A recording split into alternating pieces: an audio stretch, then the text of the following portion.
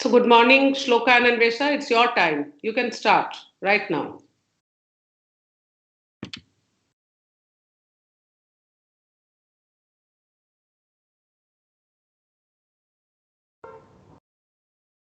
Uh, yes.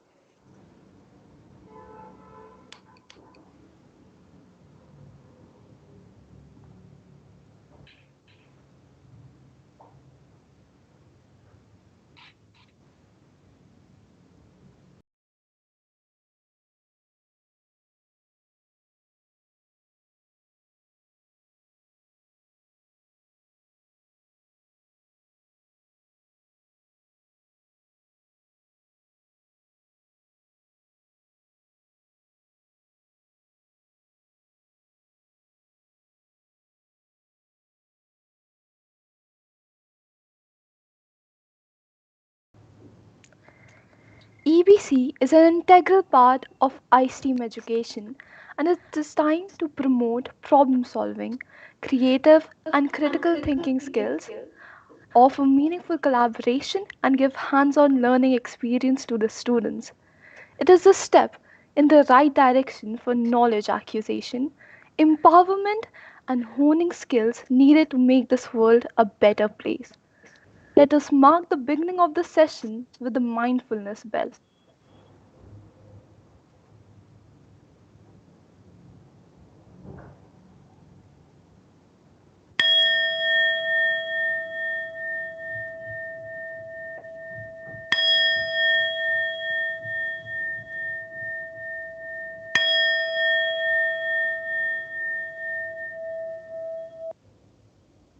The ephemeral sound of the meditation bell will keep our minds focused, promote peace and calm, and create a purified atmosphere, allowing us to maximize the benefits of today's sessions.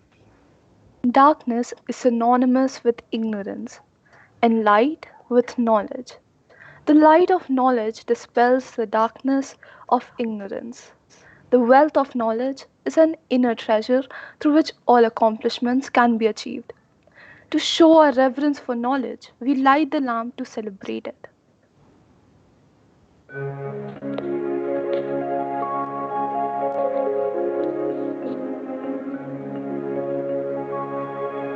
असतो मा सद्गमय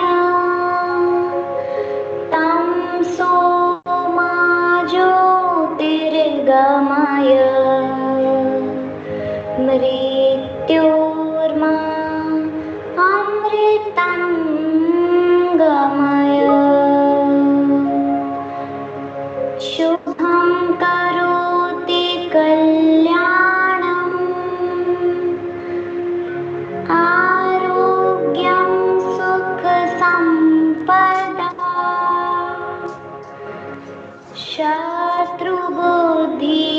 शत्रुबुद्धिविनाशाय दीपज्योति नमोऽस्तुते दीपज्योति परं ब्रह्म दीपज्योति जनार्दनः दीपो हरतु मे पापम्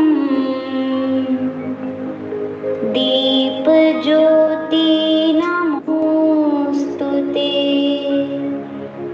Deepjyoti नमोऽस्तुते Deepjyoti नमोऽस्तुते.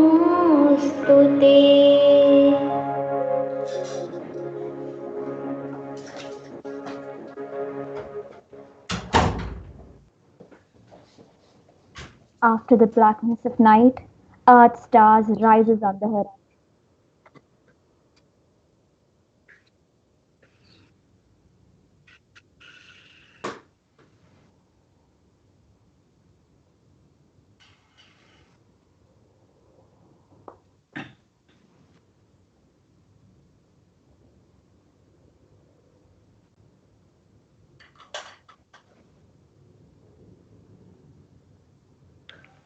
Yes, we can see your screen now, Shloka. Thank you.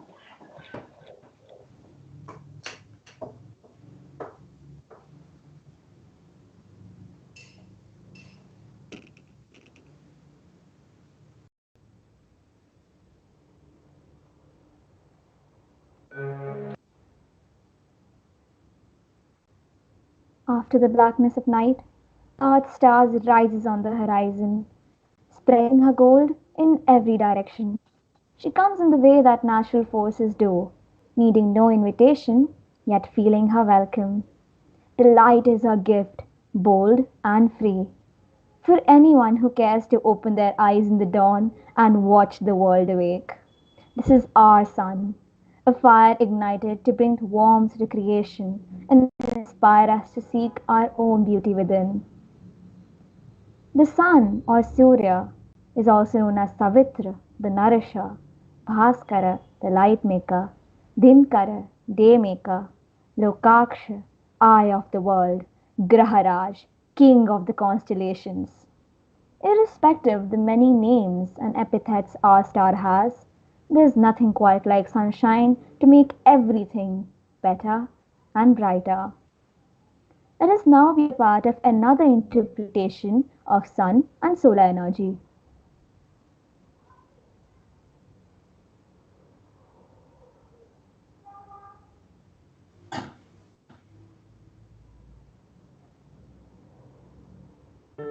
Since ancient times, the sun has been worshipped in different cultures, be it Apollo in Greek mythology, or Ra for the Egyptians, or even Surya from Hinduism. One of the verses from the Rig Veda loosely translates to golden ornament of the sky, seeing widely, shining as he moves forward towards his distant goal, rises up.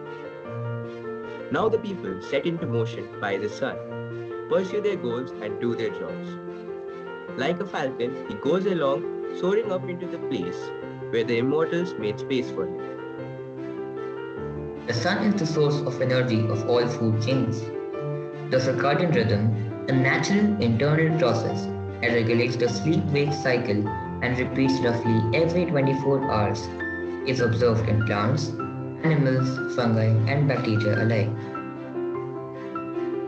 The sun has a great impact on the socio-economic life of people. The sun plays a vital role in human settlements and farming activities.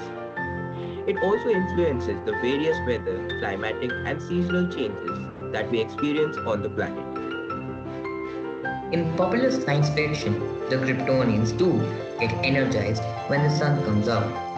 The radiation given off by Krypton's red sun was too weak for Kryptonians to process. Superman landed on Earth and came with the light of a younger star, being able to take the radiation of the yellow sun and metabolize it. The sun, as seen by scientists, is a fireball of nuclear fusion reactions, followed by radiation, wavelength, and frequency. Most parts of it still remain a mystery to them that they try to unravel. So, put on your curiosity hats and get on with us on this beautiful adventure of unpacking all that makes up this ball of hot plasma, the sun.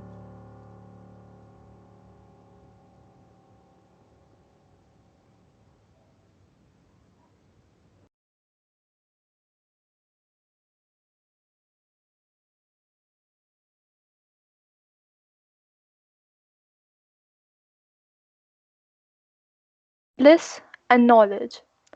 Deeply influenced by Swami Vivekananda and Gandhiji, she strives to understand and practice their ideals and believes that the best way to find oneself is to lose oneself in the service of others. It is my pleasure to invite Ms. Shashi Banerjee, our beloved principal and director, to address the gathering. Thank you, Anvesha. Thank you, Shloka. Thank you, Vinita. And thank you, the august body and the eminent scientists for being here. I've never been introduced in the way Anvesha introduced me today. See, this is what our students do to us. They glorify us just as the sun does the universe, the earth. I know through the lens of scientific thinking and temper, you look at the world with a cause and effect and a reason and a logic. But there are deeper lights within. And I wish to quote on this matter our trustee, Mr. Shikhar Malhotra, who says it is not the light without and around us, but it is the light within that sometimes baffles us. And what we need to do as learners is to keep that stoic sense of resilience to be able to deal with our brightness and the immense energy that we unleash onto this world without even a speck of arrogance. So, Dr. Patrick Das Gupta, and in the name of Mrs. Das Gupta, this beautiful, celebration that we have put together, Dr. Archana Sharma, and all the other scientists who are here, and the real inquirers who are on their journey with curiosity bubbling, irrepressible. I just want to welcome you all, to congratulate you all, and on behalf of Colonel Gopal Karunakaran, who had to just step out towards another important engagement, which is also to do with our world and how to bring in a change which can make the world a more beautiful place. I congratulate Vinita and the team, Vidya Gyan, the students, the faculty. I thank the Shiv Nadar University for their immense opportunities granted to us to learn, and the entire team of all the schools, the students first, their mentors, and all of us as co-learners in this community of learners. This is not an event, this is an ongoing quest. May we all succeed only to learn more and know that we need to know. Thank you for having me here, all the students at Vinita.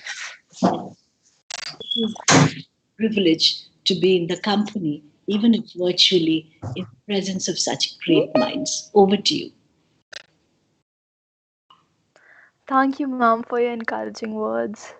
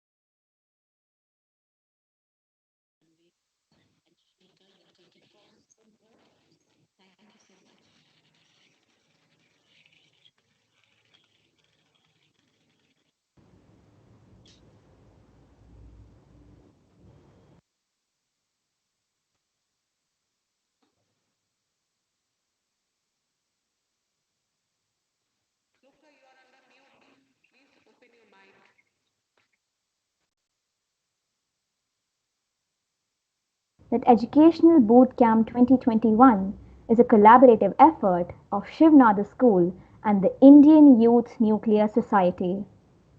It is also crucial to mention the contribution of Shiv Nadar University and the Vidya Gyan schools, who are our hosting partners for the event.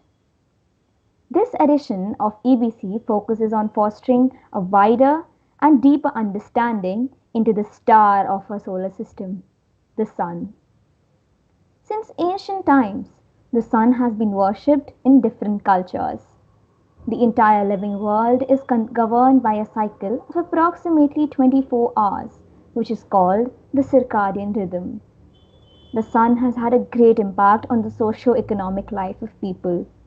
Even science fiction and movies have stories related to how Kryptonians or Jadoo closer home get energized with the rays of the Sun. Thus, it is required to explore and learn about the life giver, the Sun. Let us first see the glimpses of the event so far.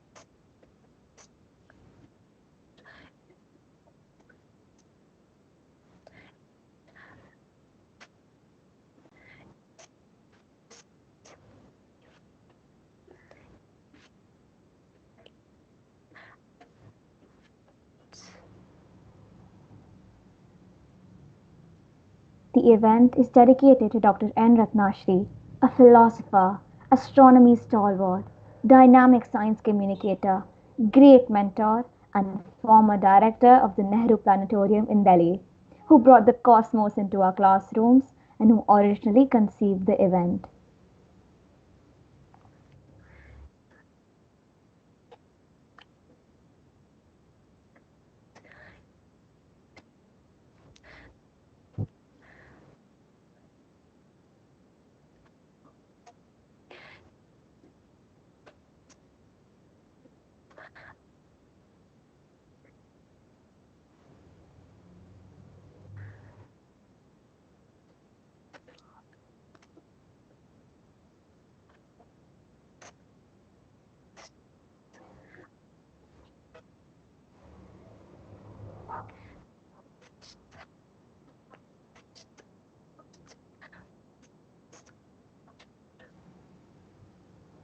The first session of EBC 2021 was conducted on 27th November on technical paper writing. The primary aim being to help budding scientists improve their scientific writing skills and to share the knowledge with the world. This was followed by an open discussion session to own the skills needed for synthesizing and organizing our research and learnings into a research paper. Science walks forward on 2 feet, namely theory and experiment, but continuous progress is only made by the use of both. In an attempt to provide hands-on experience as well as exposure to theoretical and empirical knowledge, Dr. Arvind Kumar conducted a hands-on experimental session on scattering effect of solar PV output. Furthermore, Mr. Nikhilesh Iyer, research scientist, and Mr. Gulfam Ahmed, physics educator at Nadar School, conducted a session on components of light.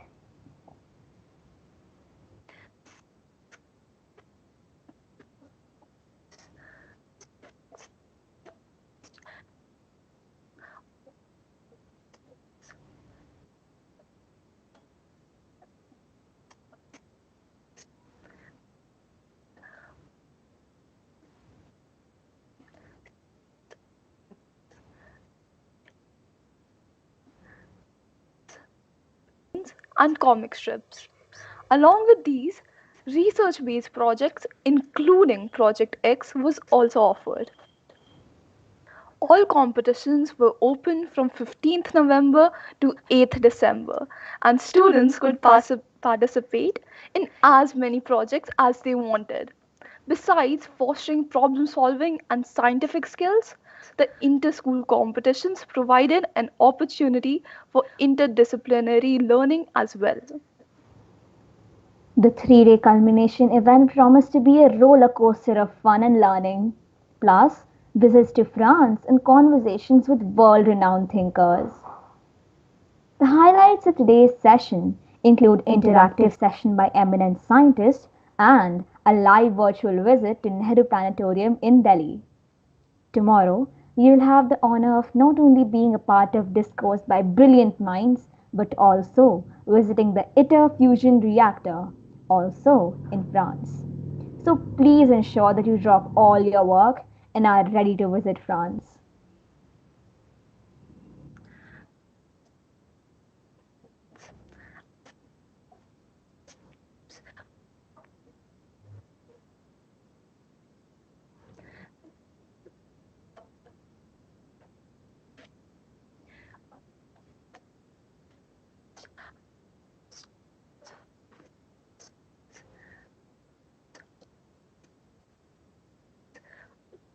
But wait, Picture abhi baki hai mere dost. this is an ongoing journey and will continue with our teacher mentors and our student mentors. Before we proceed, let's hear from the student mentors from Shiv Nadar University.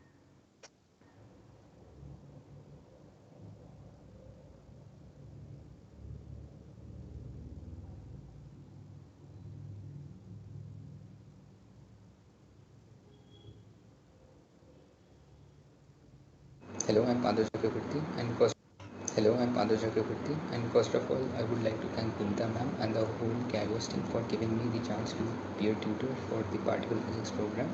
It was a wonderful experience. These students, they were wonderful, and their questions made me read about those topics even more. So I learned quite a few from them also.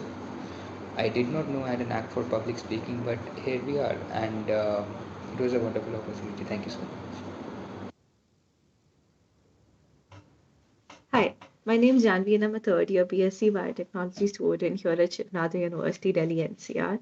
And over the past few months, I got a wonderful chance to collaborate with the Shiv Nadar School and the Shiv Nadar Foundation to introduce courses in biology for students across Delhi NCR, along with a few of my batchmates and my classmates.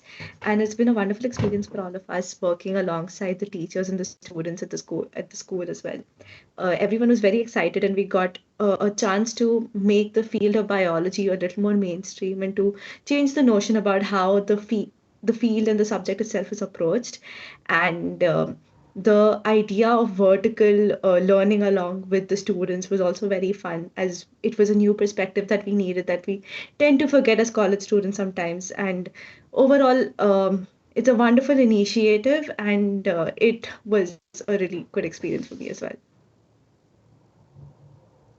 As Robert Frost correctly stated, there are miles to go before I sleep. These were the snapshots of the event so far. It is now an honor to introduce to you our guest of honor, Dr. Patrick Das Gupta, who is a part of the Department of Physics and Astrophysics in the University of Delhi. Sir is a much loved physics educator with a demonstrated history of working in the research industry. Skilled in mathematical modeling, computational physics, data analysis, and spectroscopy. Attending Sir's lecture is an experience to behold. Today, Dr. Das Gupta will share the philosophy and life of Dr. Ratnashri. We welcome you, sir. Thank you very much. I'm really honored to have been invited for this. And particularly, I'm also honored that many, I'm among many established physicists here, Professor Rupmanjari Ghosh, Professor Archana Sharma, and many others. And as Professor Banerjee, Principal Shiv Nadar School, mentioned, that a lot of activities that the students of Shiv Nadar schools are engaged in is indeed very praiseworthy, and indeed one. Yeah, I'll do that. Yeah, one. I was just trying to see whether the bandwidth was sufficient. I'll do that. In case the bandwidth is not good, I'll again revert back to switching off the video. Yeah, yeah. Is that all right? Yeah. Am I audible fully? Yeah. Uh, So, as I was mentioning, I'm honored to be here among many august personalities. So, since today's event has been organized to start by paying a tribute to late Dr. Ratnashri, I'll mention a few words highlighting her work. Dr. Ratnashri, she began her research career at the Tata Institute of Fundamental Research, Mumbai. She joined in 1986 the Theoretical Astrophysics group to pursue her PhD.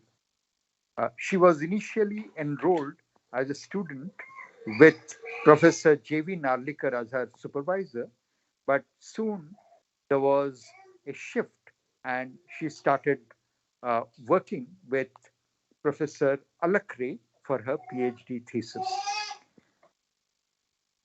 Dr. Ratnashri, she did her PhD in the population synthesis models concerning stellar evolution of stars, particularly highly evolved stars, like massive stars that eventually give rise to neutron stars.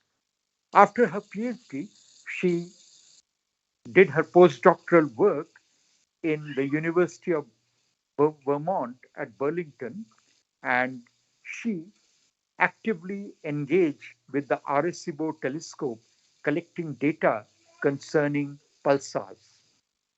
And she continued the work on pulsars when, after her postdoc stint at University of Vermont ended, and she continued her postdoc at the Raman Research Institute, Bengaluru. In 1996, she briefly joined the Nehru Planetarium, Delhi, as a senior science educator, but then in 1999, she joined as a full-fledged director of the Nehru Planetarium. And her passion for popularizing astronomy being enormous, she created completely, in fact, essentially doing the entire work by herself. She created many new planetarium programs, and particularly all the latest project in astronomy, whether it was the Astrosat or whether it was the LIGO project, she carved out a niche for herself by organizing the planetarium program on these major scientific projects that India has been pursuing. Her own research interest during this time was in archaeoastronomy. Particularly, she worked on using the Jantar Mantar for educating the students about several astronomical coordinate systems, and also she engaged quite a few students to do the Jantar Mantar observation and trying to find out with how much precision the Jantar Mantar can be operated today for astronomical purpose. She was also interested in creating very simple astronomical tools to measure angular separation between celestial objects on the sky, inspired by the Patani Samant Chandrasekhar's simple instruments. And she was also greatly interested in the Astrolab program to use the historical astrolabe to find out whether their accuracy for stellar position can be stellar and planetary positions can be improved. One of the great fascination of Dr. Ratnashri was, of course, sun, because ultimately the Jantar Mantar Samrat Yantra uses the apparent motion of the sun to provide the time, because the Samrat Yantra essentially acts like a gigantic sundial. And she also used the Rama Yantra of the Jantar Mantar in Delhi for charting out the coordinates for different celestial objects that we see in the sky. I vividly remember that she would very often tell me that, of course, astronomy is a branch of science, and accurate measurement and application of well understood physical laws to explain various astrophysical phenomena should be there and should be promulgated to younger members, but also one must communicate the beauty of the night sky, the beauty of the various celestial events like conjunction of uh, planets and stars, the lunar occultation, etc. And in fact, when casually, when one student uh, looking at the sun setting at the Arabian Ocean mentioned to her that it takes this much amount of time for the entire sun to go from the bottom end to top end, she immediately remarked that apart from calculating or measuring the time for this event, one must also see how the shape, apparent shape of the sun image is also changing during the setting of the sun.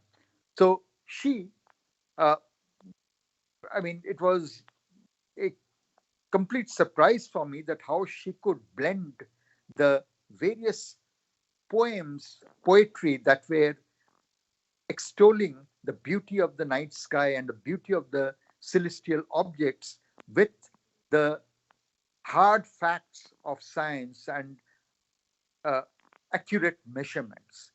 So it is indeed a personal loss that Dr. Ratnashri left us on 9th of May, snatched by the cruel COVID.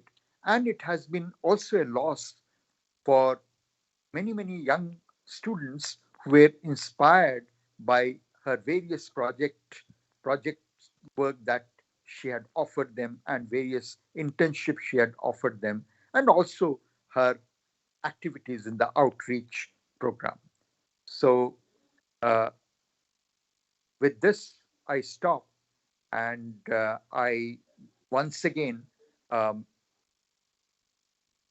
I feel that one must uh, cherish the activities of the young students in organizing this event. And I am completely with Dr. Sashi Banerjee in this. And I'm sure in the coming 3 days, the students will have great learning opportunity. All the best.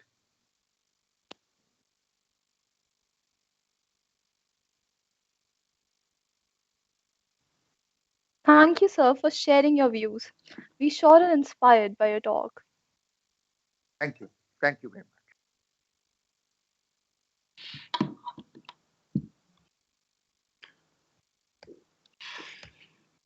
It is with sheer pleasure that I introduce to you Colonel Gopal Karnakar, CEO of Shiv Nadar School and Executive Director of Shiv Nadar University. His belief in education became a tool for social transformation. A graduate of the National Defense Academy, बेटा मैंने script पूरा share कर दी. Colonel Gopal spent 30 years in the Indian Army. Along with an obsessive compulsion to read and write, he is a prolific public speaker. He had to leave for some important work, but I do believe he left a message for us. Thank you, Shloka. And on behalf of the Shiv Nadar School community of learners, it is a privilege to have had his presence, as all of you know, to be the first person to join this morning sessions. And he was here right up till calling of being in a place, as I mentioned earlier, where he is looking at the large volume and extent of work that is happening in the field of education through the eyes of someone who would like, and that is our promoters, Mr. Shiv Nadar and the whole team. So there is an HCL grants vertical, which looks at environment, looks at education, and looks at health in terms of supporting the deeds around the entire country in the rural sector to make a difference to the world that we live in. So on behalf of him, my message simply to all of you is that curiosity is what we began with. And I think I did quote our trustee, Mr. Shikhar, on look at what the light within inspires you to do. Don't be scared of it. Of or baffled of how bright you are. So on behalf of Colonel Gopal, I would just say all of us here Dr. Jitendra Singh, you're right here, and IYNS, who's been a very, very strong supporter and a great help. Dr. Archana Sharma, who has been literally the person who, with the Big Bang, started off this entire universe and the conversation for all of us.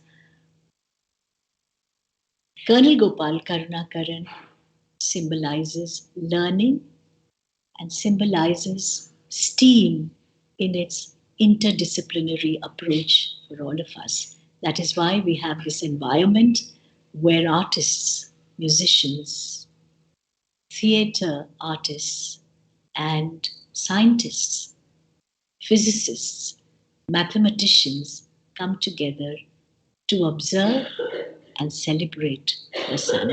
Thank you, Vinita, and your entire team. So there is another sun sitting right here in each one of you, and Vinita is one of them. So over to you to take this forward with all the congratulatory wishes from Colonel Gopal. Thank you.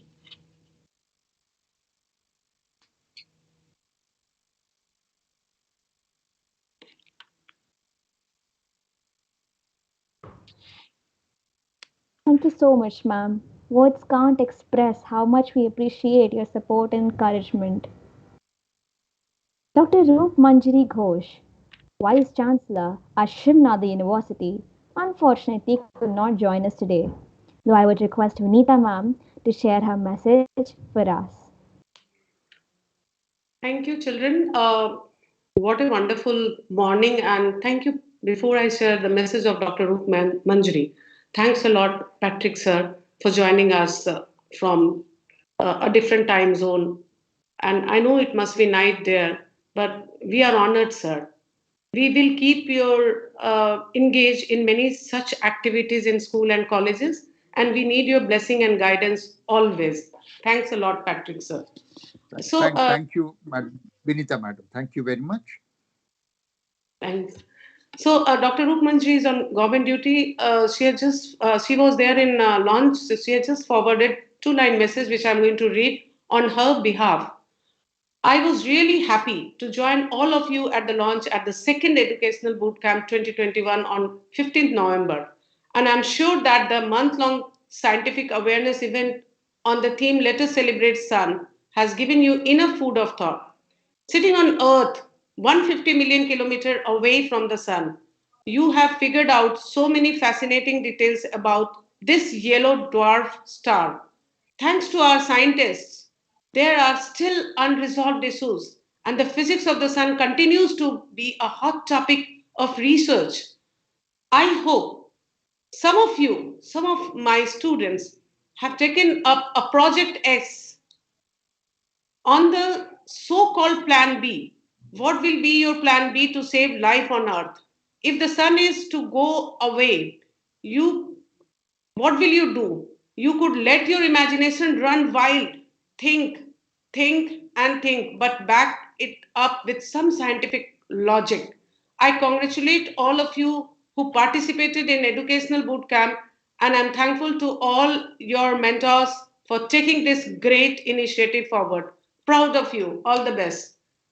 Thanks a lot, Dr. Roop Manjari. I know when you were chatting me and you were yesterday, you were so upset that you could not join.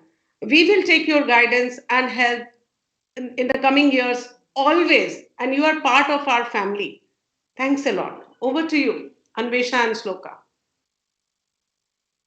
Thank you so much, ma'am. Anvesha, do you know the universe has many secrets?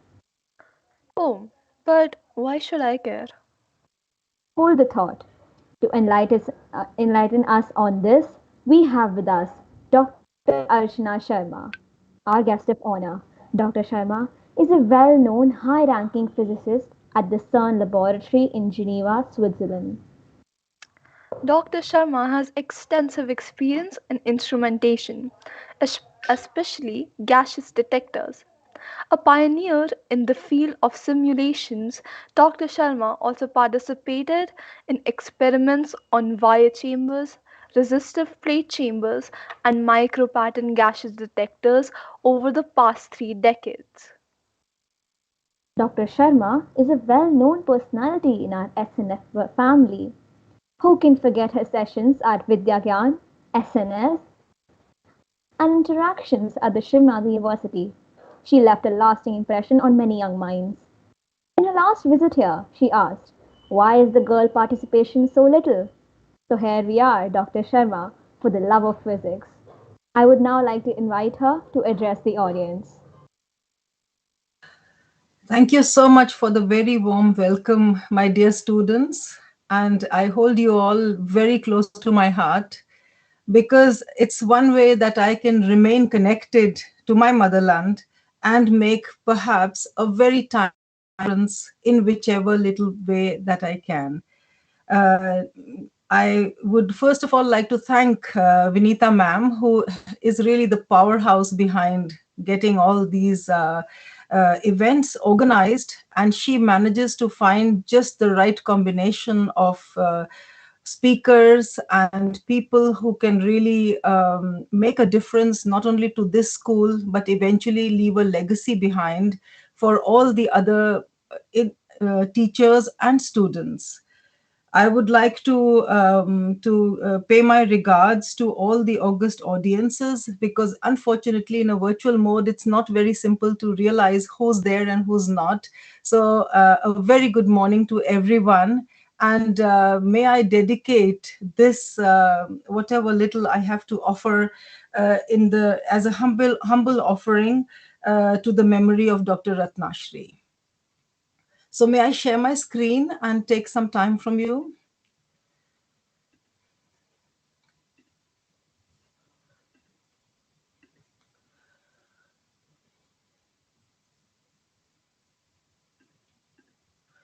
Can you see my screen? It's all right. Okay. So indeed, the universe is something of a curiosity all around us, and we are indeed very, very privileged to be living in this age where so much of technology, science, cosmology, astronomy is all around us, and we do have the possibility of looking around us, and you, particularly the young students, have an opportunity to make a difference as well. So why should I care and why should you care? Let's try to examine this a bit. So as mentioned by Shashi ma'am as well, curiosity is really the key to what we are trying to do, whether we are trying to study in the classes at school, whether it's the university, whether it's the research, whether it's the work that I do, whether it's the work that the United Nations is trying to do globally, which is in trying to attain the Sustainable Development Goals, which you may have heard, of course, and I know that your school particularly is very active in all sorts of activities and projects that are around the Sustainable Development Goals. And it's always a pleasure for me to learn all these things. Every time I come to any event, I learn about many of the other actions that are going on, which really feed into my own curiosity about accelerating science one way or the other. So we do hear about the Big Bang, when the whole universe started about 14 billion years ago, and how it was followed by a period of inflation, expansion, and today we are sitting here and examining and wondering how all this has happened and where is it all going. So these are kind of questions that come in our minds, and we are trying to look for answers.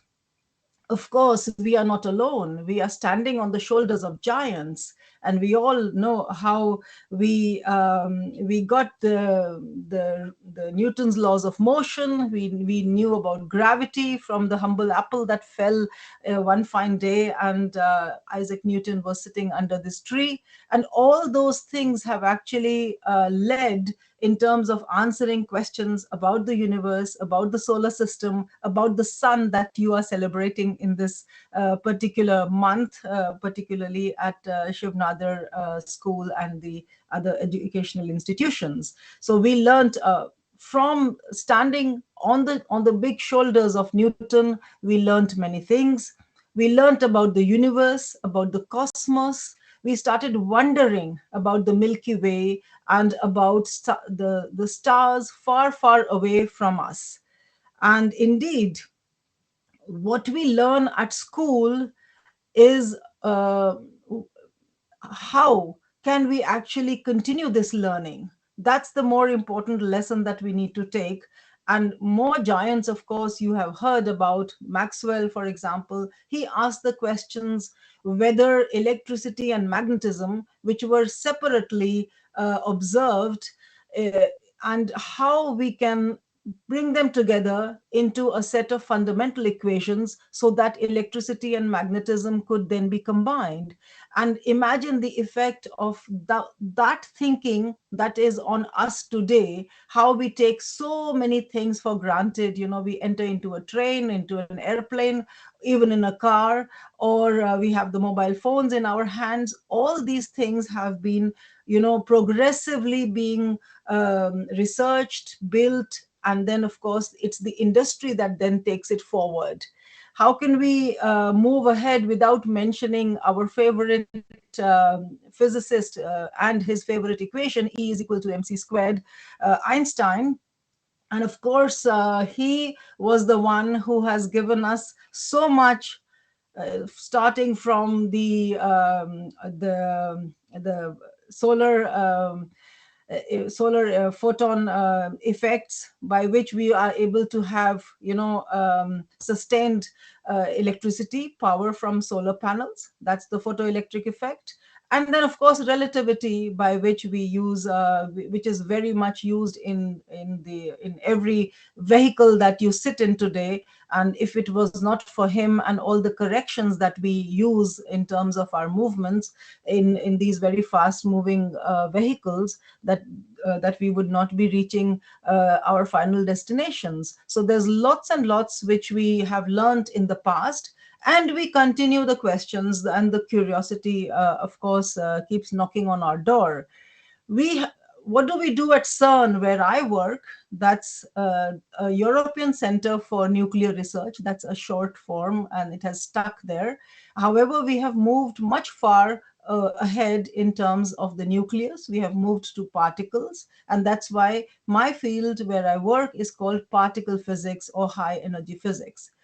And we study the elementary building blocks of matter.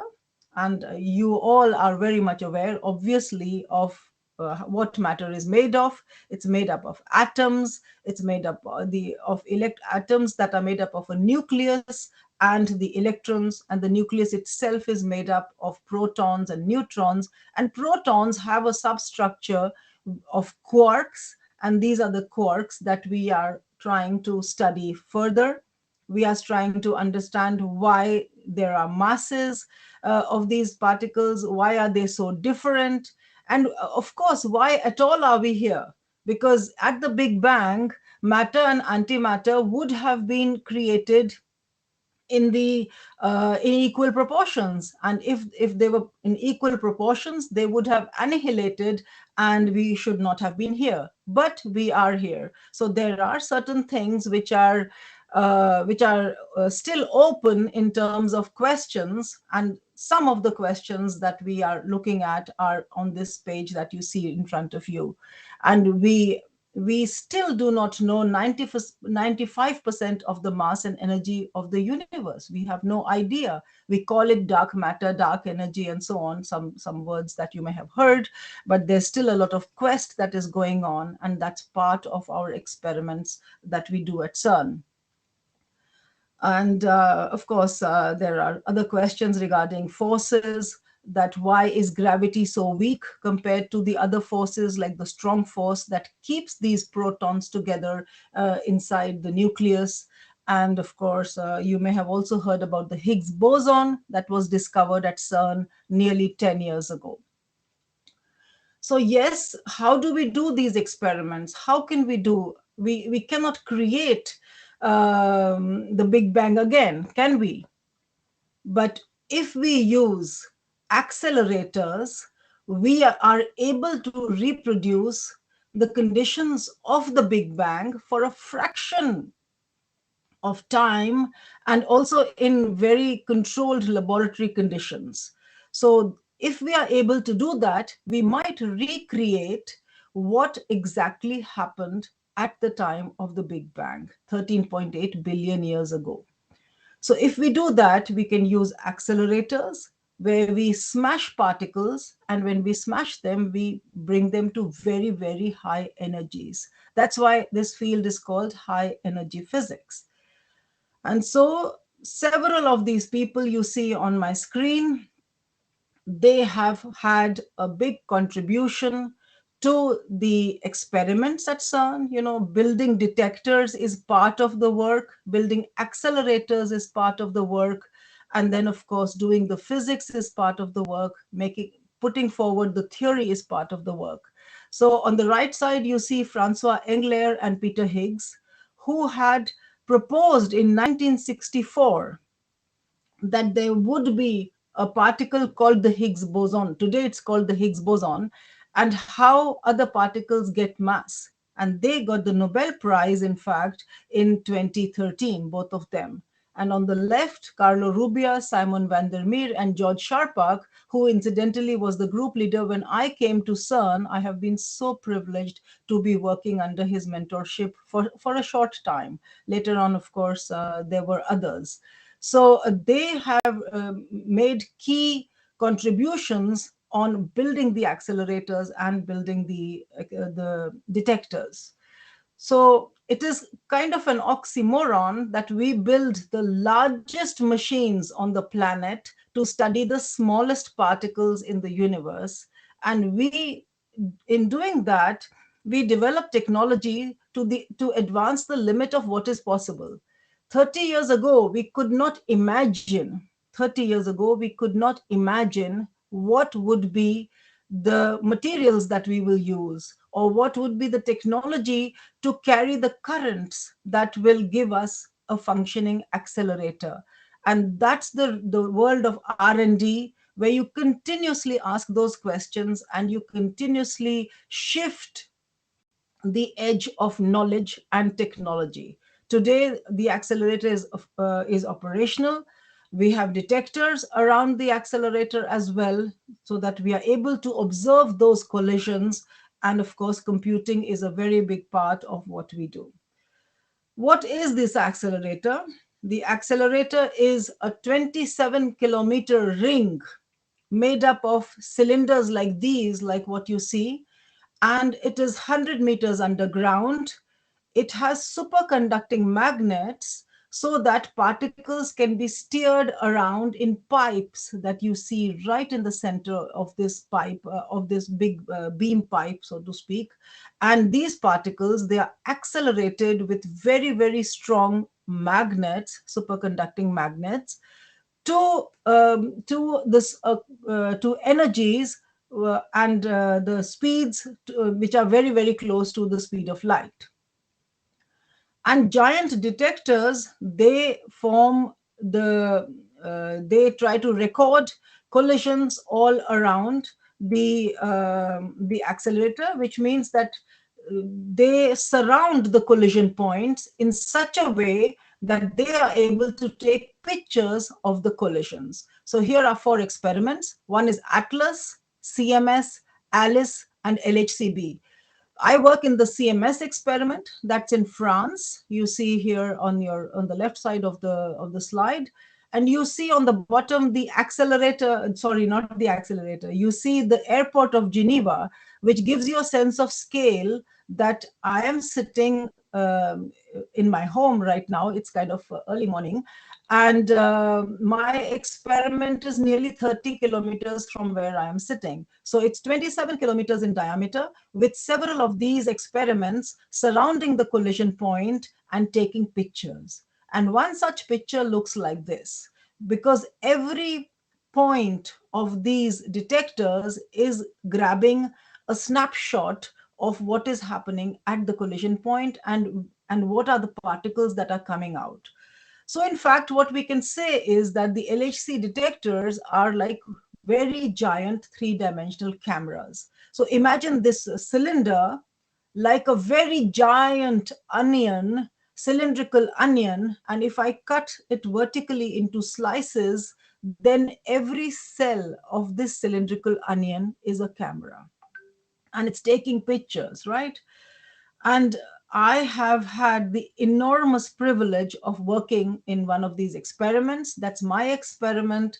And what you see on the right hand side really is one of the detectors that I have conceived and then built along, of course, with a large collaboration.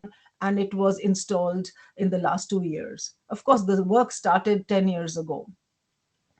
So, why should we care about all these questions we have just posed, which are the origin of mass, the nature of dark matter, the difference between matter and antimatter, and of course, the state of plasma at the state of the Big Bang, at the start of the Big Bang? So, why should we really care?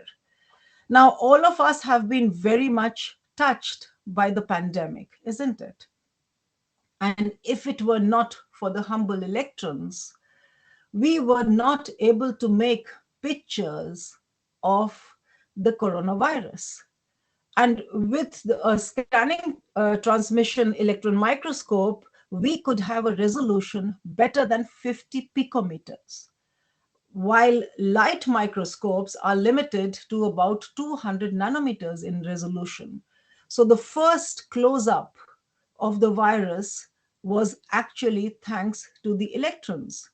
And we were obviously, when the research was going on and electrons were discovered, we could not have imagined where the use would be, and the world would not be where we are today in the pandemic worlds, in the pandemic situation, that if we did not have these devices. So since we were able to see the virus very carefully, we were also able to make the first 3D map of the protein, and then that opened the door to making a vaccine in a record time in the world. Similarly, this would take another big lecture to explain all the technological innovations, but I will just give you a snapshot of some of the technological innovations that have had many, many applications in different fields. You all probably know that CERN is the birthplace of the World Wide Web, and of course, communications over the whole planet, social interactions, businesses, commerce, everything has actually changed ever since the World Wide Web came into being about 30 years ago. And there are many, many more examples like medical imaging, cancer therapy, material sciences, heritage, aerospace, environment, health and safety, and so on. So yes, there are challenges and opportunities. Challenges because, we are, of course, constantly working in the field of scientific research. We have to answer the questions, you remember, the curiosity, and we have to look at the future. So the Large Hadron Collider, that's the present accelerator, started to be in operation in 2010. But it started being constructed or being, let's say, designed from 1985. So 85, 90s to the noughties, and then now in the last decade, we finally had it nicely operational, and it will operate with some upgrades until 2040. The future, on the right hand side, you see a very shiny picture, and that is a future circular collider. And that future circular collider is going to be 100 kilometers in circumference, and so on. So that's the challenge that we have in terms of scientific research. We are, of course, in trying to develop such a system, we are at the cutting edge of technology, and work is going on all fronts all over the world in making sure that we have the next generation of the accelerator. And the social impact is incredible, because whatever we do every single day has an impact in the world, in the social worlds, towards sustainable development goals. And indeed, this also makes for a compelling business and industrial engagement, which I will show you later on. So clearly, there's no person who is strong enough to do all this alone, and there is no person weak enough not to be able to contribute. So, what I would like to suggest to my students and teachers is to imagine that you are a part of this big scientific endeavor that's ongoing in the world, which can actually make a huge amount of difference to any field that you can imagine. Now, 30,000 accelerators are operating in the world, and more than half of them are used for medicine in various different ways. I do not have time to explain in detail about, the superconducting magnets, but today the superconducting magnets have really taken over every part of the medical field, including our not only the magnets but also the detection technologies, which have offered very sharp, high resolution 3D color X-ray imaging. Imagine going to, when you break a bone, you go to the hospital, and what you look at are 3D images. And this is a dream of the doctors, to be able to look inside the body without any invasion, without even making a cut. So these are the kind of things that are now available in the market, and who would have ever imagined that they would come out from just our technologies, looking for the Higgs boson or looking for dark matter and so on. Today, the global superconducting magnets market is expected to reach 3.7 billion by 2027. So this is a report that you can look up, and you can see that why the largest magnets on the planet make such a difference to the economy of the world. Now, I want to bring you to your attention to something that's very close to my heart, and that is, of course, in our country, a big menace, that is cancer. So in our country, we have about 1.7 million cases of new cases of cancer per year. And in fact, present situation is that there is no advanced facility in South Asia. And I'm not going to go more in the numbers of the prices and costs, but only the numbers of the pandemic that is actually staring at us in a very gentle manner, because it's not a national crisis, or it's not something like the pandemic that is very, let's say, stark in our eyes. So we need a lot of treatment, and that treatment facilities do not exist in our country. In Europe, there are 25 to 30 centers of very advanced treatments. Only in the NCR region, there are 40 million cases, 40 million NCR residents, and the rate of cancer is 2,500 per million. So just to work out some numbers in your mind, you can imagine that potentially we have nearly 50,000 cases to benefit with advanced treatments of cancer. And why do I mention all these things? I mention because this kind of treatment is already routine in the rest of the world. And this type of treatment is a very efficient treatment, and 95% of recovery rate, which has many advantages as compared to any normal radiation treatments that are ongoing. We have more than 400 centers of radiation in India of different kind, which are with X-rays. As you can see, that with the X-rays, it's like shining a torch in the body, and you are also destroying the healthy tissues. But with protons or with heavy ions, you can target the energy only to the three-dimensional tumor, and you can actually do all the simulations, and of course you can only treat the tumor. So it's being done very well based on accelerators that have been made at CERN. And we already have in Europe 2 centers with the help of CERN that actually are treating patients for the last 10 years. So yes, I will not go too much into the details, but of course I can answer questions if there are. I hope I have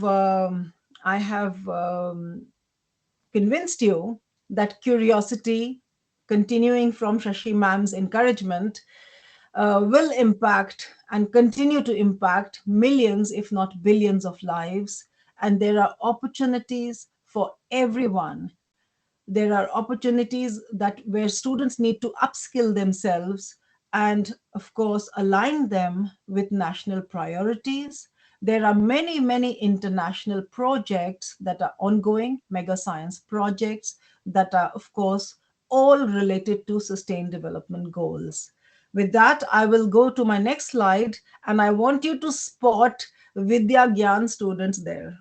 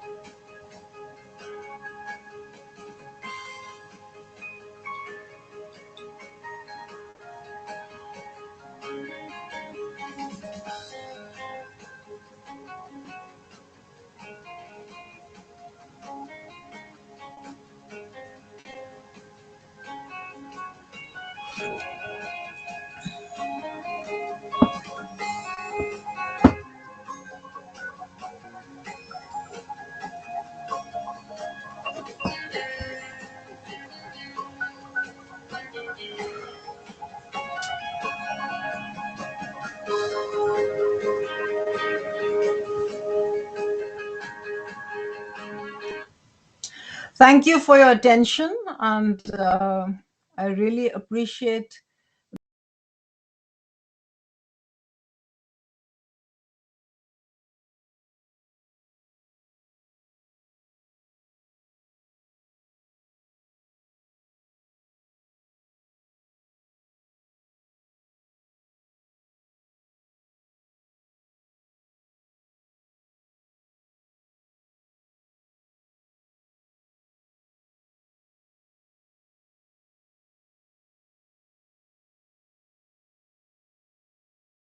I'm not going to speak more. This is Dilshin ma'am. Can you present the slide? What we created with Dr. Archana Sharma.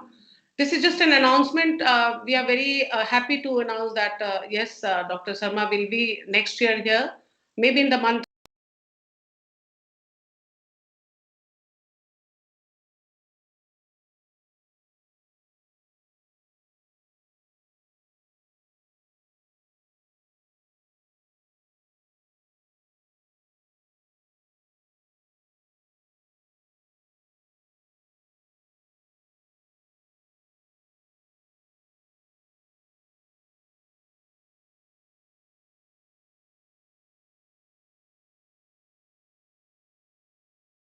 Particular thing in maybe in month of Jan or Feb when Dr. Sharma is in India, and we will do this in physical space.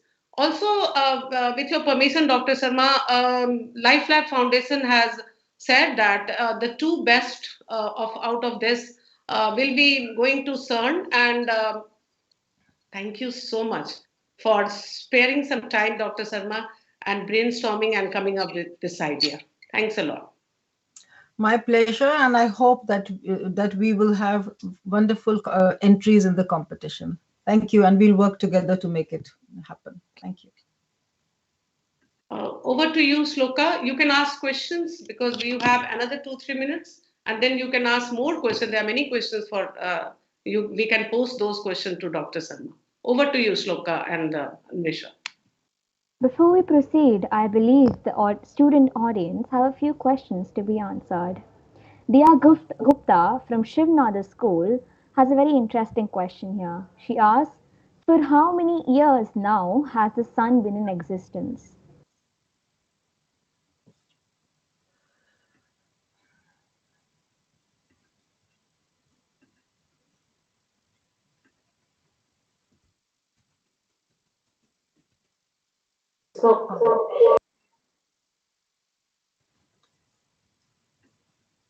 Can you hear me? Okay.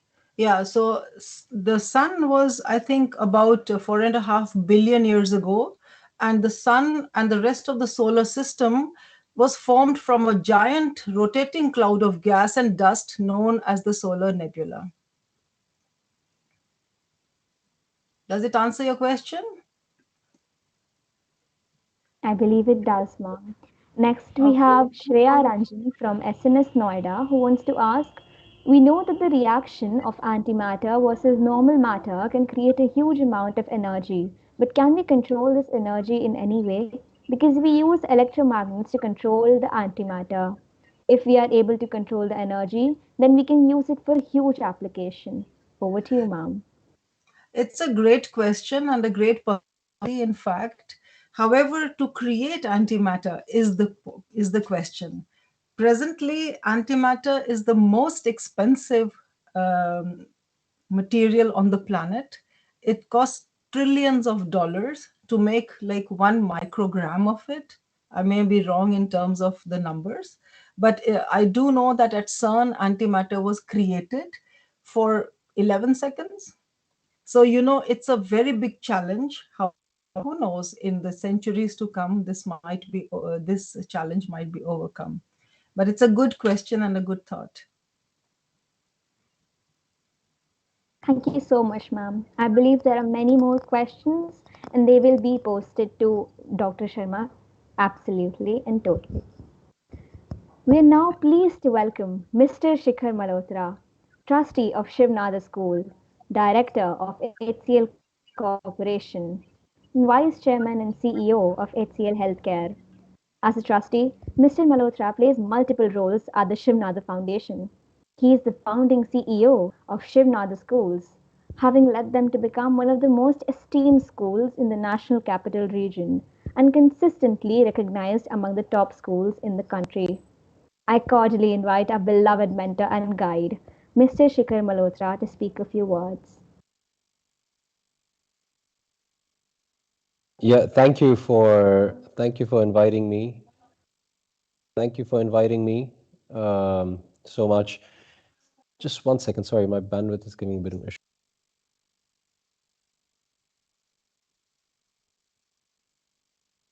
Can you hear me now? Okay. It's a pleasure to be here with you all. Good morning to everyone, and I love the topic, the purpose that we're all here for, and thank you for inviting me to speak about the sun, the science, and the power of observation, and the wonderful few days that you're about to embark on. Every year they ask me to speak at the Energy Boot Camp, and I'm an entrepreneur by training, so I'm not a man or woman of science, unlike every other guest on this panel. I feel like the cat that snuck onto a spaceship of astronauts and now is here for the ride, but I'm quite enjoying it. I also want to thank Vinita ma'am. She's a powerhouse of hunger, curiosity, and grit to make these events happen. In the spirit of observation, observe her as well. There's much to learn from her accomplishments. Um, Many years ago, I read a book by a theoretical physicist called Richard Feynman, who is quite a legend, even to the non-physicists, like most of us actually on this call. And the book was called The Pleasure of Finding Things Out. It's an incredible book, actually meant for the general audience, and I think the general spirit of the book is that while Google can give you the answer for many things, it won't show you how you got there. And all children are born curious with age, and depending on the environment that they live in, this curiosity either increases or it reduces. And the challenge is to maintain that curiosity for knowledge and information that is useful, but also, very frankly speaking, even for information that is not useful. Simply because knowing information which may not necessarily be of use to us is just fun, and it keeps the mind fresh at times, right? It's part of the training of curiosity. And to give an example, about more than a decade ago, a new trend had started about creating general knowledge out of science for specific science topics. And it was not intended to raise the ceiling for expert knowledge, but rather to raise the floor so that everyone's basic knowledge increases. And that's how you move a society forward. That itself I thought was a fantastic accomplishment. A very simple and classic example is, the 10,000 hour rule that we all know of now. Perhaps in 2005, none of us had really heard of it. But now everyone refers to, oh, it must be an expert because he's done the 10,000 hours in such a field.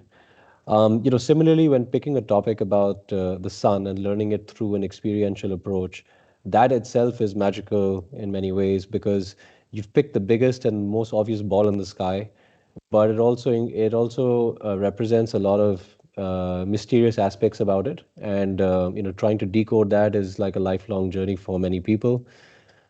There are some existential questions that we may ask of ourselves when it comes to when you look up at the sky. Is do black holes destroy information? Is there alien life form out there? How did the universe really come to be? And the human quest to know, understand, and then challenge that understanding is what education is all about. Know this, that time and time again, theories are proven right and they're proven wrong, and that is just fine. For example, we've been able to put a man on the moon, but we still don't know which part of an omelette is healthy or not. These incorrect theories in many ways pave the way for further research and enhancement of knowledge. They're all serving a purpose, and that's what we must do. We must layer our findings on top of what we already know and invite debates for others to join in, because that's a great way to sort of stress test an idea, or rather polish a diamond. It's a great way for you to enhance your own knowledge. All of you are brought here by one common purpose, and that's curiosity. It's going to be the greatest asset that you will have in your life, as and that trait will take you a lot of places. It's amazing how humbling it can be to be the father of a 5-year-old, because every day I get asked a question, but why? Any answer is followed up, with a but why, and then you go and he asks a question, I say, give him the answer. He says, no, but why? And so, but why? And I realize that it sharpens one's own thinking of explaining things to him and to others. And the beauty lies in the simplicity and not the complexity. So do try to keep things very simple. The Shiv Nadar School comes in to provide that environment where learners can challenge themselves into discovery and be inspired to learn and innovate. I think the Energy Bootcamp is an interdisciplinary approach to the ways of knowing through language, sense perception, emotion, reason, imagination, intuition, memory, and faith. Engaging with these areas of knowledge through natural sciences and history and math, as well as human sciences, is really what it's all about. This month-long Energy Bootcamp is dedicated to the observation and the experience of the sun as a source of life and energy.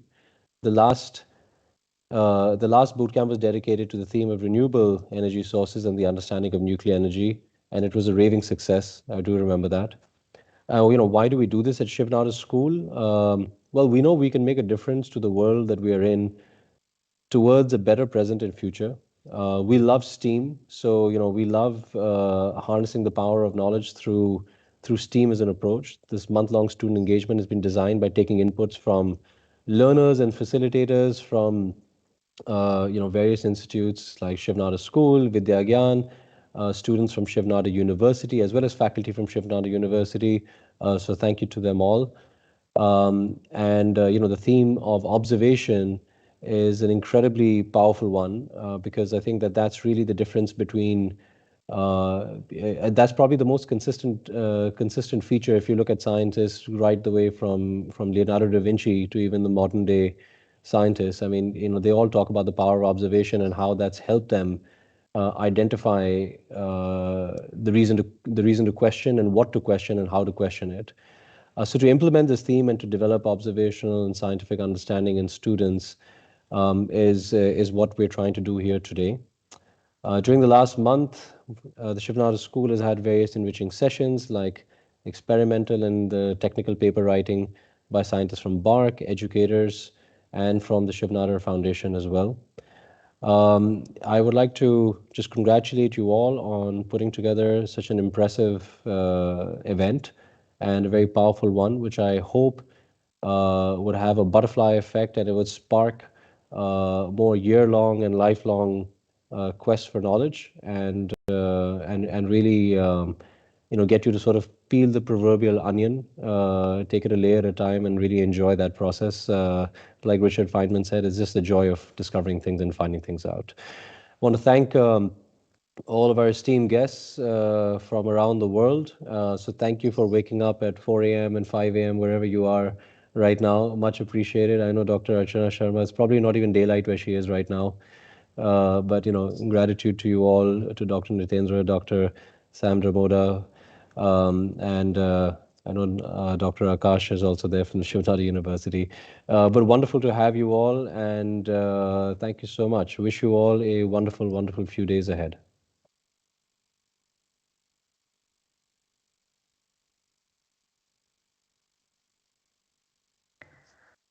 Thank you so much, sir, for your insightful words.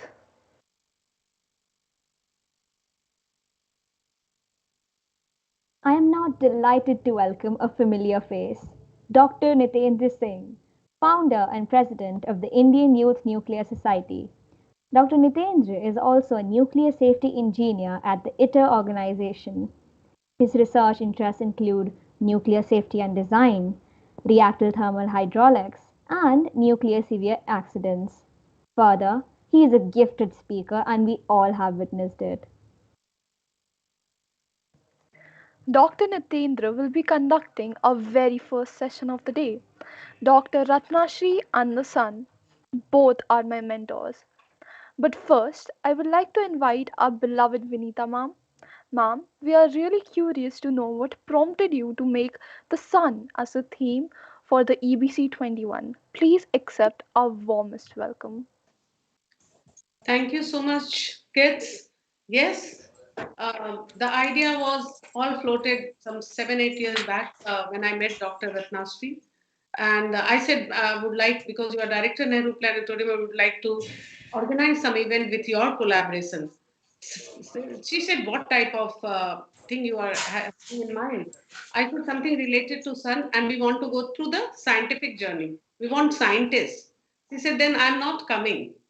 So you include philosophers, you include all humanity people, you include art people, and please title it "Let Us Celebrate Sun." So the everything what you are seeing is due to Dr. Ratnashri. And then when Nitendra and I started planning, obviously Nitendra also knows Dr. Ratnashri very well, and I discussed. He said, "Vinita ma'am, let's celebrate Sun." Over to you, Dr. Nitendra. Thank you. That's a great tribute to Dr. Ratnashri, Vinita Madam. Thank you very much. And Patrick sir, thanks for joining. It must be very late in US. So whenever you feel you can Well, go. sure. It's about 9 o'clock in the night, not very late. Thanks Thank a you. lot, Thank sir. you very much, Victor. Thank Thank you, ma'am. Thank you so much. In fact, for me, this is not something, a lecture or a technical session. This is frankly sharing of my feelings, and that both the situation and the topic are in line with each other. And as ma'am has rightly mentioned, Dr. Ratnashri is my mentor. I would say, I was emphasized, she is still is my mentor, and that's how the idea began. And I'll begin with the background, and that's how the entire session will flow. So as the topic says, Sun and Dr. Ratnashri both are my mentors. The theme of this boot camp, as ma'am has mentioned, as Shikhar was also mentioning, was the observation we started with.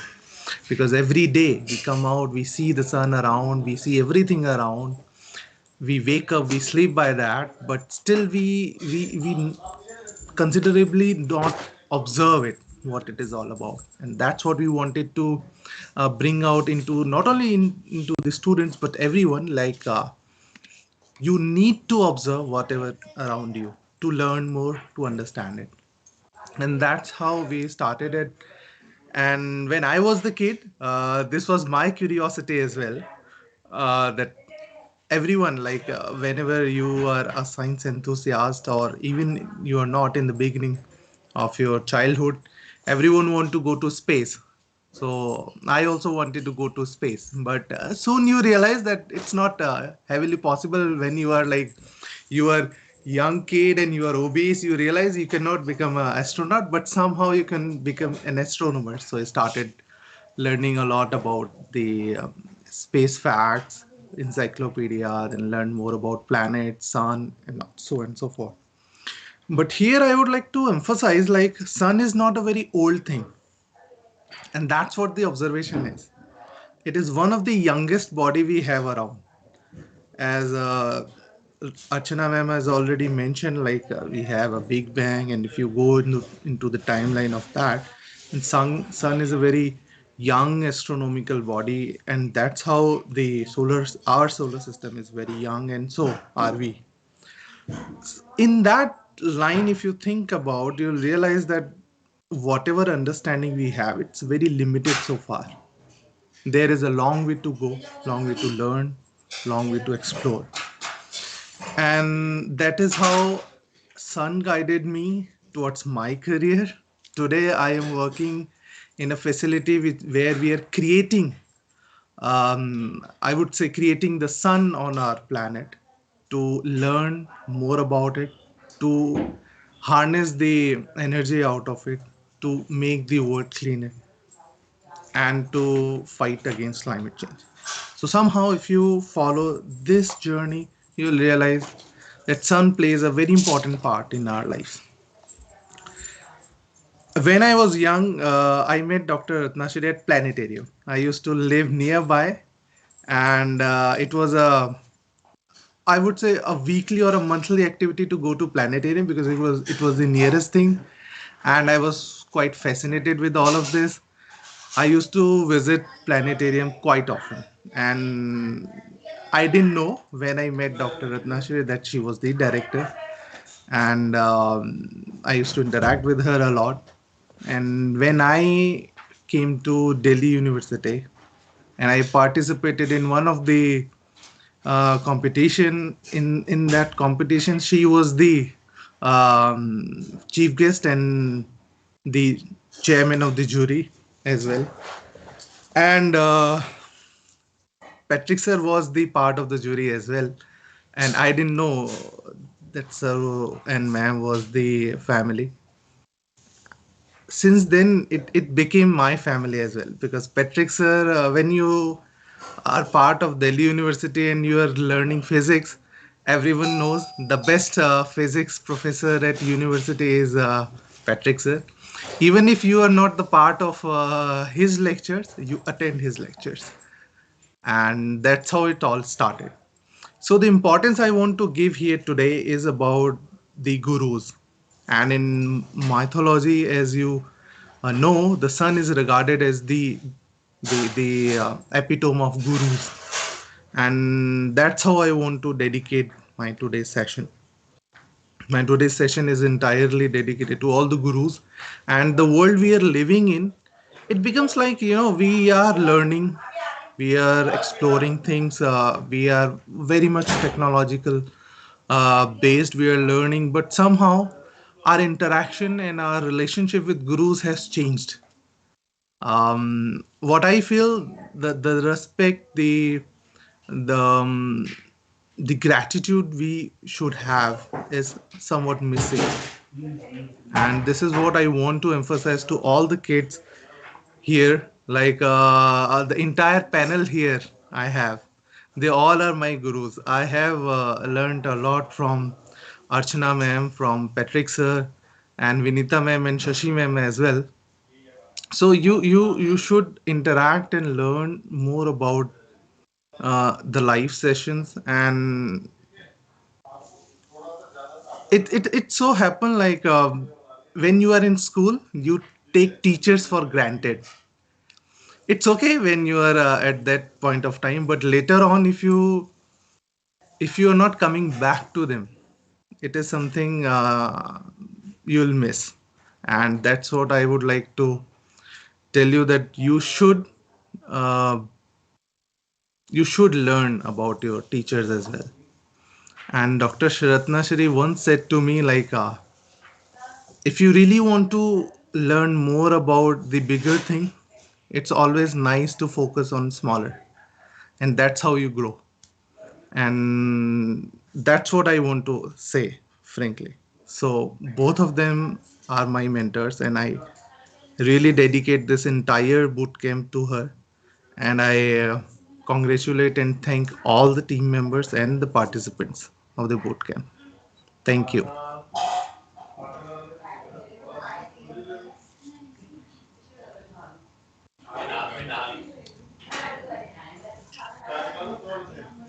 much, Thank Dr. you. Nitendra Singh, for your touching words. I'm sure uh, Dr. Ratna Shri, who is amidst the stars up in the heaven, she would be filled with bliss and pride by hearing your words. Thank you very much, Dr. Nitendra Singh. Pleasure is all mine, sir. Thank you so much for joining. Thank you so much. It's my pleasure. Take care. Take care. Thank you, sir. Uh, can the audience can we mute the speaker only to this one because there is some background noise. Thank you. Over to you, Shloka. Thank you so much, sir. We really salute your dedication. Thank you once again. We now have a short 5 minute break. Shloka, with your permission, can I announce something? Just Absolutely, one. ma'am. So the background noise was because today's Dr. Nitin's marriage.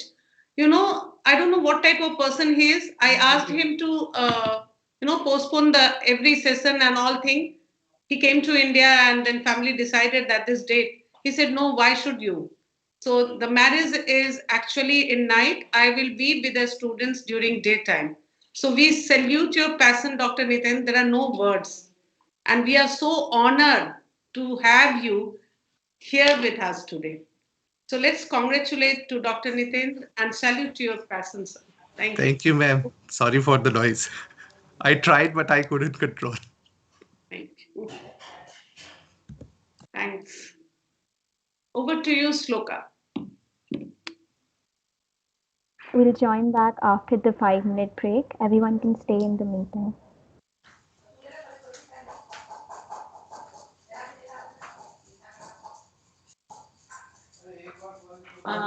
So Sloka, you can play this video for 5 minutes break. Thank you. And we are joining at 10:38. Thank you.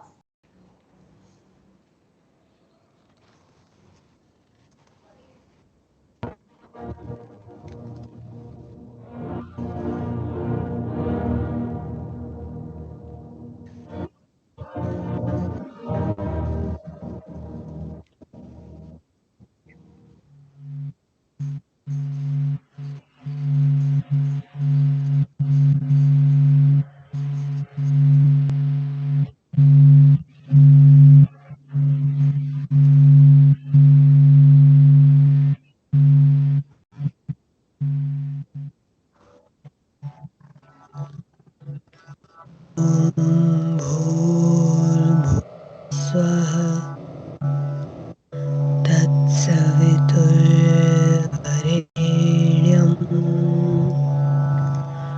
Bhargo Devasya Dhimahi Dhiyo Yonah Prachodayat.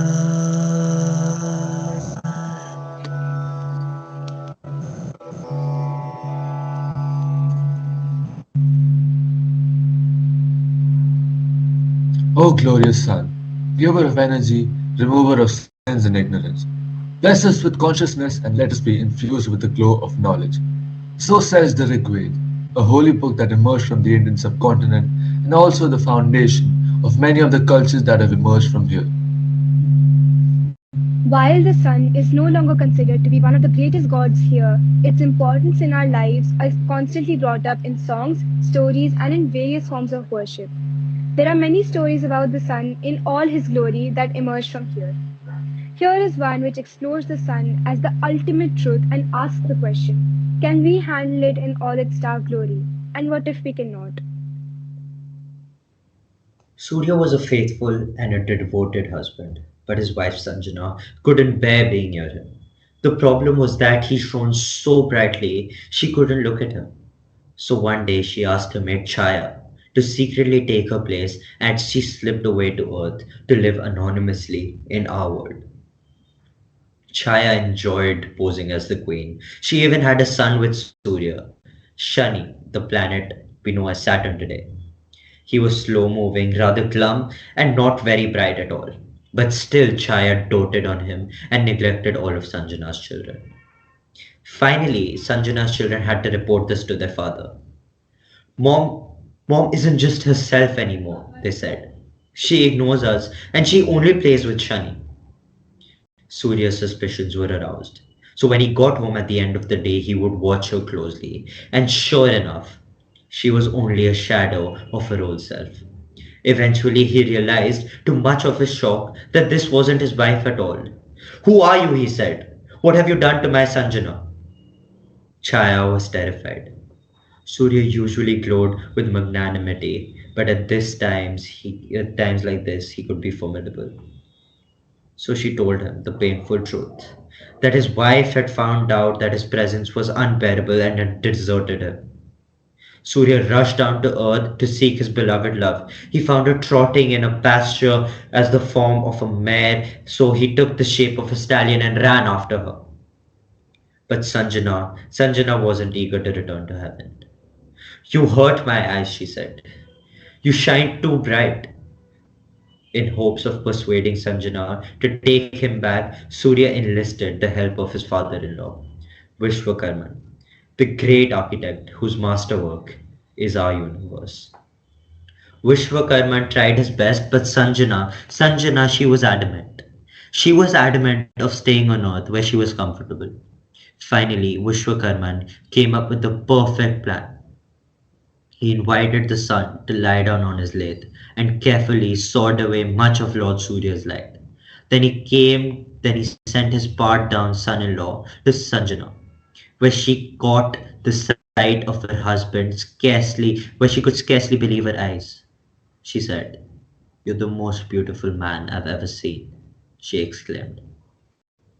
The dazzling couple returned home and lived happily ever after.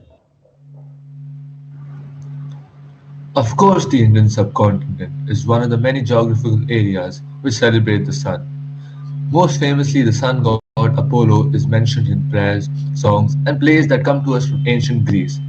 Listen to these lines from Hymn to Apollo by Callimachus, where the sun, in the form of Apollo, strikes fear in the hearts of enemies. What force, what sudden impulse thus can make the laurel branches and temples shake?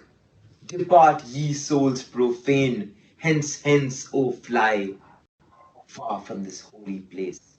Apollo is nigh. He knocks with gentle foot the Delian palm, submissive bends, and breathes a sweeter balm. Soft swans high, hovering, catch the auspicious sign, wave their white wings, and pour in their notes divine. Ye bolts fly back, ye brazen doors expand, leap from your hinges, Phoebus is at hand. Ye listening crowds, in awful silence hear Apollo's praises as the songs repeat. Even the raging oceans subside when poets sing the bow, the harp of the Lycurian king. The rich rewards await the grateful choir that still to Phoebus tune the living lyre. From him all honor springs, and high above he fits in power the right hand of Jove. Beyond the day, beyond the night prolonged,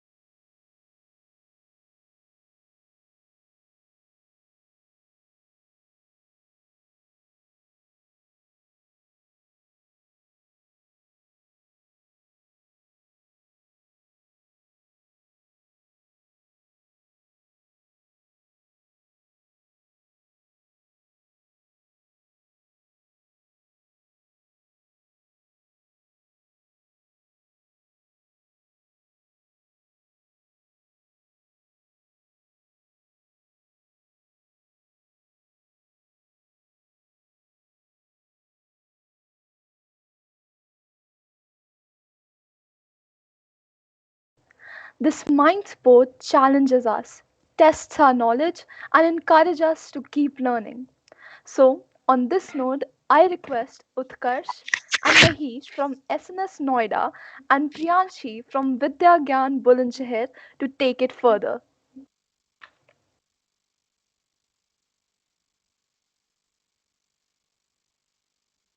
Thank you, Anvesha. We will take a couple of minutes to begin the quiz. Thank you. By the time, Shloka, can you continue with the video? Yes, ma'am. Thank you.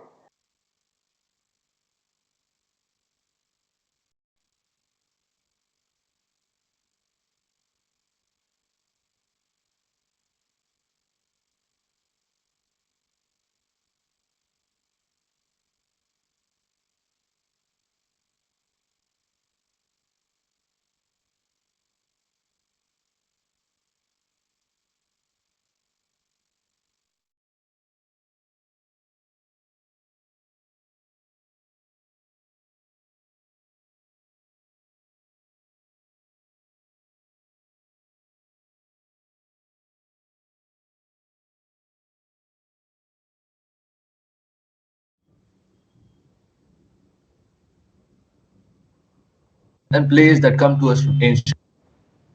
And a missive bends and breathes a sweeter balm.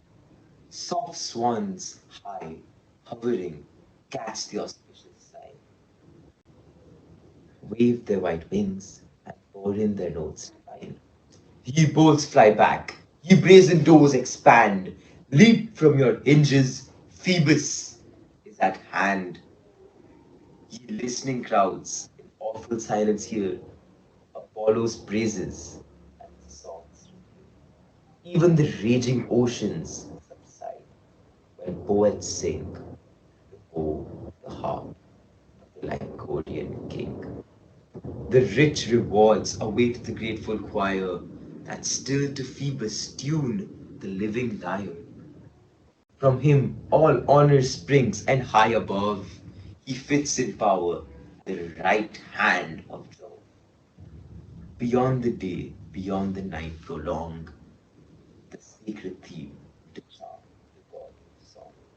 Let all resound his praise. Behold how bright shines Apollo in his robes of golden light. Gold are his quiver, harp and Lydian bow, and his fair feet with golden sandals glow. All bright gold appears in power divine, and boundless wealth adorns the temple shrine.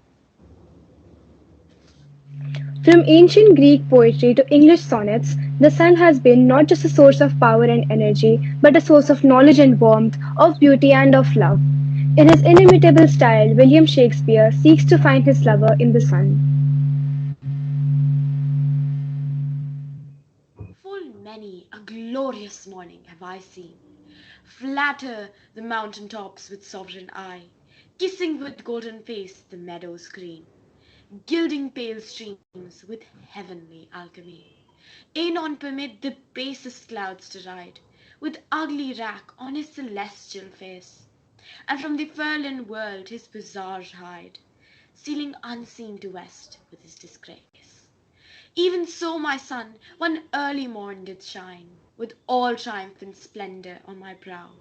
But out, alack! he was but 1 hour mine, the regent cloud hath masked from me now. Yet him for this my love no whit disdaineth. Sons of the world may stain, when heaven's sun staineth.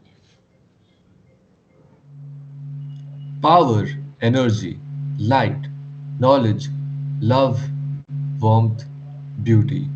All ideas we associate with the sun. Zoom back to the beginning. What was before we were?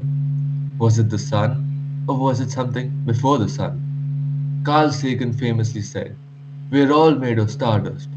We are all then made of bits of the sun, and one day there we will belong again." How can we think of all the many differences that make us? Do they not all come down to the singularity from which it all began? We bring to you Singularity from Mary Howe.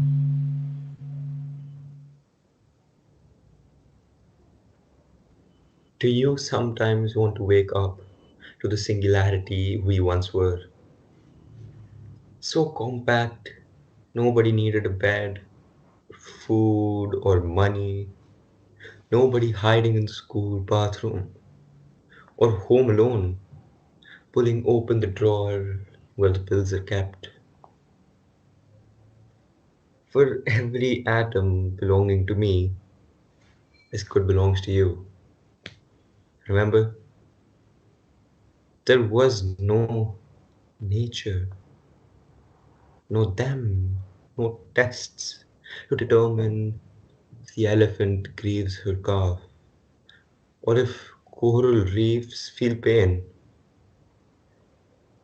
Trashed oceans don't speak English or Farsi or French. Would that what we could wake up to what we were when we were ocean? And before that, when sky was earth, and animal was energy, and rock was liquid, and the stars were space, and space was not at all nothing. Before we came to believe humans were so important, before this awful loneliness, can molecules recall it? What once was before anything happened? No I, no we, no us, no one, no was, no verb, no noun, only a tiny, tiny dot brimming with is, is, is, is, is, all, everything home.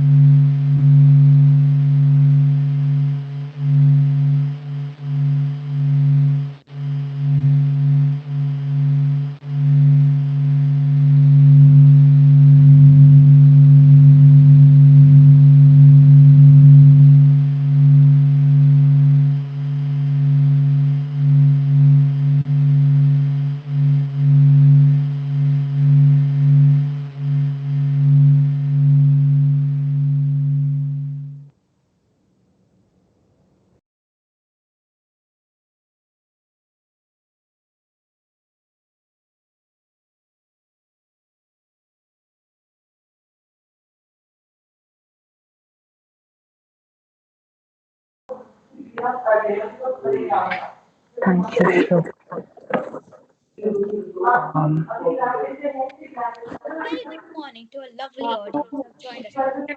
Just I'm Mahesh Bhalla from SNS Noida. Mahesh, just give one moment. One yeah, moment, Mahesh. request Yes, all to mute except the speaker. It's a gentle request to mute all of you because there is some background noise and the quiz session will not be effective if any of the speaker mic is on. Thank you. A very good morning to a lovely audience who have joined us here today. I'm Mahesh Bhalla from SNS Noida. I am Utkarsh Singh, SNS Noida. I am Priyanshi from Vidagyan Leadership Academy, Bulandshahr. And we are going to be your hosts for the next 45 minutes. You know, I'm in awe of our guest speakers today. I had no idea that there was so much about the sun and the universe that I was missing out on. What do you think, Priyanshi? I agree with you, Utkarsh. I'm so looking forward to the following sessions and days as well. So what excites me about the sun most is none other than the verifiable relationship of Earth with the sun. We look at the dazzling stars every day, but has anyone ever thought about what role does it play on our planet Earth? I have always been fascinated by the fact that sun is not just the source of energy, but oh my god, it's really responsible for so many things happening on the green planet. It warms our seas, steers our atmosphere, generates our weather patterns, and provides enough energy for living things to thrive. I know, right? I love learning new things about the universe because it's just an endless road of knowledge. No one has ever been able to find everything in the universe, and that's what makes it so exciting for me, as we have so many new facts to learn and so many new galaxies to find. Me too. And you know what else I love? I love quizzes because the inspiration to continue forward is competitiveness. And even if we get the answers wrong, we learn a lot from them. That's exactly why we are here with you today. Yay! Is it quiz time? Yes, we are now going to host a live space quiz for all of you present here. The rules are simple. Log in to the quiz from the link in the chat box and follow each of the questions by clicking on what you think is the correct answer. And don't you worry about the answers getting wrong. You will end up learning some interesting facts about the universe on the go. And as someone has very rightly said, that either you win or you learn, but you never lose. So brace yourselves. Here we go. We will wait for 2-3 minutes for all of our players or for all of our lovely audience to join.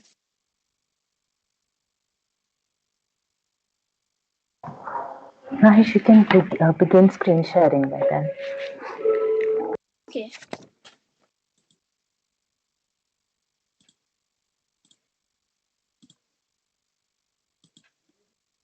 Is the link shared on YouTube, Dilshin ma'am? Yes, ma'am. The link is being put on YouTube.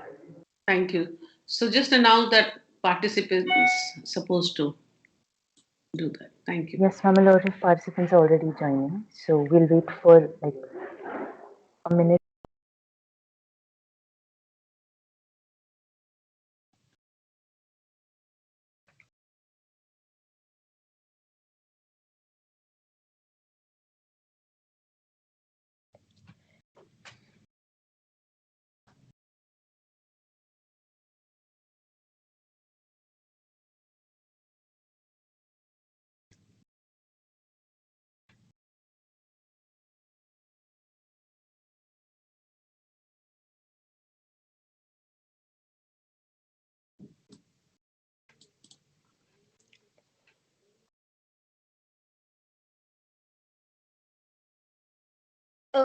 Okay.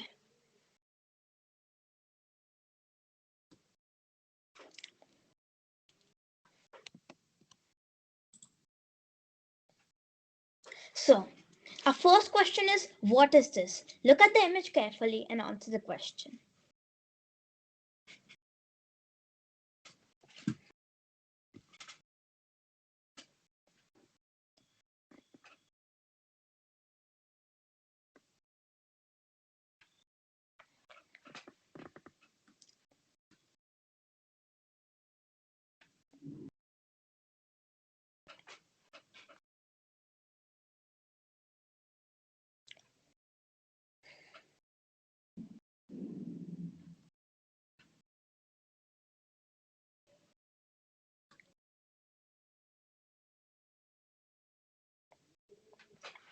So time's up, and the correct answer was a nebula.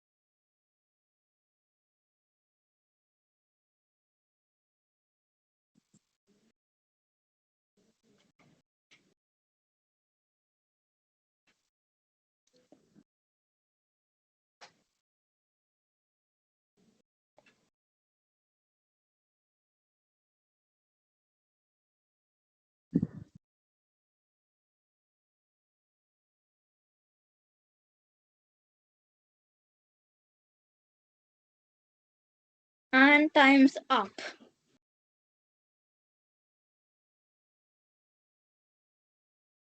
So the correct answer was NASA's Parker Solar Probe.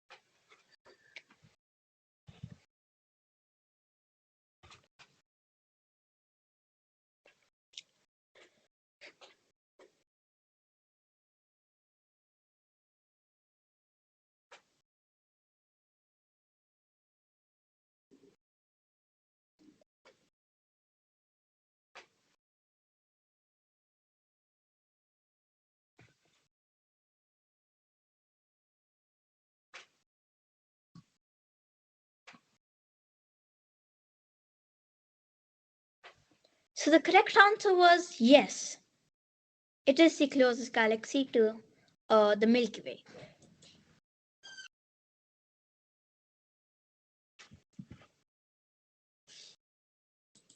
So next question is, the explosion that sent the universe flying out is called the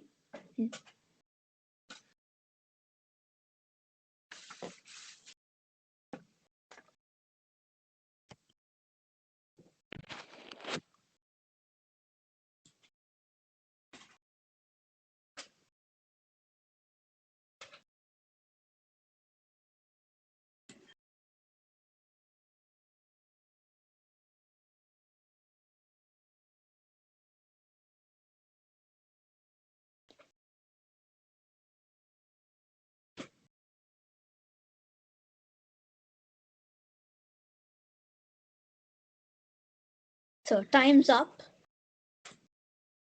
And the correct answer was the Big Bang.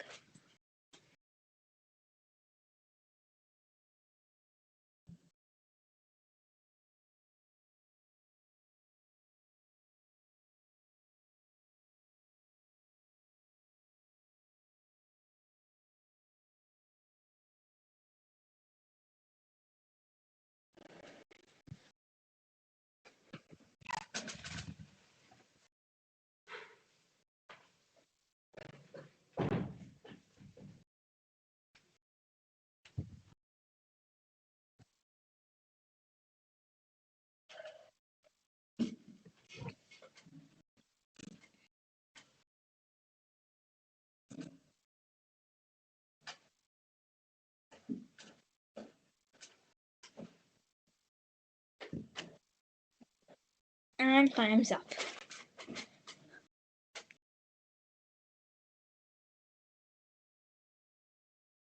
So the correct answer to this question was a star.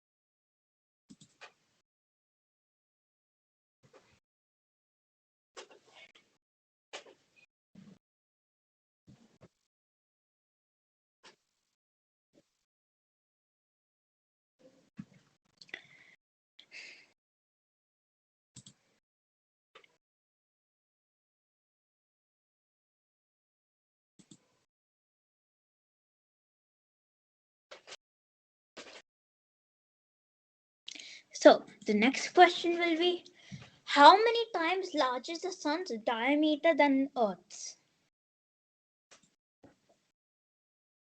The options are 100 times, 1,000 times, 10 times, or 10,000 times.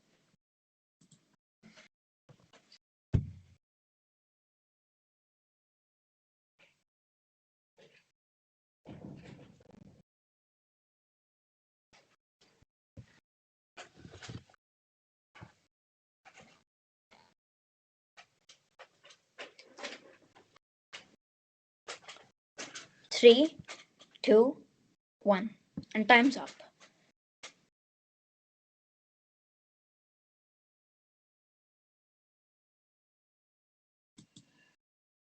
So the correct answer was 100 times.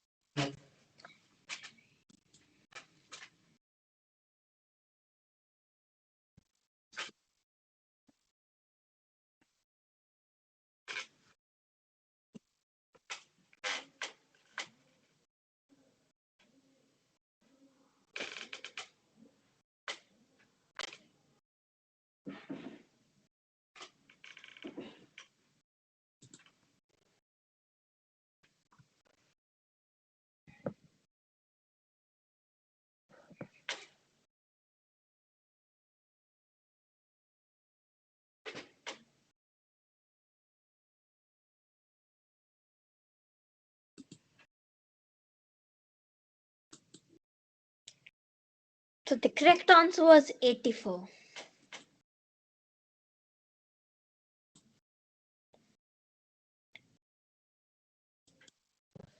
What is formed when the sun shines through water? The options are a raincoat, a rainbow, reindeer, or a rainstorm.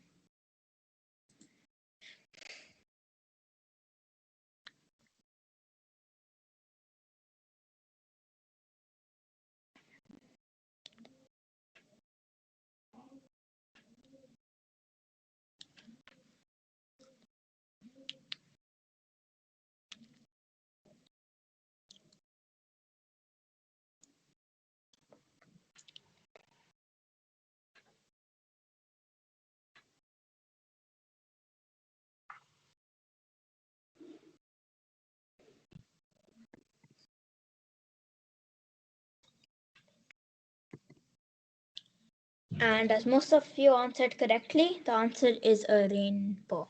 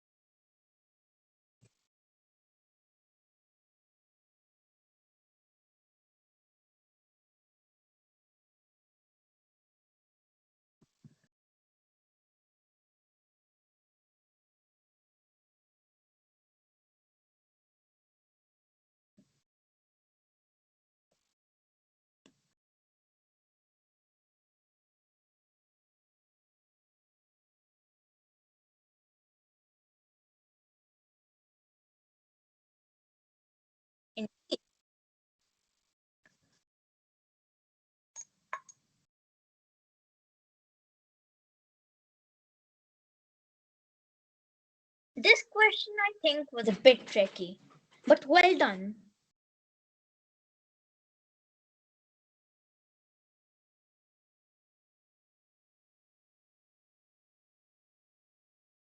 The light we see from the light we see from the sun comes from the photosphere. Is this true or is this false?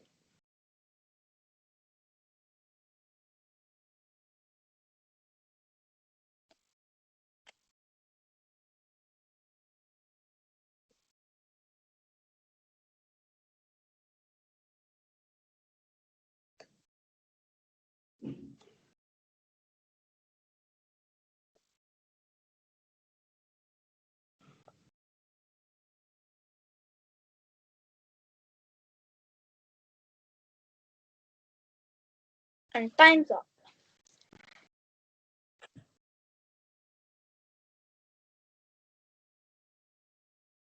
So the answer was true.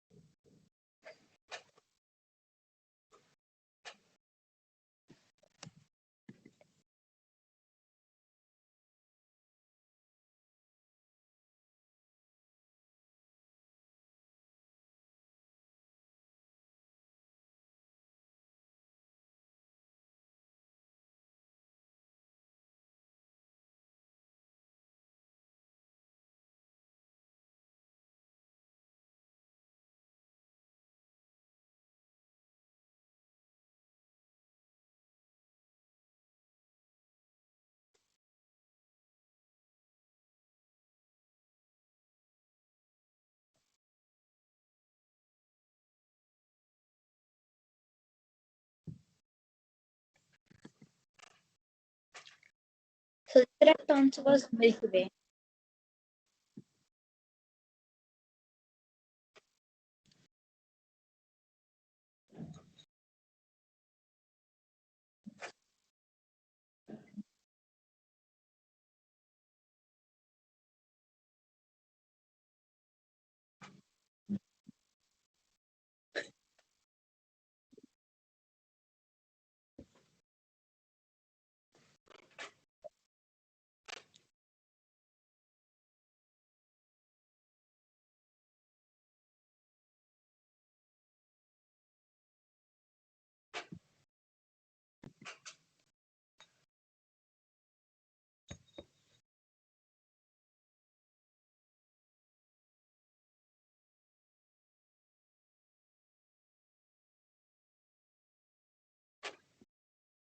And time's up.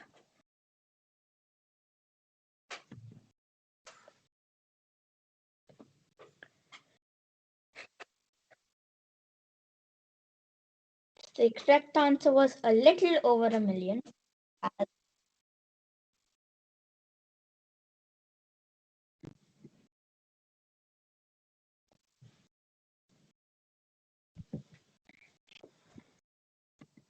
The sun's core is its energy, is its source of energy. Is this question true or is it false?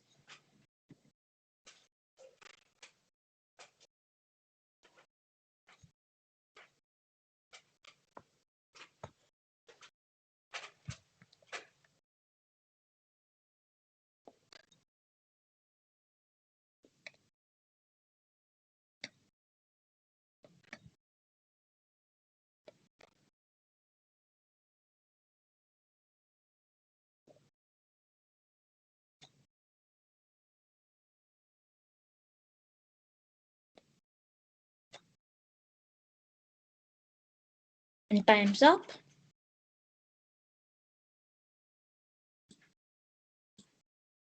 So the correct answer was true, as a lot of you answers correctly.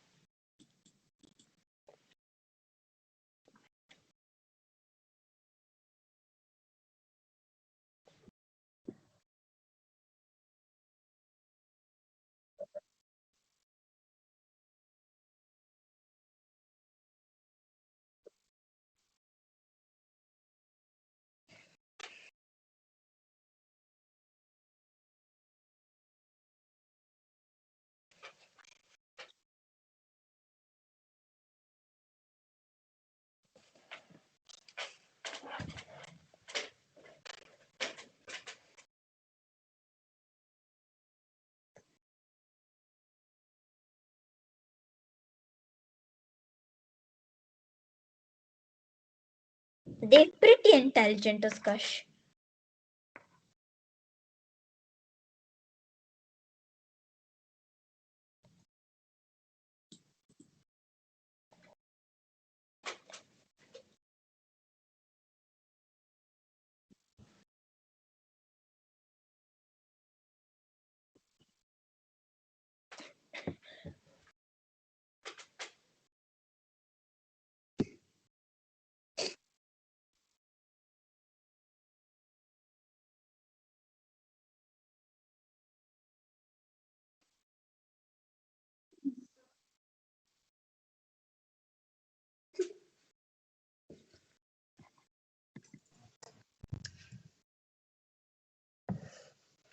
So already 120 of you have answered.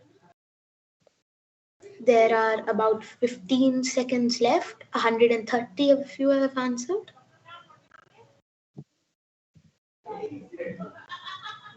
7, 6, 5, 4, 3, 2, 1. So time's up, and the correct answer was soul.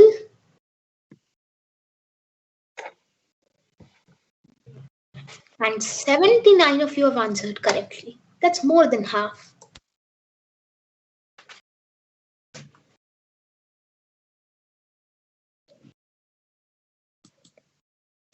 The sun is dash years old. So the options are 17 billion years old, 30 million years old, 4.5 billion years old, or 6 million years old.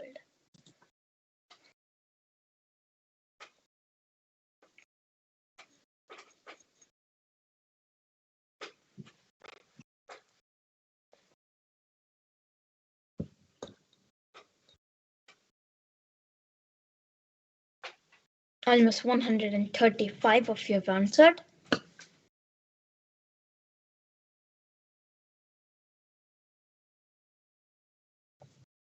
And time's up.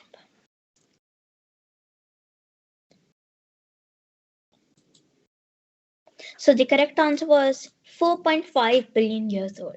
And 103 of you answered correctly.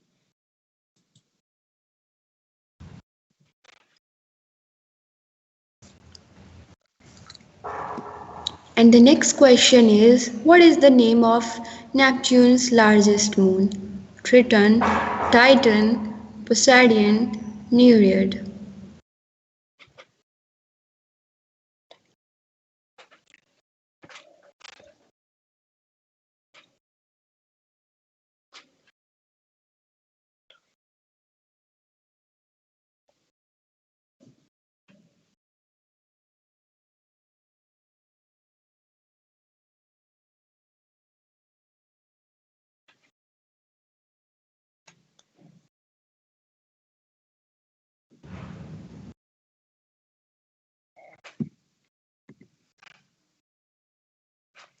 And time's up.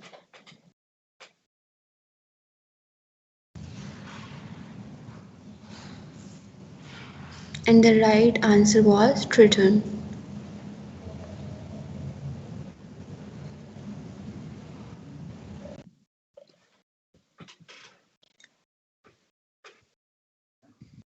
So the question is, who was the first human to orbit Earth? Vladimir Komarov, Yuri Gagarin, Alexei Leonov, or Valery Polyakov?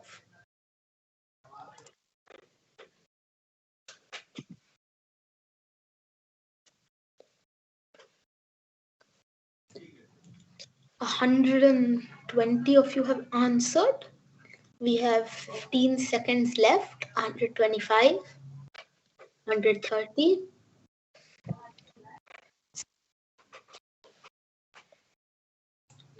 4, 3, 2, 1, and time's up. So the answer was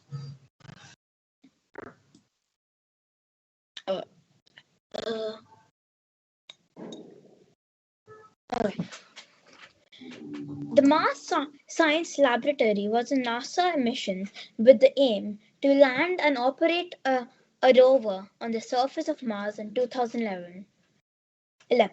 What is the name of the rover? A. Intuition. B. Venture. C. Inquisitive. And D. Curiosity.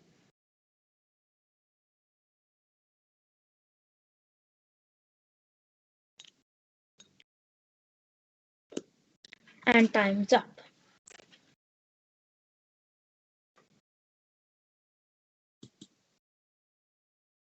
So the correct answer was curiosity, and 80 of you answered correctly. . 。 . 。 . . . . . . . . . . . . . . . . . . . . . . . . . . . . . . . . . . . . . . . . . . . . . . . . . . . . . . . So the correct answer was curiosity, and 80 of you answered correctly. And here is the most favorite question. Identify this planet. Ceres, Mercury, Pluto, Uranus.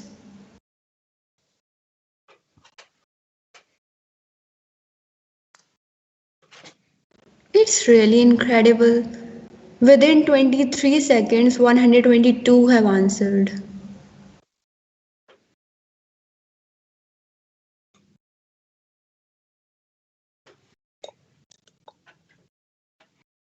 Yes, you can still make it. 5, 4, 3, 2, 1. And time is up.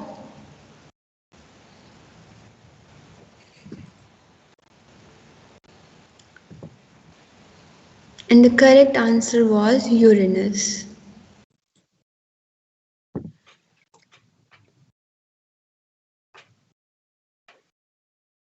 Okay, so a well-known feature of Jupiter is the Great Red Spot. What is this? I'm sure many of you have heard about the Great Red Spot, but do you know what it actually is?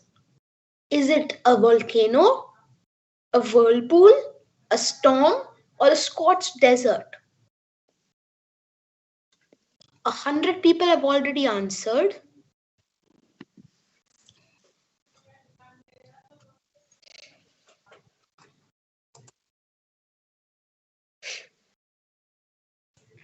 A 125. We have 7 seconds left. 5, 4, 3, 2, 1, 0. So time is up. And the answer was a storm. And we would also encourage all of the players to answer. Even if you don't know the answer, you can just guess. You'll just learn more. You learn more even if you have the wrong answer. Yes.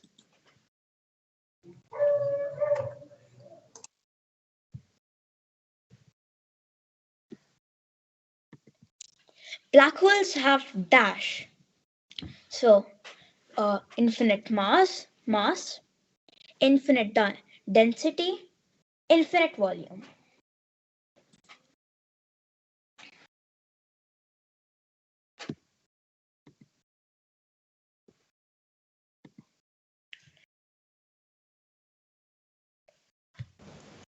Just have faith on yourself. You will get the answer correct. Doesn't matter if you have a wrong answer. The real joy of quizzes is to participate. Then you're going to learn a lot of new things. Even if you get the answer wrong. Yes.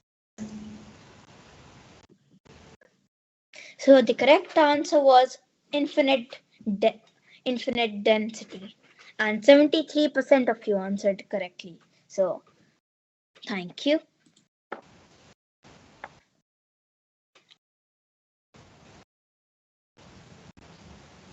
And the question is, who invented the telescope?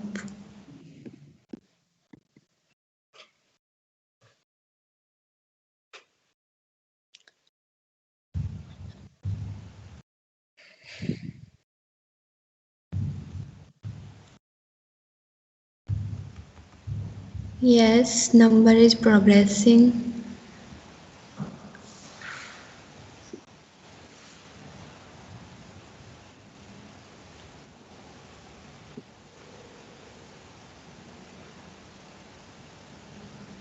There's still approximately 85 people who have not answered.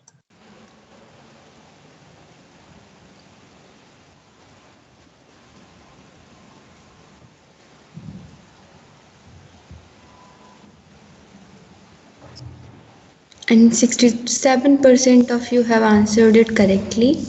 Hans Leppershey.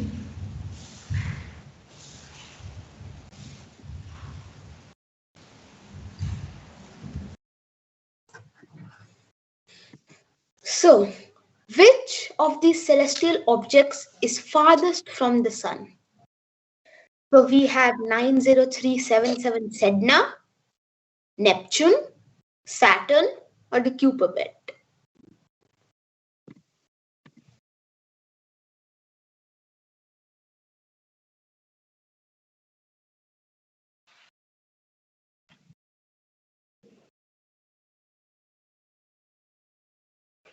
130 people have answered. We have approximately 10 seconds left. 9, 8, 7, 6, 5, 4, 3, 2, 1. And the time is up.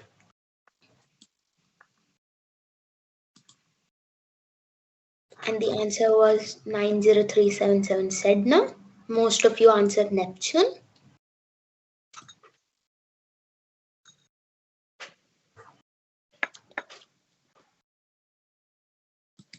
So, which is the smallest planet in our solar system by mass? A. Mercury, B. Earth, C. Jupiter, D. Mars.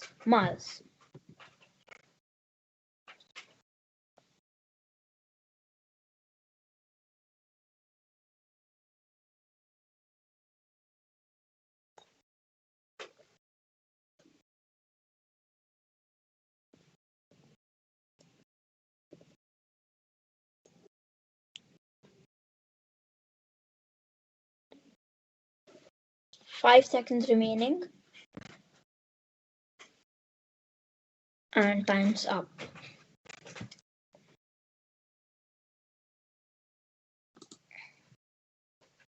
So almost all of you answered correctly. So the answer was Mercury.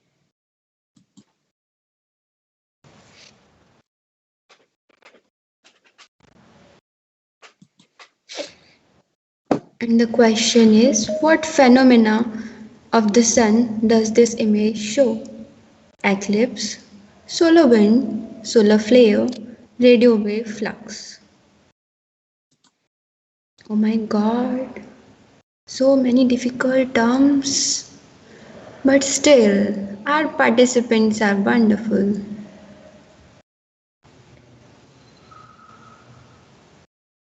133 of them have answered. Can you imagine, Utkarsh? That is truly amazing.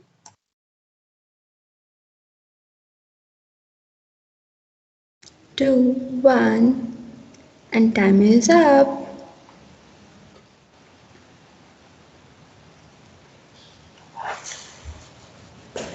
And the correct answer was solar flare.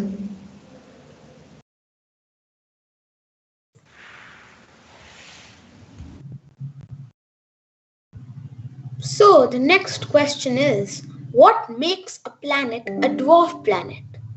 Is it its smell, its color, its size and shape, or is it its distance from the sun? 100 of you have already answered. I would like the others to answer too. We have approximately 20 seconds left. 125, 130.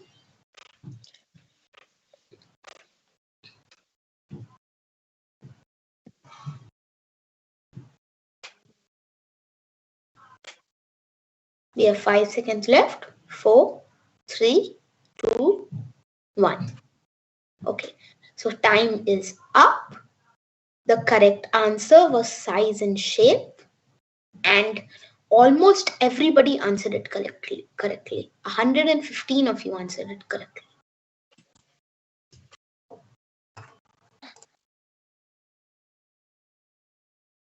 They are giving us mesmerizing performance. The point through the represent the sun. The point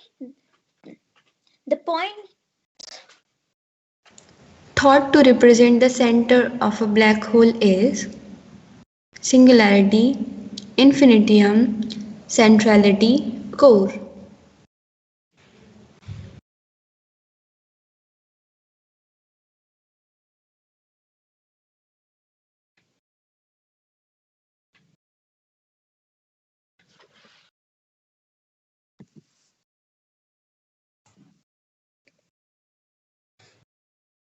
time is up.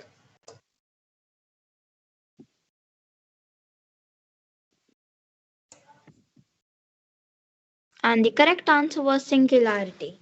And almost half of you answered correctly.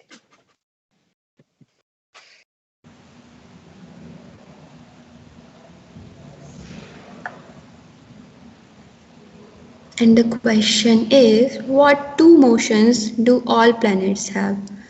Wiggle and wobble, twist and shout, rock and roll, orbit and spin.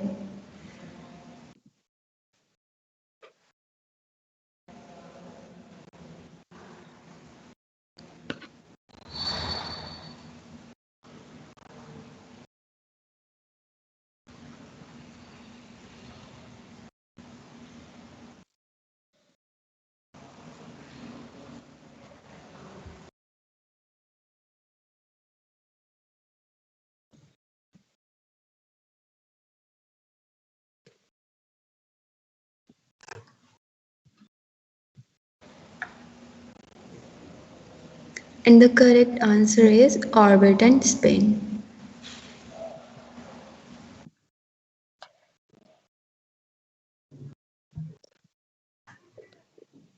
So, what is the nucleus of a comet made out of? Is it made out of helium and water, radio waves, fire, or is it made out of ice, dust, and other organic materials?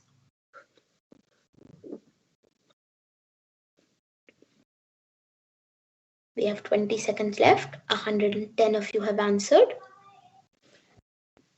15 seconds. 10 seconds. 130 of you have answered. 6, 5, 4, 3, 2, and 1. So the time is up. And the answer was ice, dust, and organic matter. And 103 of you got it correct.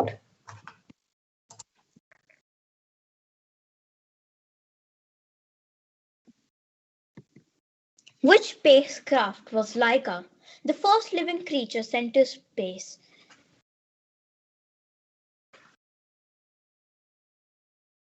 And as a fun fact, Laika was a dog.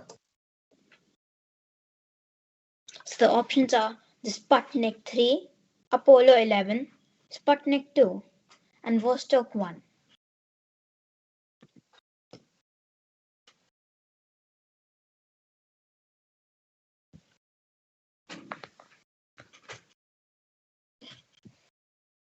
Approximately 5 seconds remaining.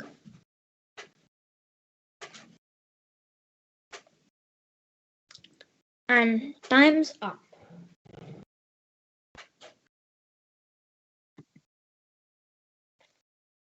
So most of you answered correctly. The Sputnik 2.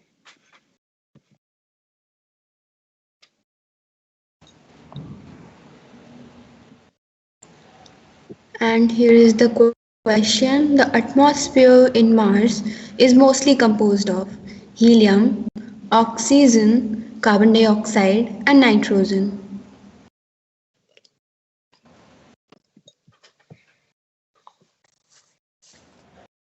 This question was quite interesting.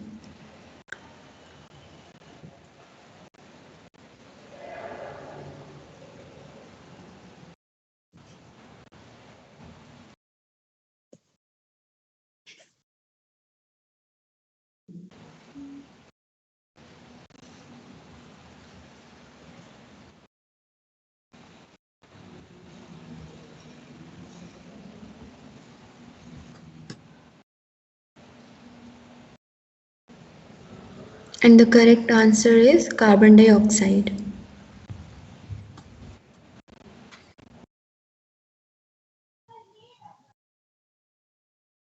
So, which planets do not have a natural satellite? Are those planets Uranus and Venus, Mercury and Venus, Mercury and Saturn, or Mercury and Uranus?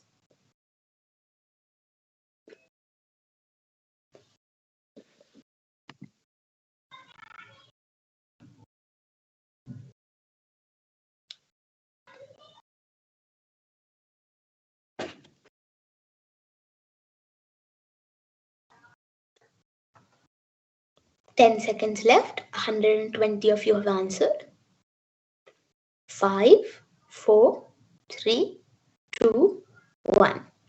And the time is up.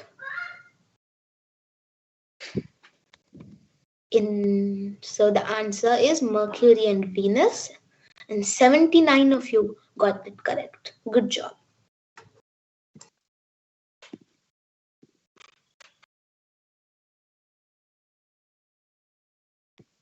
So next question is, with which US spacecraft did Neil Armstrong, Edwin Aldrin Junior land on the moon? A. Apollo 17, B. Apollo 7, C. Apollo 11, and D. Apollo 13.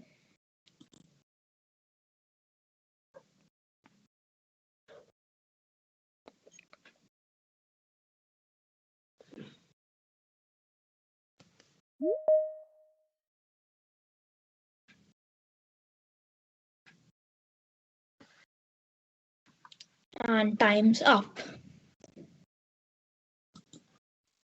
So the correct answer was Apollo 11, and almost 95 of you answered correctly.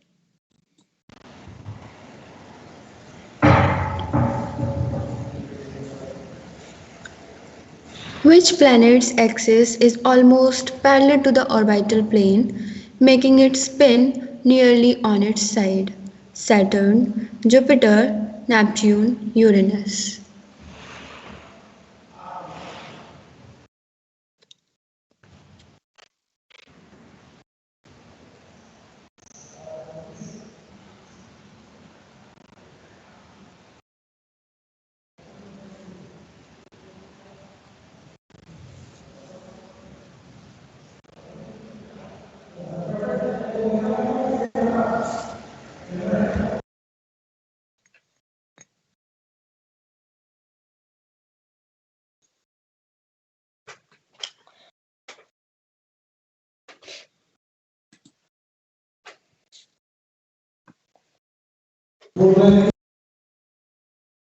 So the correct answer was Uranus, and 71 of you answered correctly.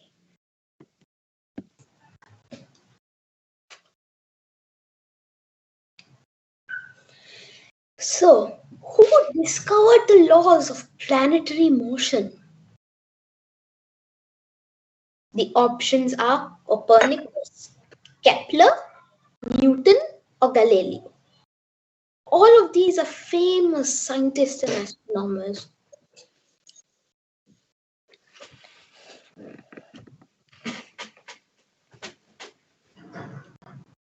We have approximately 120 people answered.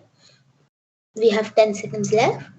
9, 8, 7, 6, 5, 4, 3, 2, 1, and 0. So time is up. 129 of you answered the question, and 80 of you were correct, as the answer was Kepler.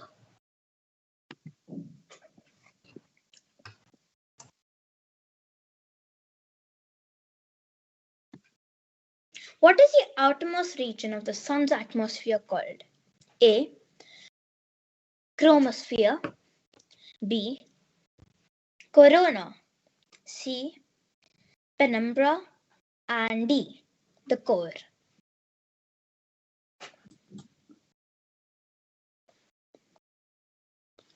Almost 110 of you have answered, and 15 seconds are remaining.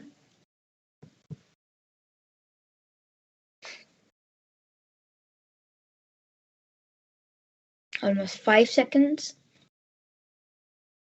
2, 1, and time's up.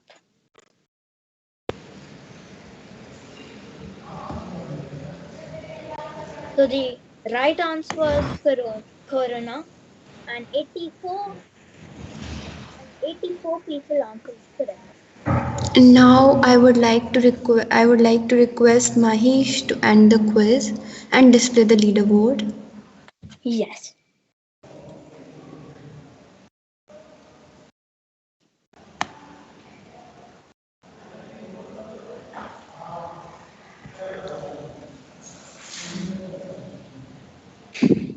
Congratulations to all the winners for their brilliant performance. And the winners are Genius 1212, Ira, Daksh Malik, Shreya Ranjan, Aryan G, Shifet, Ashmi A, Dia Gupta, Purnu Dugar, Flex Murray, Parnit Pahwa. So top 10 winners are these. And you participated, and thank you for participating. Thank you all. Thank you to all our participants for staying till the end and giving us their valuable time. And now I would like to request the winners to put their email IDs in the live chat so that we can reach out to you.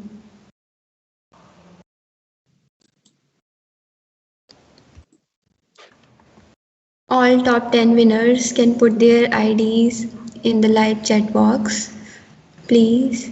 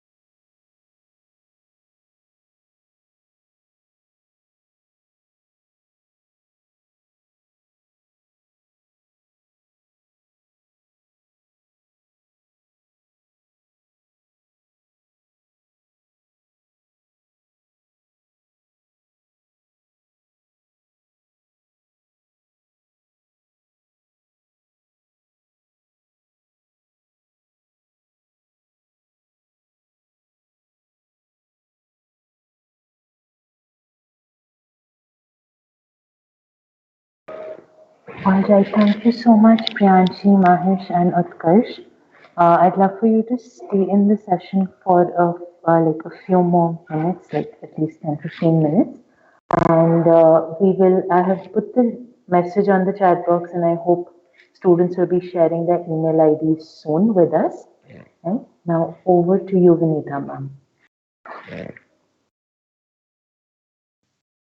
Thank you, children. All through three of you were amazing, and I was so mesmerized to see so many correct answer, and even those who attempted, even it was wrong or right, but they were engaged by three of you. So you were like, for me, you were like stars of day, and so well you have done. So since this is a very good opportunity that all schools are here, like. And also some schools from Podar International Sanskriti and DPS. We all are here. This is very important to note that today's session, where we were supposed to go to Saint Michael Observatory, France, on a virtual tour. Yeah, a day back we got a call from the astronomer and astrophysicist that there is a complete lockdown because of the some COVID issues, Omicron issues, and they are not allowed to go inside. But don't worry, we have kept something very special for you. We will have session by our dearest Sam, who will be joining from the different time zone and taking you to explore the the untold facts about universe, and you will thoroughly enjoy Sam's session. We will also take a virtual tour of Nehru Planetarium here with astrophysicists and astronomers.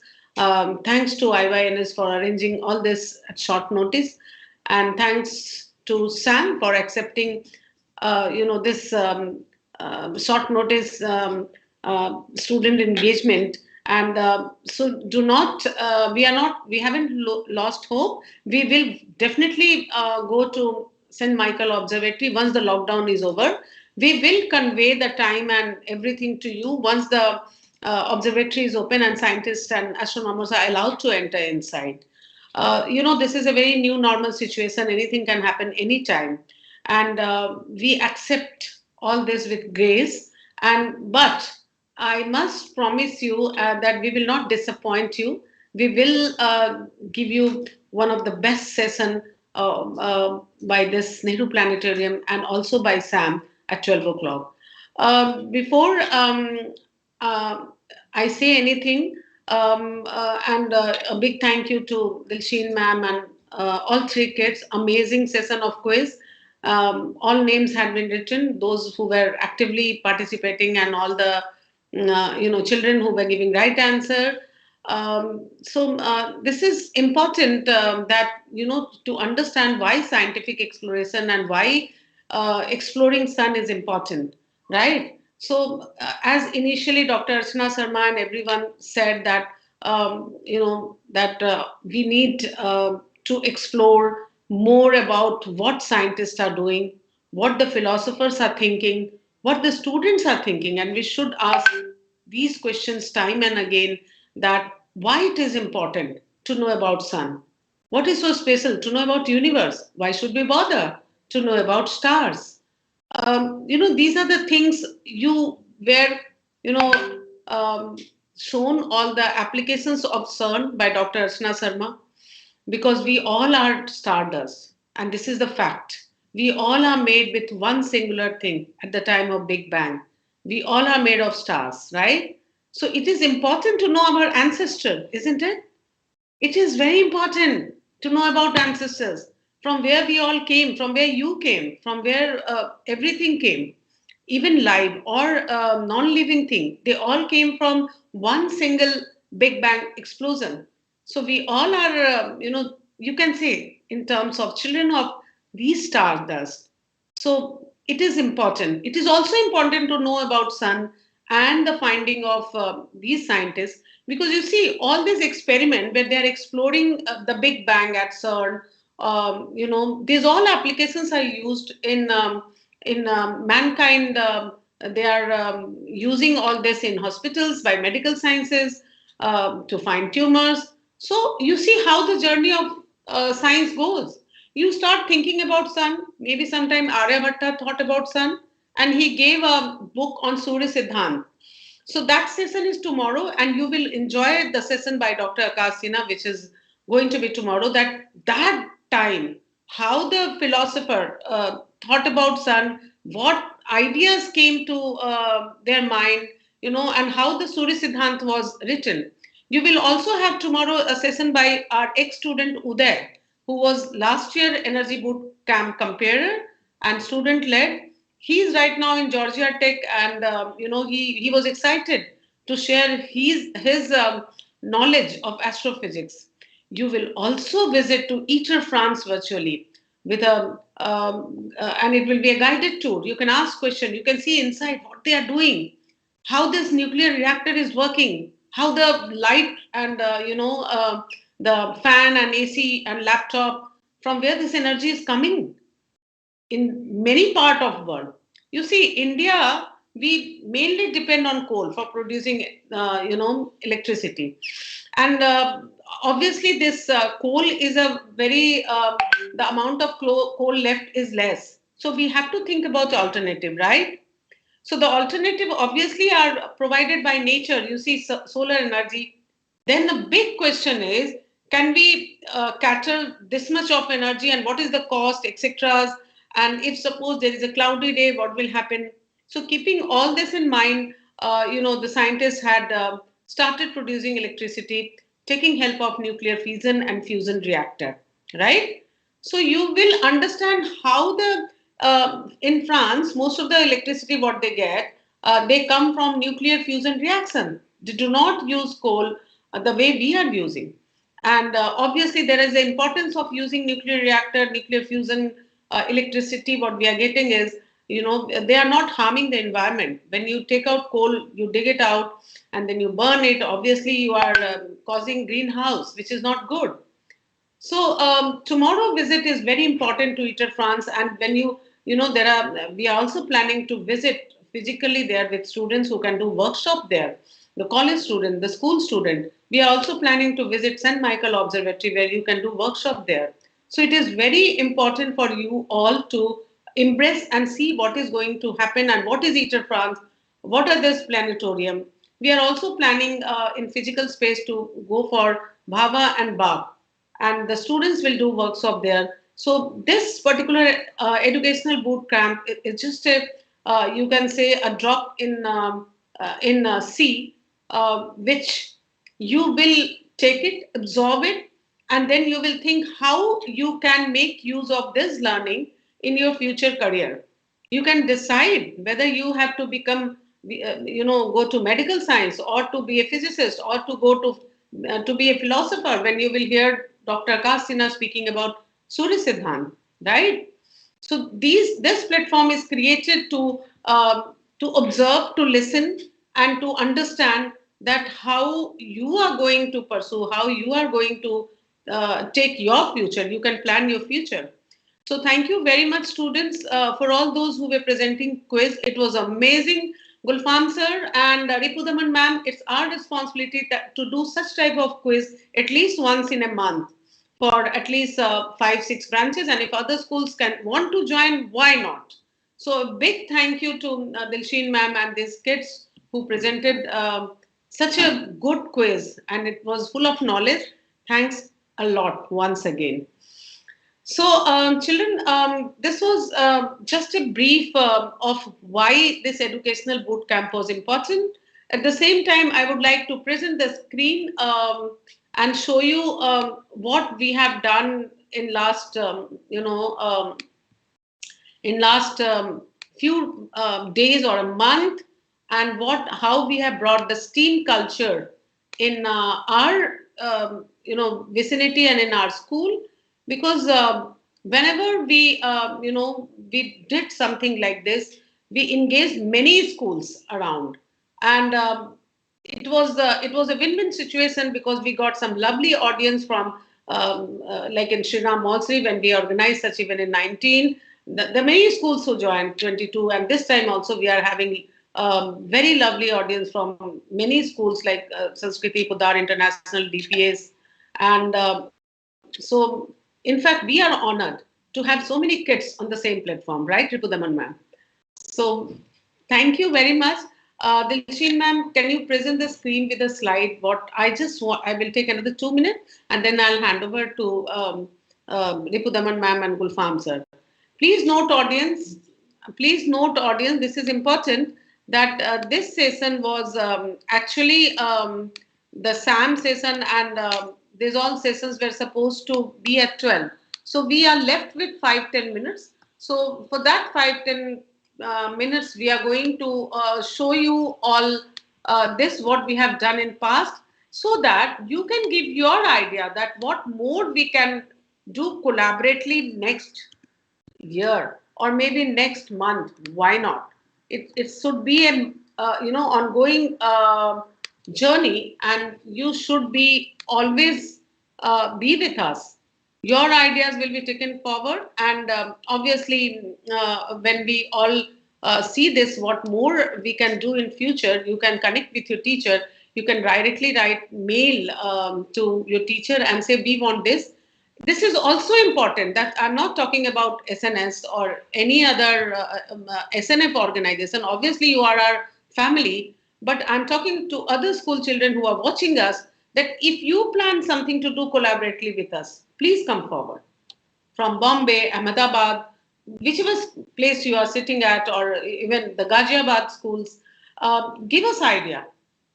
We should plan something collaboratively, and it should be a your students, your teacher, my student, my teacher, my resource persons, your resource person, and that will be the one of the best way to spread steam.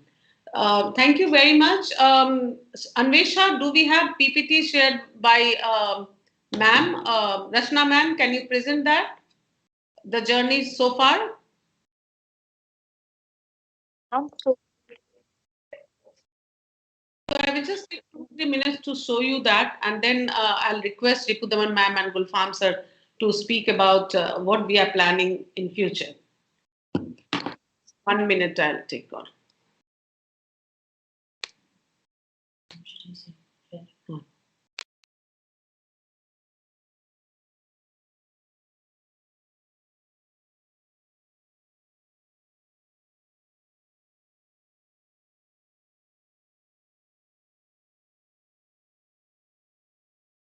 Okay, this is important. Can you show Dilseen ma'am? Are you presenting? Take one.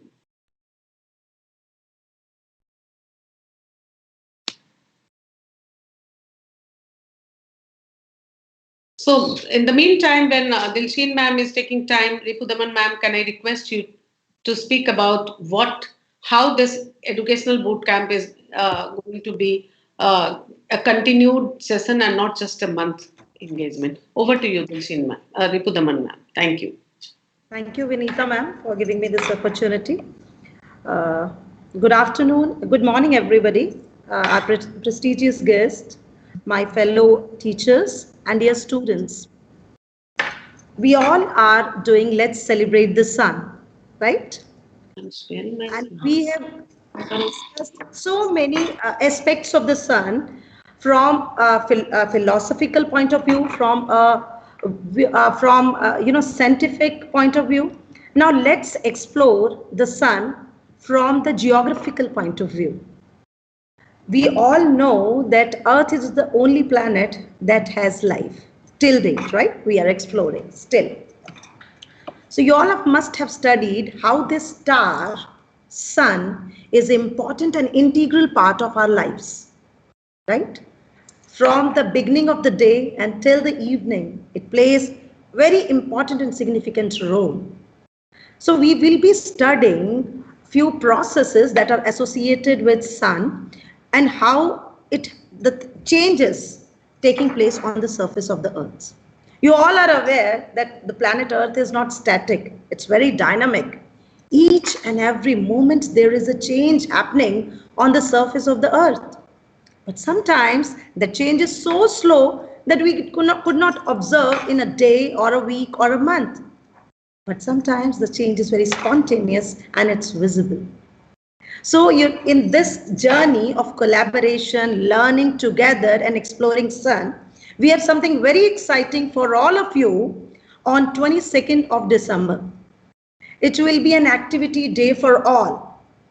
Starting with, we will be starting from 9 to 10 a.m. We will be having students from grade 6 across all the schools for a very fun activity where they will be visualizing how the duration of day and night happens and what is the impact of rotation and apparent migration of the sun on the formation of day and night on the surface of the earth. So you have to make a 3D or a 2D model on the duration of day and night, formation of day and night, explaining the impact of rotation and apparent migration of the sun. For grade 7th, we have something more interesting. We know that we get heat and light from the sun, right? And the heat, we call it as insolations. So how this heat reaches the surface of the earth when it is filtered through different layers of the atmosphere. So we will take a virtual tour to the different layers of the atmosphere and see how the temperature change happens. You will again do a 2D or 3D activity wherein students from grade 7th across all the schools will be making a 3D or 2D model depicting how different layers of the atmosphere gets heated up by the rays of the sun.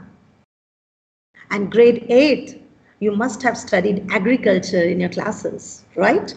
So when you studied agriculture, you must have studied the impact of sunlight, that is photolight, on the growth of plants and animals. And we also have studied about the climate change happening. So what is the impact of climate change on the agriculture and agricultural patterns across the world? So students of grade 8 will be exploring through their research. They will be presenting a 2D or 3D model giving a depiction of what is their observation in the change in pattern of agriculture across the world. So we will be having a day from 9 to 12 full of activities which will be telling us, which will be helping us to understand the impact of this star, sun on Earth. So I hope all the schools will take the participants. We will be sharing all the details of the activities, duration, material required with all the schools shortly. Please feel free to connect in case you have any concerns regarding these activities. We want a great collaboration and a learning from all of you. That's all with what we have decided for 22nd of December for grade 6 to 8 in terms of activities. Thank you. Over to you, Vinita ma'am.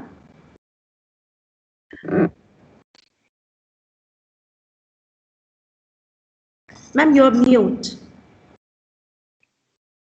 Thanks a lot, Ripudaman ma'am. This is very important to note, students, that this was a STEAM journey, and Ripudaman ma'am is a geography educator from Shiv Nadar, Faridabad, and she has contributed a lot in planning of these all sessions, and she's going to continue it after EBC on 22nd December, and we will convey you when she is doing all those exciting experiments, activities, and you will really enjoy. And as Ripudaman ma'am has said, if any school outside SNF want to collaborate to do more with us, with most welcome. Your ideas, your experiment, my ideas, my experiment, and we will walk through this team journey together. Thanks a lot. Second announcement is also very important, that there is a Gulfam sir who is from Vidyagyan, and obviously he had taken a session which was very good with Mr. Nikhil from BARC. And that day we had a lesser audience because of some reason. It was in evening. We will request Gulfam sir to take a session, not now because Sam is also there, but today only after some time, sir, if you are available, or maybe tomorrow during time, so that because that experiment was very good, where sir showed some that how the sunlight or light even how the wavelength and what type of wavelength we get as it passes through different medium or different densities of medium. So this was a very interesting session. We keep teaching. See, at the time of sun rise, the color is red. At the time of sunset, the color is red. But why? So actually, I was so amazed when I saw this activity done by Gulfam sir with a simple mobile and some paper and something else. I was saying, wow, this is the way to teach the concept. So we will connect with Gulfam sir later on. Right now, over to you, Shloka, as Sam is already there with all his energy. And correct me, Sam, I think you have joined from some Asian country. I'm forgetting where you are placed here. Over to you, Shloka. Thanks a lot. Astronomy, it has been said, is the oldest and the noblest of the sciences. However, it is one of the few sciences which hardly seems to find any room in the present-day curriculum, despite its high educational value. We are extremely pleased to welcome astronomer and a very inspiring science educator, Mr. Sam Gibbs. Today, he will discuss cosmology and astronomy's future with us. Over to you, sir.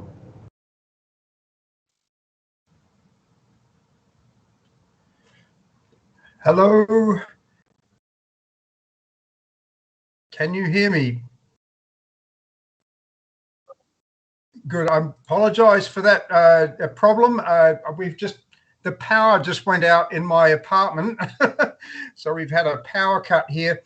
I'm going to have to do this on a hotspot connection, which I hope works sufficiently. My apologies for being in delay. Is Vinita Ma'am in the room still with us? And I just need an indication if people can hear me. If you can hear me, then that would be very good. Okay, excellent. I can see there's quite a number of presumably boys and girls in the class. It's a very nice to be able to have this opportunity to meet up with you. I trust that my hotspot connection will work sufficiently. Oh, yeah, heavens above, sorry. Just a moment, please.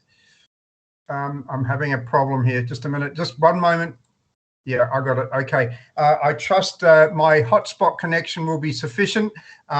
You'll have to just bear with me on this one because literally at 12:30 they cut the power here. So I'm running on, what do you call it? Running on battery and hotspot. So it's lucky my laptop is fully charged. We've got enough time to do this. And I would like to very much thank Vanita ma'am for allowing me the opportunity to come into the school's working laboratory online today to present some perhaps I hope interesting information on astronomy. Are we ready to go ahead, everybody? Is that something I can work with you now on that? Is that correct? Okay, all right. Just go ahead, Vanita. This is important that you see the students which you are seeing here are just comparer. There are many students who have joined on YouTube. So there are almost schools, and there are schools which are not SNS, like different part of India. So everybody is listening to you. Over to you, Sam. Thank you. It's an India-wide broadcast. Very good. Okay. You'll have to I haven't used this application before, so please, if you see something that's not going right, I haven't had a chance to get familiarized with this platform. So please just keep me up to date and let me know if you can see things that perhaps I'm not seeing. Firstly, it's great to be here. My name is Sam Gibbs, Mr. Sam Gibbs. The power's back on again. So I just got my fan back on. I'm dying, sweating here in Malaysia. I'm speaking to you from Kuala Lumpur, Malaysia. As some of you on this channel may know me already, I've been to the wonderful Shiv Nadar School in Noida many times and had wonderful sessions there, thanks to the generosity of Matthew and Vanita ma'am, who've organised and helped to organise special programs with the school. So it's been wonderful to be involved with the school over the years, and even more so now that we can actually still keep a level of engagement using online platforms. I work in Malaysia. Just a little bit of background on me. I've been teaching STEM and STEAM and astronomy to people all over the world for more than 20 years. I'm an amateur astronomer myself, but I've had an avid interest in astronomy since the day I was born, literally. And I remember my first foray into astronomy was with a book that was given to me when I was about 6 years old called The Ladybird Book of the Night Sky, which absolutely captivated me. And during that time, it was actually in the 1967-68 period, which is when they were preparing to go to the moon, the first Apollo missions to the moon, and the space age was in full swing at that stage. So I grew up in a period of time where we were looking skyward, we were looking up into the heavens, we were exploring space, we were making our first forays with satellites into what we call remote sensing expeditions into the cosmos, into the solar system.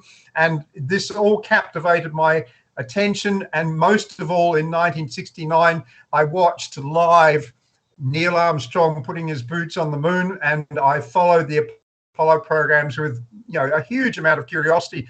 And more so a little bit later, I got my own telescopes and started doing my own astronomy, my backyard astronomy, excuse me. And ever since then, I've had many telescopes over my career, some quite large instruments now, and now I've even gone to the point where we're using robotic telescopes. I'll show you a little bit about that as we go through the presentation today, to do astronomy. And this means that I can actually hook up with special telescope facilities around the world and use those telescopes remotely to do exploration of the cosmos and other galaxies. So astronomy has never been a more exciting time than it has now. And today's presentation will introduce to you a couple of important concepts or a series of important concepts about our understanding of the cosmos. And more importantly, what we're looking at now is an advance of technology in how we study the universe. And believe me when I say there is actually not a lot of universe to study. And I'm just going to pose a small question to the people listening today, is that what percentage do you think of the total universe is that we can see and touch and feel and observe in the sky? Does anybody got any idea what they think that might be? Is there a response system? Would somebody like to put up their hand or maybe post their answer into the chat? What percentage of the universe is actually visible to us, do you think? Anybody got an idea on that? Would anybody like to try and open, I've just opened the chat window. If somebody would like to just take a guess at it, maybe less than 1% from the IT manager, that's an interesting start. Anybody else, any of the students out there like to take a guess? What percentage of the universe can we actually observe with our telescopes? You know, what's all the Earth is made of and what we're made of and the stars and the galaxies? What total percentage is that in as far as the universe that's visible, the visible universe? I can't see, somebody said a very small number. I can't see. It's Raj, can we say 0.0000001%? Okay, for some reason the answers are coming in black outline. If you can make sure you're, yeah, okay. I can't, unfortunately the answers are coming in with black over their numbers, but I can see somebody wrote an incredibly small number which looks in the manner of trillions. That's a little bit too small, but actually in total the actual visible universe is approximately 4 to 6% of the total mass of the universe.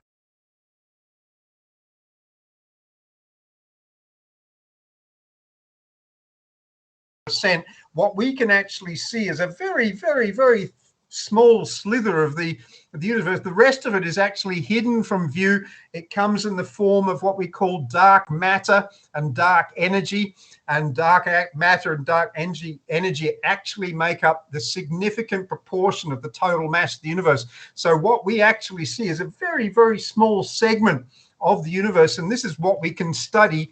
And by studying this in detail, it helps us to understand where all the missing universe is. And it's certainly one of the major questions in astronomy now is, where is the universe? Because most of it we cannot see. We know it's there because we've observed certain ways galaxies behave. We've watched how the universe is expanding. And by watching these phenomena, we know that something's missing. And the dark matter and dark energy, as they're called now, is in fact the majority of the universe's total mass. And the rest of it, what we can see, which is the stars, the galaxies, you, me, the Earth, the planets, is just a very, very small percentage of the observable universe. Anyway, what I'm going to do now is I'm going to make a short presentation. If anybody's got questions they would like to ask, can you just please put them in the chat box on the side here? For some reason the numbers are being blanked out. I'm not sure why, but if you do have a question, yes, there are many. Whatever question you are asking, we can see on YouTube children are interacting and giving answers also. Okay, would you like to perhaps post the YouTube channel to me so I can perhaps I can watch on that as well simultaneously? But I do want to start a presentation now for PowerPoint. We'll be discussing some of the critical discoveries that were made by some very famous astronomers. Yes, go ahead. Also, Sam, this is very important that at the end of your session, we will give 5 minutes for students to ask the questions. So there will be no questions, and those questions we will post in the message box so you can answer. Or Thank you very much. Or Anvesha can pose those questions. Another important thing, Sam, the children are very excited and interacting a lot on YouTube.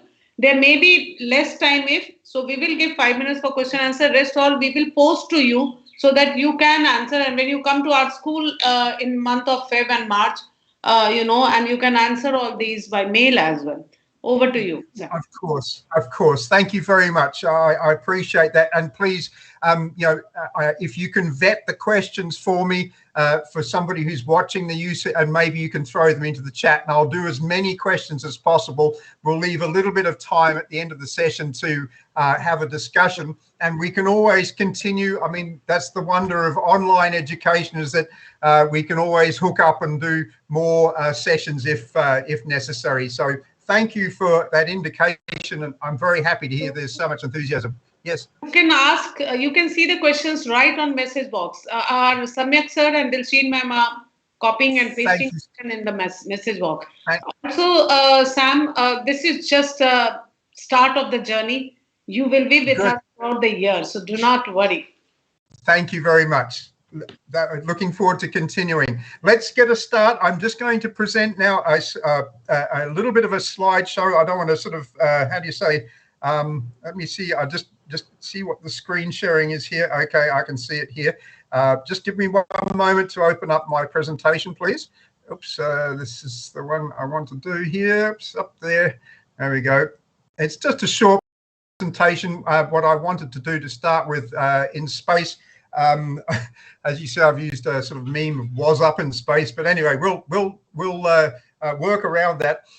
This is, I've just had to put this together quite quickly. I didn't have a lot of time to do the presentation that I wanted.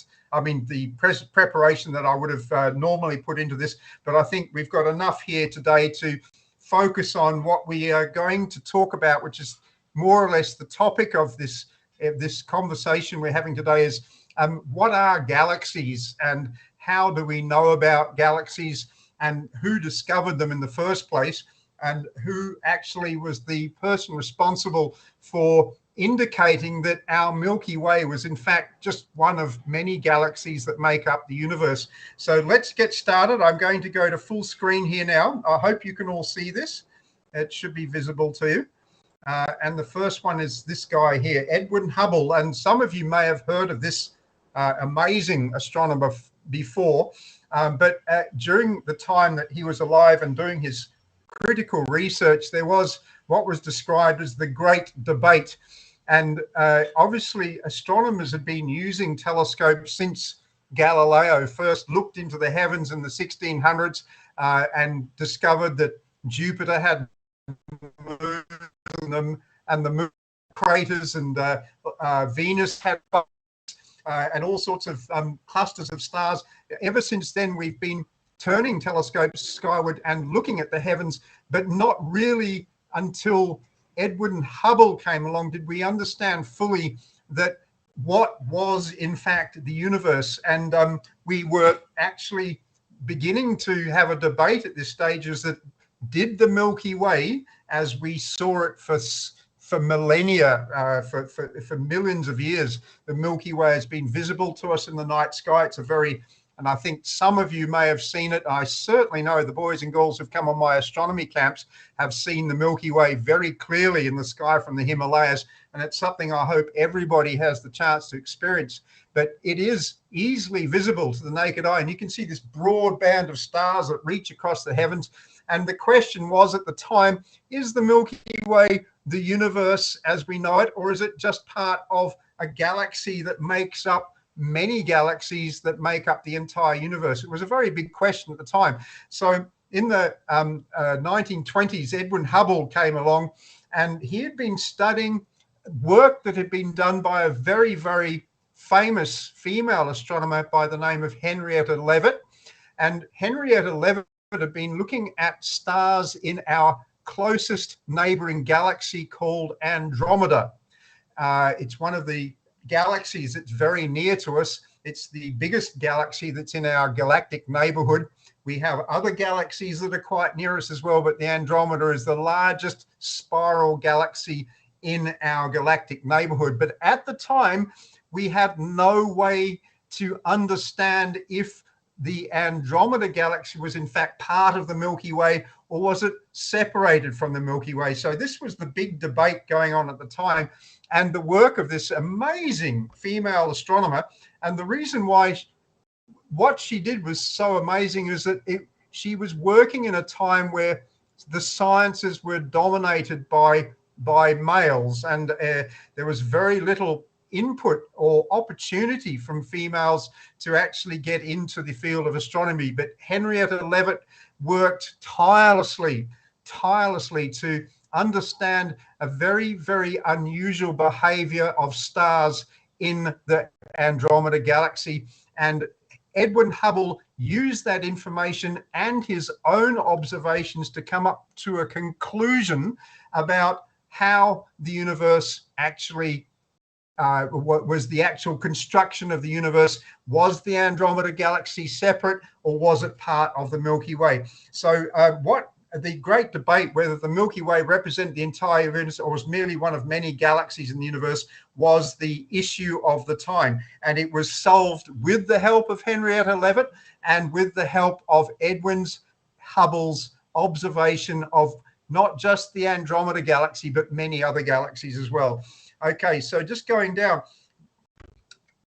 this is all about what we call variable stars, and in this particular case we actually observed a very, very special type of star called a Cepheid variable star. Okay, and when I talk about variable stars, it means that the luminosity, the brightness of the star changes over a period of time. And in the indicated image you can see here is the amazing Andromeda Galaxy. It's truly remarkable. I've photographed and observed this galaxy many, many times. It's a beautiful, beautiful what we call neighborhood galaxy. It's very easy to photograph. It's very easy to observe in telescopes. But buried in this galaxy is a special type of star, these Cepheid variables. And I hope you can see from the image here that you can actually see the luminosity change in these stars over a period of time. So you can see the first observation here was made on December the 17th.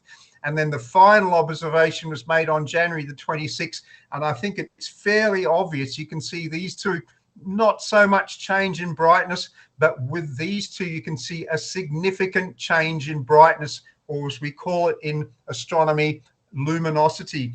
Now, in Cepheid variables have a very, very special characteristic. They change their luminosity over a very, very regular interval. So you can really start to predict what those changes in luminosity are in a very, very predictable way over a period of time. And if you know the change in luminosity and you know the time that takes, then you can start to calculate distances.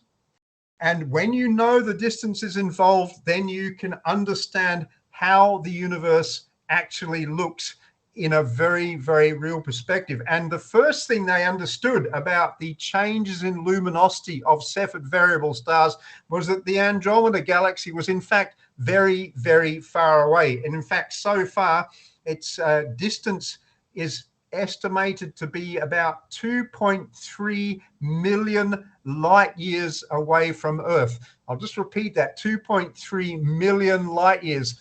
What is a light year? It is the distance light travels over a period of time, in this case 365 days, and that is at approximately a distance of 10 trillion kilometers.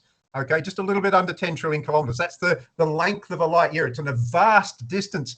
Can you imagine the light that's coming from this galaxy in the background started its journey 2.3 million years ago before it arrived at Earth and into the telescope and the camera that caught this image? That's a long, what was Earth like 2.3 million years ago? There was still literally, it was the end of the sort of, or the beginning of human presence on Earth, and the original apes that were eventually became humans. There was still a very different place. 2.3 million years ago, Earth was indeed a very, very different environment. Now we are unable to see these galaxies as they are today because it takes light time to travel these vast distances. But using Cepheid variables, finally, we were able to understand that galaxies like the Andromeda Galaxy were very, very, very vast distances away from us. And with further work from Hubble, he was able to understand that many galaxies, in fact, every galaxy that he observed was a different distance from Earth. And the most important discovery that he made after that was that all of these galaxies were moving. They were expanding into the universe. They were actually moving away from each other. In some cases, they were colliding with each other. But on the whole, he discovered that the entire universe is expanding. And it's a very, very significant discovery. I think it's probably one of the greatest moments in astronomy to understand that the Milky Way was just part of many, many galaxies that make up the entire universe. Let's move on. Now, not only did Edwin Hubble find out about galaxies and how they're moving, but he also classified them. And you can see the classification process here. The E stands for elliptical galaxies, and you can see how all these galaxies a little bit sort of egg-shaped, okay? These elliptical galaxies here, it's probably the most common type of galaxy in the universe. And then you can see these ones here are the spiral galaxies here, and our Milky Way actually comes into this classification here, which is the barred spiral galaxies. And our Milky Way galaxy is probably very much like the type C galaxy you can see in the bottom right corner of this slide here. The barred spiral type C galaxy, very similar to the Milky Way, whereas the Andromeda galaxy is more aligned with the SB type galaxy here, okay? So this is just one of the amazing discoveries or work by Edwin Hubble, is he actually started to classify different galaxies in the universe. And believe me when I say there's many more types of galaxy, but this is the basic classification system here that he started when he was doing his work in astronomy, studying galaxies, studying the universe. Okay, we move on. And lo and behold, there's a telescope that's named after him. And I'm sure some of you already know the name of this telescope. It's the Hubble Space Telescope. It's been in orbit around Earth for more than 20 years now. It has what's called a 2-meter primary mirror, and that means its mirror inside there is 2 meters in diameter, and that mirror captures light from the distant regions of the universe and then focuses that light onto specialized cameras, which in turn take photographs of the cosmos and allow us to study the cosmos in all sorts of amazing ways. Now, the Hubble Space Telescope didn't start its life very well. In fact, they made a mistake when they built it, and they actually managed to correct that mistake by sending up special servicing missions, and astronauts actually went up to fix this telescope while it was orbiting around Earth. And when they fixed it, the view was just extraordinary. One of the first extraordinary photographs this telescope took was called the Hubble Deep Field, and here it is here. Okay, now I'm going to ask you another question in just a few moments, but how many galaxies can you see in this photograph? Take just a little while. I wish I could sort of expand it. I could just zoom in a little bit perhaps, but just have a look at how many galaxies you can see in this photograph. Now, this was taken by the Hubble Space Telescope, and it's probably one of the most iconic images ever taken by a telescope ever. And what they did is they pointed the Hubble Space Telescope at a single area of the universe, and they left it pointing there for many, many days. It gathered lots and lots of light from that part of the universe and then created this extraordinary output photograph. And you can see it is full of galaxies. Thousands upon thousands of galaxies. Now, the question I want to ask you, and I'll give you a few minutes because I'd like to answer this question now, is can you tell me something about these galaxies? What is it that you can see? Just see if some of the more observant students here, what can you tell me about these galaxies overall? Is there anything that you can see here about these thousands and thousands of galaxies, which in effect is defining what we know about the universe at the moment? I'll just put it here, and if we could just maybe pause a while, and I'll get some feedback from the students if it's possible, and the teachers as well. But what is it that you can see about this photograph which makes it highly unusual and part of the science of what we are looking at with the fundamental answers to the formation of galaxies and the formation of stars. Can anybody help me with that? Let me just take a good look. I have to probably switch over to the, but there's something about this photograph which you can see yourselves that makes this fundamentally a very important image. Let me just put it back. And when astronomers looked at this, they said, oh my goodness me, what an amazing answer to our fundamental questions about the universe. Let's just pause for a little while. Anybody that can, some are bright and others, okay. Seema Gupta, 55. Anybody like to just throw their answers up the chat?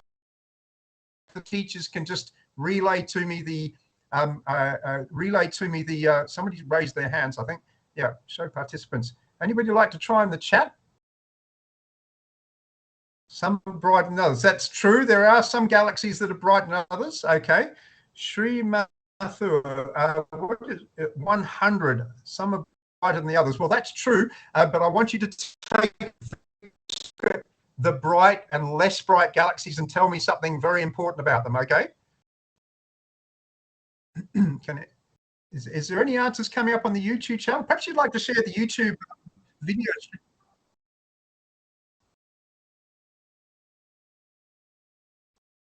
I'm sorry, I couldn't quite hear that.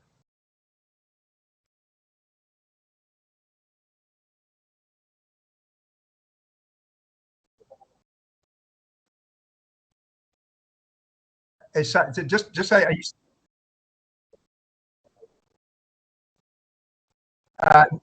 not so. There's actually many different types of galaxies in there, from the ellipticals to the spirals to colliding.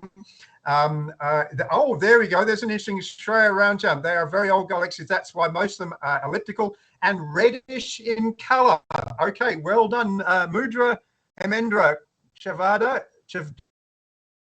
Sorry, that's a very interesting observation. Thank you very much. For some reason, some of the answers coming up are highlighted in black. I can't quite read the answers, okay, but I think Mudra Hemendra Chavda came up with the answer that I was looking for. Is I say there is a couple of million galaxies, easily, but the answer that really I was looking for is the different colors of galaxy. Okay, so I'm just going back to my presentation here. It's the different colors that we're looking at. Okay, just let me just reduce that. It's the wrong presentation. It's the different colors of galaxies in this photograph. I'll go back to the full. So whoever got that right, as you can see here, there are galaxies that are very blue in color.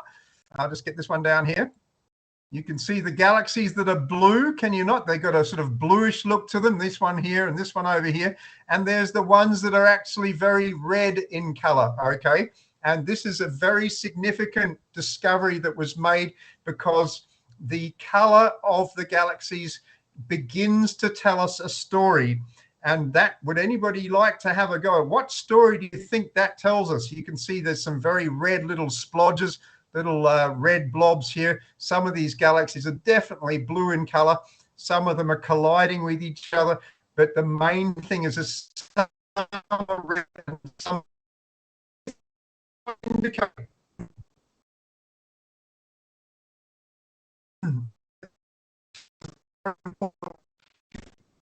Very important piece of information about photograph like this. If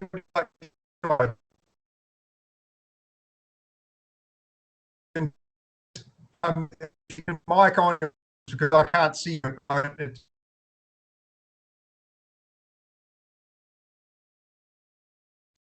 Anybody? Yeah, please go ahead.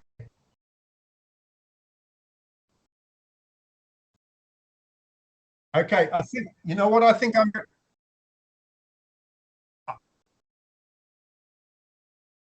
I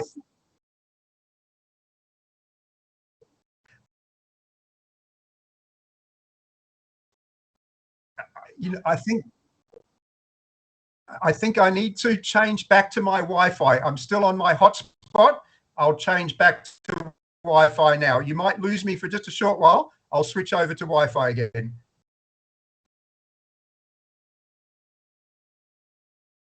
Please stand by.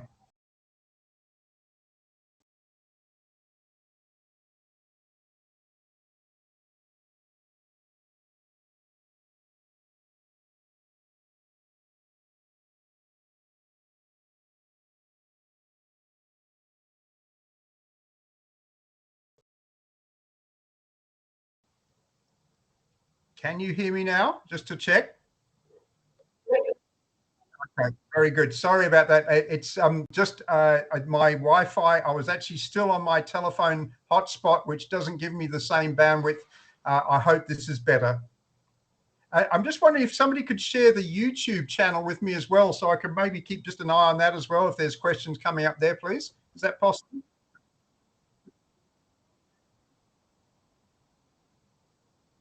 Yeah.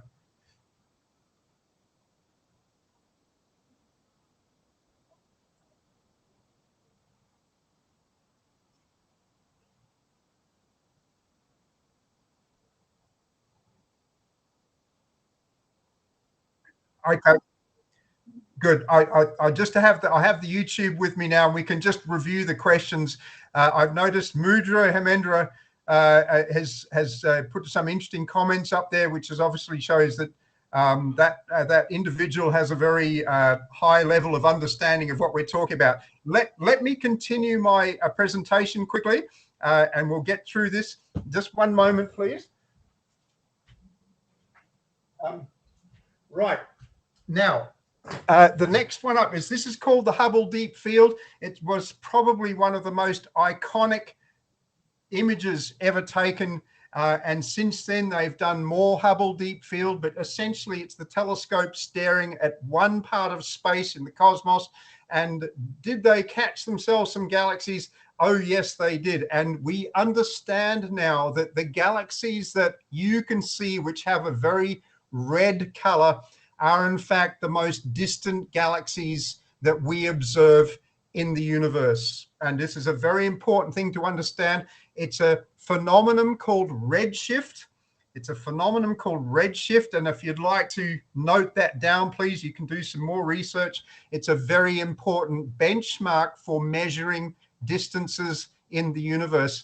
And essentially, I can't go into the details today of redshift, but essentially, it's called the Doppler effect. And I'll write these terms up for you at the end of the session. But redshift is essentially light being stretched the further it has to travel, okay? So if you have a galaxy that's coming towards us or near us, the light tends to be more in the blue end and the white end of the spectrum. If the galaxy is extremely far away, it's moving away from us at a very, very high velocity. The light gets stretched into longer wavelengths, and therefore it looks red. So all of the objects you can see in this photograph that look red are very, very distant objects. And when I say distant, I'm talking on the scale of billions of light years. Let me just repeat that: billions of light years. These are things that this is essentially like a time machine, and we are able to observe these galaxies as they appeared in the earlier stages of the evolution of the universe. We don't know what they're like at the moment. At this present time, we cannot tell whether these galaxies are still there. Maybe they've collided with other galaxies. Maybe they've disappeared altogether. We don't know. But what we do know is this is how they looked near the beginning of the universe. Okay, about half the age of the universe. Quite extraordinary. It's like a massive time machine. Now, this is an even more extraordinary shot. Hubble has opened up the world of the universe for us in the most extraordinary ways. What are some of the unusual elements of this photograph? And you can see some very strange things. There's lots and lots of galaxies in here. And you can see there's no shortage of galaxies in the universe. It's a very, very busy place as far as we're concerned. Not forgetting this is about 4 to 6% of the total observable universe is what you can see here. But can you notice something unusual about this particular photograph? I'll just pose that question. Have a look at the photograph for a while. I'm just going to expand it out again, and you'll see all sorts of really weird looking stuff here, okay? And this is essentially even more important than the Hubble Deep Field because of what you can observe in this particular photograph. So make your observations, and once again, you'll see galaxies that are very, very different in color here. You'll see some are blue, some are red, these red galaxies here, and some of them have this really weird looking shape to them, and you can see these sort of streaks of light. Is it a problem with the lens, or is it in fact a phenomenon that is known to us? Would anybody like to have a go at answering this for me? I'll let you answer up in the chat box, or just jump on. But you can see down here, there's one very red one down here. You can see that little blob of red down there. That's obviously something that's very different. But this is a very important phenomenon, and it's allowed us to actually see things that are even further away. And the phenomenon is called gravitational lensing. Okay, now please just bear with me for a moment. I want to get something for you. I just realized it's in my box. It's just a few seconds away. Stand by, have a look at this photograph, get your fingers working, and see if you can tell me a little bit about the phenomenon that you can see here. I'll be back in just 10 seconds.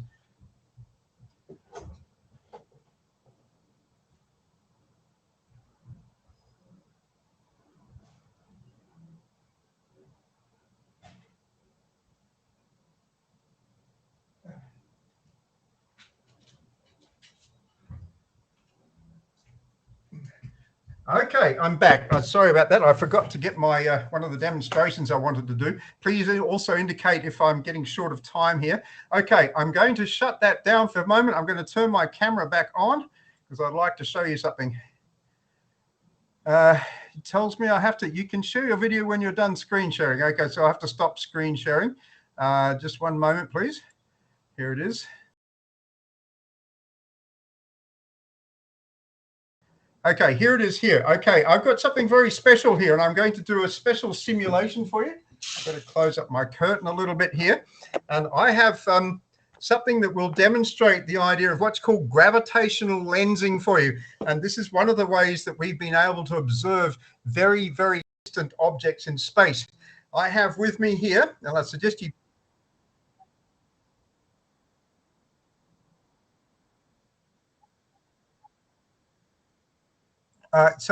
okay. Can you see me now? Just a minute. Hang on. You should be. I can see myself in the video box down there. Can you see me now? Okay, good. Okay. Can I suggest you give me a full screen there, please? So you pin me to your screen so you see this. That's good. I can only see myself in a windowed box at the moment. But just for the moment, I'd like you to just imagine this is a cluster of galaxies here, and you can see this is a very special piece of equipment I have here. It's I'm going to turn off my background light as well because it interferes with the demonstration. Okay, and you can see here I've got this beautiful piece of equipment. It's called a lens ball, and if you can see, you probably see me upside down in the lens ball. And for some reason, everybody says I've got a big nose. Yes, can you see that? Okay. Yes.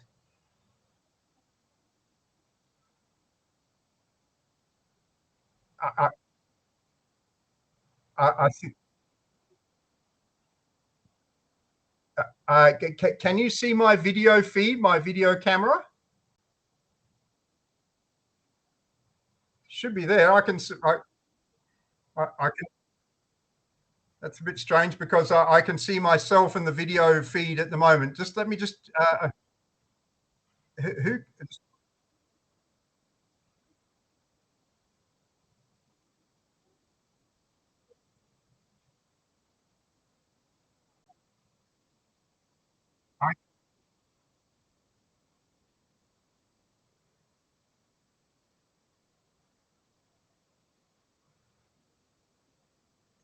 Yeah, just to confirm that presumably some people can see my video feed. Is that correct? Oh, heavens. Okay. It's a bit strange because I can that now my screen videos from my screen has disappeared. Just a minute. Broadcast but turn on. This mean maybe. Oh, sorry. Just let me. I clicked on something then, and my video feed disappeared as well. Just let me just see if I can get it back again. Okay, I see it now. Okay, it's a bit funny. You should be able to see me now. Good. Okay, and you should be able to see my lens ball, correct? You can see my lens ball, and you can see my big nose. Okay. Now I want you to pretend that this lens ball is actually like a cluster of galaxies. Okay. And what I'm going to do is I'm going to shine. I've got a torch here. Okay. And I want you to imagine that this torch is actually light coming from behind the galaxies. Now, if you look at the edge of my lens ball, can you see a streaks of light around the edge there? Does that look similar to what you saw in the photo that I showed you then? Okay. Now, just for a moment, imagine that this is the gravity that is causing the light to bend. This is a cluster of galaxies, and that cluster of galaxies has a combined gravitational field, and any light coming from behind those galaxies is actually warped around this cluster of galaxies, and therefore you can see these very, very extraordinary rings around the edge. Now I'm going to go back to my presentation now because we're getting a bit running out of time a bit. I'd like to just share my screen again, the desktop, and we'll finish up. It's a very important phenomenon because it allows us to understand. Go ahead. Yes, Vanita? You should be able to, yes.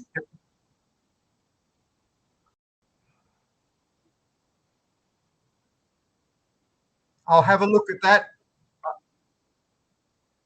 That's indeed, and I'm very delighted to see such engagement, and I'll promise to go over those questions in just a minute. Very good. Very good. Thank you, Artish. Very nice to be here.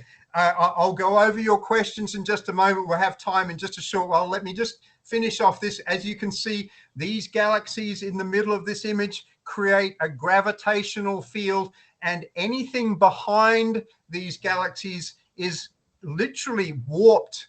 The light coming past these galaxies is warped in what we call these gravitational lensing events. It's a very important thing, and essentially this shows us that Einstein's theory of general relativity is exactly correct, and that gravity warps space-time. So it's a very important, these images really proved without beyond reasonable doubt the effect of gravitation on light and Einstein's theory of general relativity. So it's very important, but it also allows us to see things that are much further, much more distant than we could normally look with a general telescope. Okay, just a quick one. This is the Milky Way galaxy here. Don't worry about this too much, but you can see our galaxy has many arms to it. It's a barred spiral galaxy. Our solar system is approximately just over halfway from the galactic core, where we know there's a 4 to 5 million solar mass black hole. And you can see the various different names of these arms: the Perseus arm, the Scutum arm, the Norma arm, the Sagittarius arm, which is the one that's really very easy to see in the summer sky. This is what we can see from our own galactic viewpoint. Okay, this is the Milky Way as we know it. Just going to the next slide. It just gives us a bit of an idea of what the Milky Way would look like if you could actually look outside it. Okay. Now, just let me go through here now. If we look at our own Milky Way galaxy, this is what it looks like. This is the dust and gas that you can see makes up most of the Milky Way galaxy. This is looking towards the Sagittarius constellation, and you can see these two irregular galaxies down here called the Large and Small Magellanic Clouds. Okay, it's they're two of our nearest neighboring galaxies, and here is the Milky Way itself looking into this dense core of stars and what we call molecular dust clouds, which obviously are blocking light coming from behind. We are unable to look at the Milky Way from the outside because it's so incredibly big that we can make very accurate predictions about what our galaxy looks like from observations like this. And if I just go and give it a mouse click, you should see something change here if the animation is going to work properly. I'm not sure it is, unfortunately. I had to stitch this one quite quickly together. Okay, here it is. This is the galaxy, the same photograph. This is the same photograph, but in a different wavelength of light. Now, this is what we call a photograph of the normal luminescent galaxy, the Milky Way you and I can see. This is what the Milky Way looks like if you are looking with infrared eyes, and you notice a lot of the dust disappears, but you can just see the sheer quantity of stars that are visible as part of the Milky Way galaxy. And you can see these tight knots of gas and dust down here, and more importantly, you can see the incredibly dense central structure of the Milky Way, and buried in amongst all that is the supermassive black hole, which strangely enough actually dictates a lot about how the Milky Way behaves and evolves as an entire galaxy. So can you imagine this tiny little object in the middle of our Milky Way galaxy is actually like the sort of the headmaster of the entire Milky Way. It really is, or headmistress for that matter. Where do you think we should call it Vanita? As the controlling force of the Shiv Nadar School. It's a very important to remember that this amazingly powerful element in the middle controls the Milky Way's evolution and development. So as you can see, this is by the Spitzer Space Telescope, which specialized in infrared imaging. And infrared imaging allows us to see the Milky Way galaxy without all the dust that normally blocks our view. Okay, moving on. This is our galaxy in a magnetic fields. Okay, and what a beautiful image this is too. Unbelievable. Our galaxy is dominated by magnetism. So what an extraordinary sight this makes as well. And we've mapped the magnetic fields of the galaxy, and you can see it's very, very complex patterns. Magnetism dominates the universe. Electromagnetism dominates the universe. And this is a very beautiful image of how the magnetic fields of our galaxy look from the telescopes that we've been using to observe. Okay, we move on one more time. Okay, let's go. And as you can see here, this is the visible Milky Way as it looks to normal telescopes in the visible spectrum. And you can see here, it's really just an extraordinary thing. You can see what's called the central bulge of the Milky Way. In behind all this dust and gas is the supermassive black hole, the head mistress of the Milky Way. And then you can see the arms of the Milky Way with all these beautiful glowing clouds of hydrogen gas, which makes up most of the mass of our galaxy. And here's the small and large Magellanic Clouds here, which I mentioned earlier. Okay, so let's talk about distances. Here it is. How are we going for time, by the way? Anybody like to just tell me if we got anything?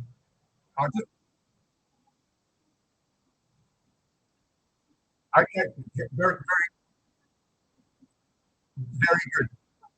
I should be able to finish in that time. Okay, just quickly, we're looking at distances here now, and you can see we're surrounded by the Big Bang, which is still visible to us in space. The Big Bang, as you can see, is this funny looking shell on the outside. And I want to indicate here just this is what you call a very logarithmic scale of the universe. And you can see the furthest distance here we measure in billions of light years, okay? But outside all of this is a very important thing, which is called the cosmic microwave background. And I'll tell you a little bit more about that. But so far, we've actually detected the cosmic microwave background. We've seen that. We know what it is. But what are the furthest things we've actually seen in the universe? Let's have a look. This is the cosmic microwave background. This is the leftovers, the smoking gun of the Big Bang, okay? And you can see it as small changes in temperature in the overall fabric of space.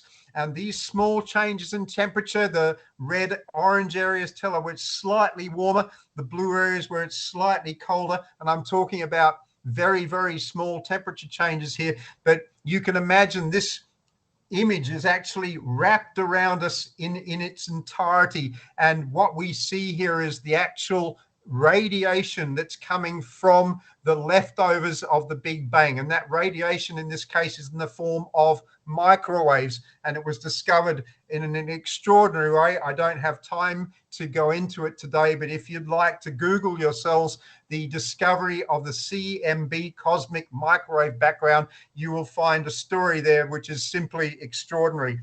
Going on now, what are the furthest objects we've seen in space so far? Here it is. There's the Hubble Space Telescope on the left. We've seen lots of galaxies in the modern universe, but we've looked back in time to approximately 8 billion years. Okay, how old is the universe altogether? We think it's about 13.7 billion years together, but now we've discovered this one here, and you can see it says Z 8.6, and then you can see it's Z 11.1. These are what we call redshift indications. And you can see, sorry, down the bottom here is the actual time, 13.0 billion years, 13.4 billion years, and then the Big Bang at 13.8, 13.7 billion years. So what we are looking at now is galaxies that have formed just a few hundreds of millions of years after the Big Bang. And this is very important to us, because if we understand the formation of those galaxies, then we can understand some of the fundamental problems that have dogged us for decades about how the universe formed. Okay, so we go to the next one, and you can see here, this is the Big Bang on the outer edge here, the dark ages before the universe became transparent, the formation of the first stars, the formation of the first galaxies. This is the Hubble Ultra Deep Field, which is one of the photographs I didn't get to show you today, the HUDF, but what you did see today was the Hubble Deep Field. Okay, now how far away is the furthest galaxy that we've ever looked at? And here it is here. This is the Hubble Ultra Deep Field, and in the Hubble Ultra Deep Field is this little blob of light here, and this little blob of light has been sending out light for 13.4 billion years. It was the first galaxies, amongst the first galaxies that ever formed. Can you imagine that this light has traveled across the universe for almost the entire age of the universe itself? And the only way we're going to understand these better is with new telescopes. Here it is, my friends. Next week, let's follow this, the launching of the James Webb Space Telescope. It's going to be one of the most important telescopes ever launched, because it's going to primary mission tell us about the formation of galaxies in the early universe. And if we know more about that, then we can understand more clearly the mysteries that are begging to be answered. And one of those mysteries is, you know, how did the elements form? Why is the universe made of matter and not antimatter? These are some of the important questions. So we hope James Webb Space Telescope launching on the 22nd of December. Do not miss it, my friends, because this is one of the most significant space telescopes ever launched. We hope it gets to its website. Sorry, not its website. So we get to its orbital site safely. When it opens up, it'll start answering questions that we would like to answer about our universe. I'll just finish by saying there's also the extremely large telescope being built in Chile, in the Atacama Desert in Chile at the moment. This is going to help us answer the questions as well. And then we have the Atacama Millimeter Array, which is also one of the significant telescope arrays now helping us to understand the universe. Thank you very much, everybody. I think we might have a couple of minutes for questions. That's essentially ends my presentation formally. Yes, go ahead, ma'am.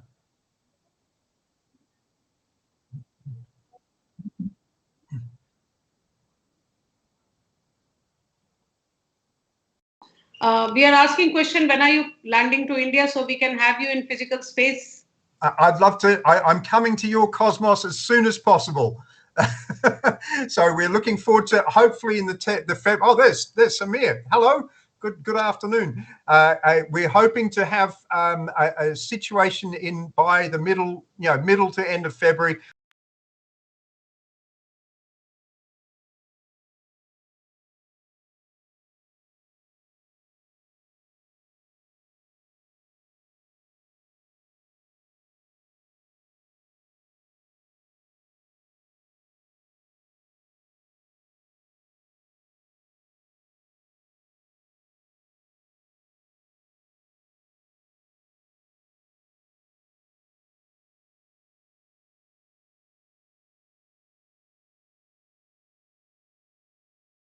it is already in Microsoft chats. You can answer, and these questions will be forwarded to all these kids. Matthew is also there. My association with you, Sam, was with Samir 10 years back, and 4 years back with Matthew. Oh, Matthew! That's right.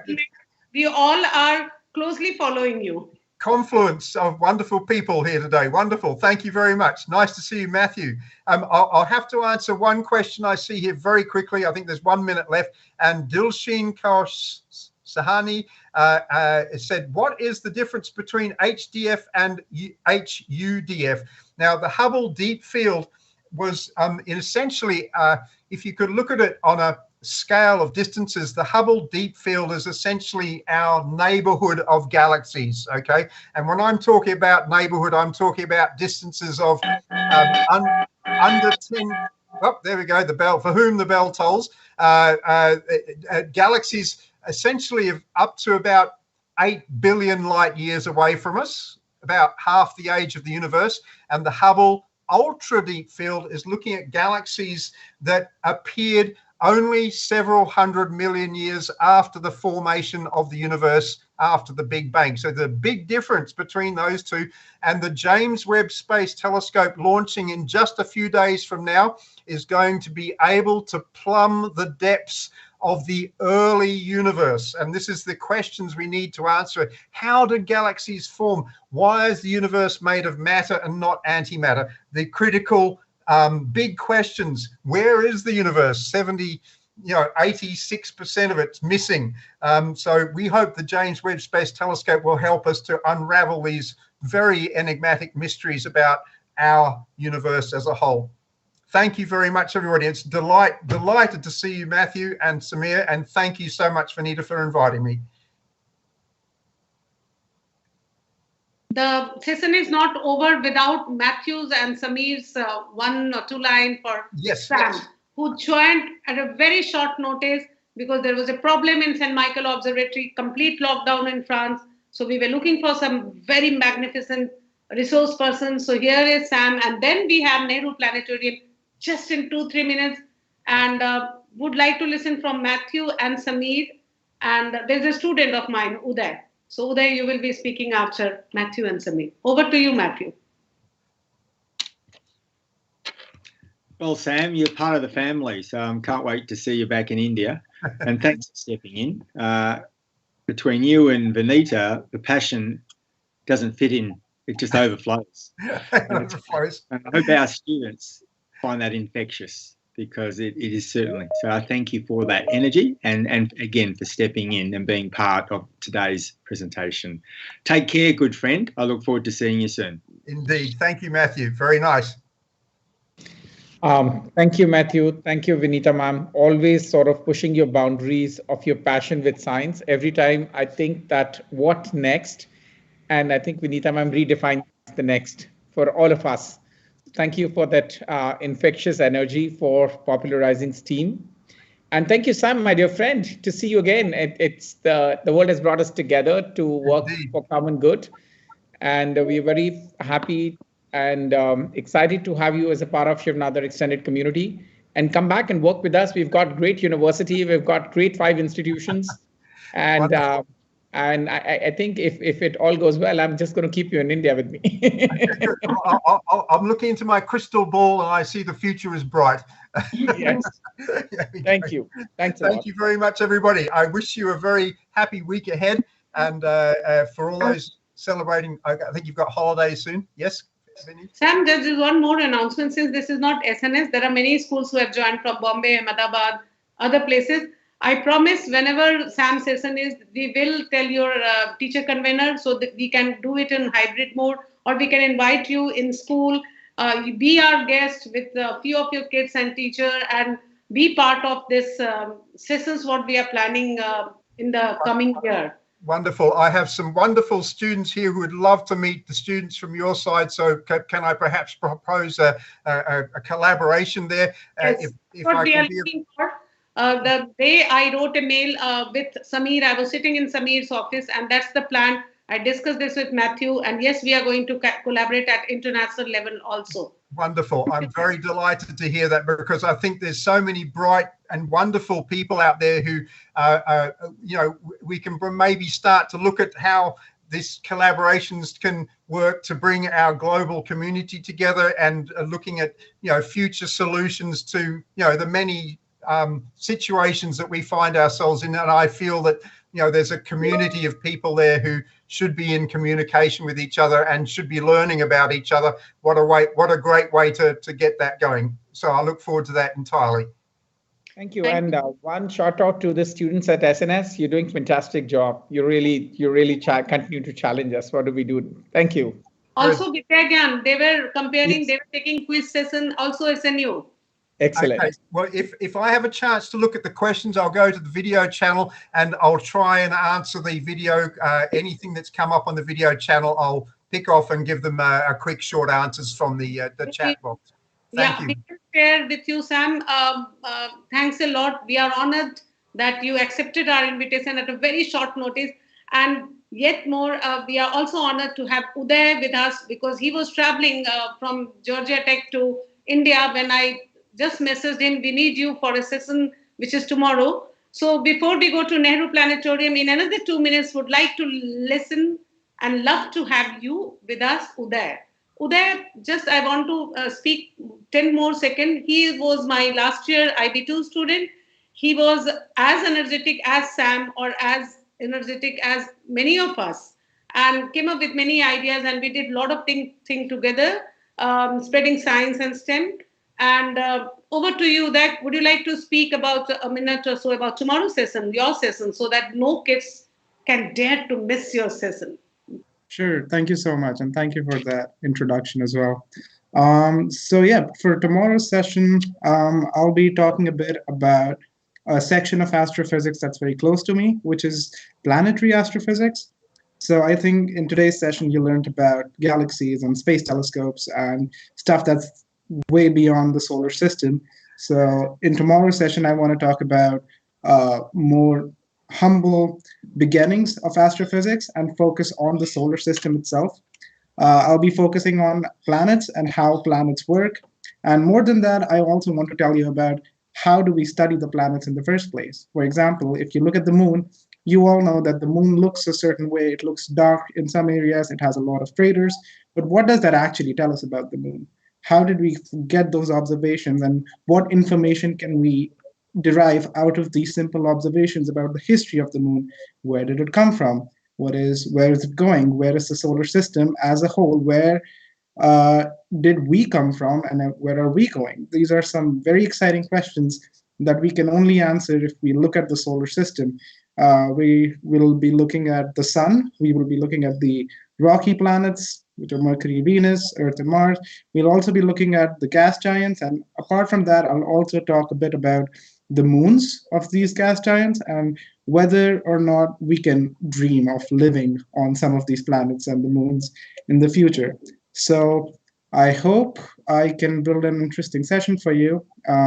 We'll talk about a lot of stuff, and I hope you have fun, and I hope you will discover some areas of research, active research, that you can also participate in the future. So thank you so much, and I look forward to seeing you tomorrow. Thanks a lot, Uday. There's another exciting session which you have to take with Vedant Chandra, who is traveling from Harvard. He said, let me come to India and we'll take some session collaboratively. Maybe I'll tie up you with Vedant once again in a month time or so. Thank you. Good. Thank you. Sounds great. I'm looking forward to that too. Thank you. Over to you, Shloka. Samir, there are no words. I'll catch you up later, and we have to plan many things from all of us. And Matthew is always there for anything we do for STEM, science, or on a larger thing, anything which even humanity or anyone does in school. Thank you. Matthew will be required after Nehru Planetarium session again. Thank you. Have a good day ahead, everybody. Nice to meet you. Bye-bye. Yep. Over to you, Shloka. Thanks, Uday. Located in the lush green grounds of the Teen Murti House, The Nehru Planetarium of New Delhi is brimming with information related to space and cosmology. This is displayed in the form of splendid sound and visuals, making one feel almost at one with the stars. There are regular interactive sessions, art competitions, and stellar space equipment on display, making this place a massive hub of tourists. I am personally yearning to take a peek outside Earth, and so I now hand over to Mr. K.S. Balachandra, Senior Technician at the Planetarium, to take it forward. Also, Ms. Prerna Chandra will be sharing a few words to commemorate Dr. Ratnashri. Over to you, ma'am. Let's shoot the stars.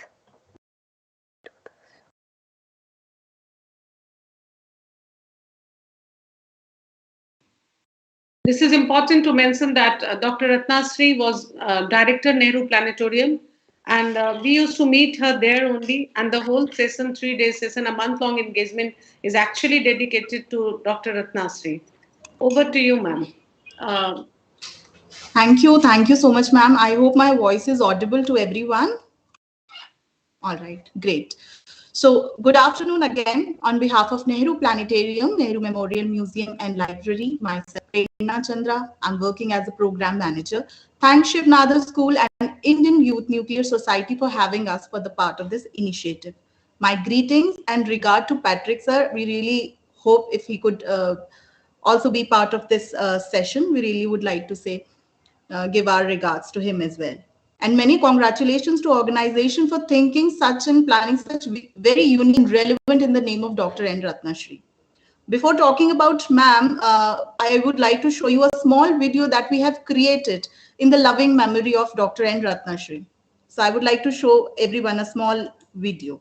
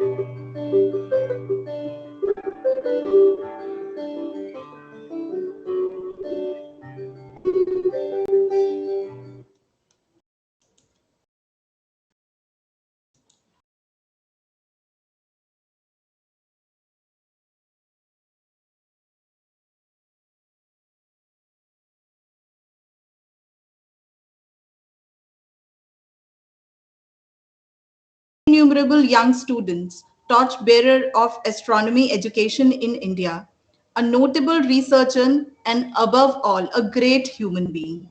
We all at the planetarium have many fond memories with Dr. N. Ratnashri.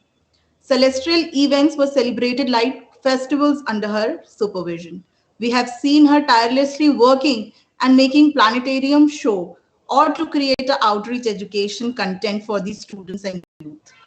Her idea and passion for astronomy were just out of the box. I mean, who can think of Bapu Khagol Mela, a prestigious event by Ministry of Culture, when in 2019, it was asked by the Ministry of Culture to give certain ideas to celebrate 150th centenary of Mahatma Gandhi. Ratnashri ma'am was the first person who had done a certain research related to this field and came up with the idea that she had read somewhere that Mahatma Gandhi had given certain abstracts from his autobiography that he was interested in night sky and understanding the concepts of cosmos.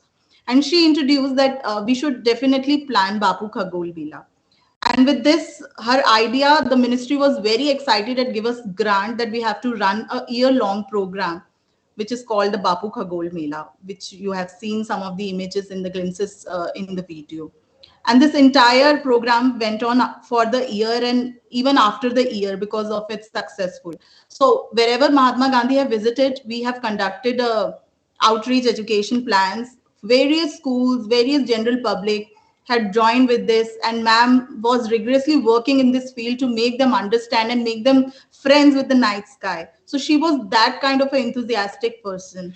And beside that, we have seen Ratna ma'am that she was a very great human being. Me personally have many fond memories with Dr. N. Ratnashri. For us, she was a mentor, a guide. She has always taught us that a person can be a scientist, a researcher, or any degree we can get by having a research or an education, but a person should be great human being. Only this world will remember you when you have done something for the humanity, or if you are human with your fellow workers or your family and friends. So we have learned so much, and we really hope that these values we shall imbibe in our life. And everyone, like she was very, I have seen Ratnashri ma'am running around kids, making them understand about the cosmos with the hula hoop, with the rings. She tried to explain them the concepts of elliptical orbit. With the hula hoop, she tried to make them understand how the earth revolve and the revolution theories and all. So she was very much keen in making kids involved in all these scientific concepts, and by making them easy, not in a lecture format. She was very hands-on person. So with this, because I can say many more things about Ratna ma'am, but I'll like to confine my thoughts with this, that she had just gone from the earth, not from our memories. She will stay forever, and we will try our level best to keep her legacy alive, because she always wanted that students, the youth, should involve and publicize the concepts of astronomy and science education. So with this, I'll thank you, organization, for having us to share our thoughts on Dr. N. Ratnashri. Now I request Balachandran sir, because Balachandran sir is also one of the pillar of Planetarium who had worked with Dr. N. Ratnashri. So because this was very short interval of time, could not plan anything much about the virtual tour and so he'll be giving you little glimpses of the night sky, and let's make some new friends in the night sky. So over to you, Bala sir.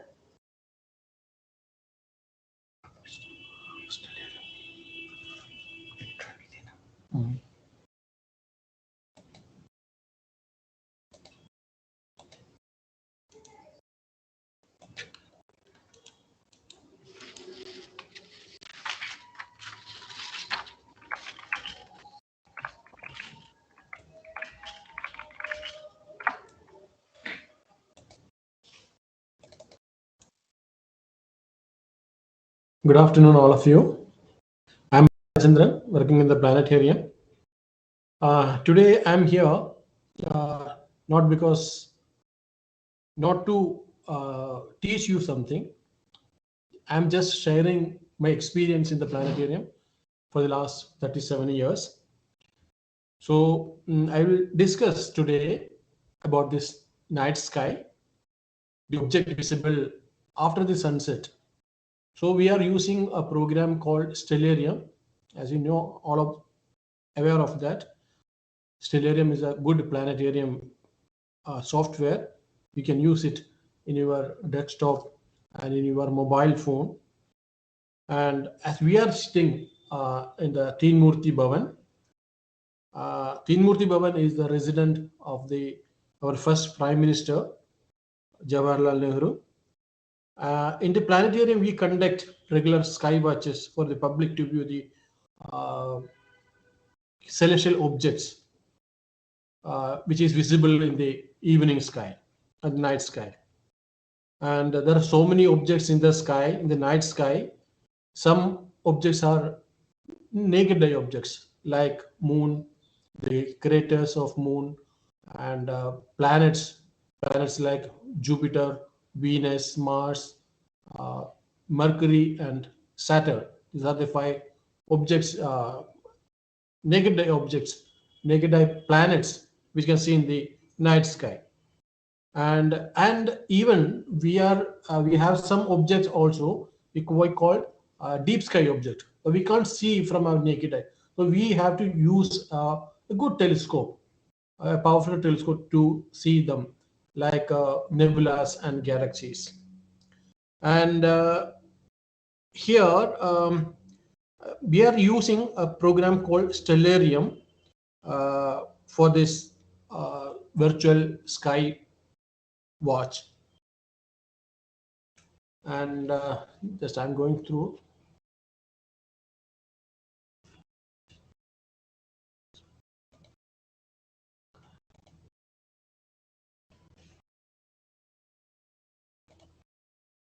This program today, as we are already set it for today, as today is 16th of December. See, the sun is there, so we have to wait for the sunset. Today's Delhi's sunset time is around 5:27 in the evening, and sun is just entered in the constellation Sagittarius. The last month it was in the constellation Scorpio, or the Vrishchik Rashi, as we all know in Indian astronomy. So after the sunset, look at the sky. See, the current time is on this computer is 17:14. So we have to fast forward my time. This is 6. I just that this is about 6:30. Okay. So first we will see some planets. There are 5 planets, naked eye planets in the night sky. One is Mercury, Venus, Mars, Jupiter, and Saturn. And tonight, just after the sunset, we can see 3 of them. The most prominent is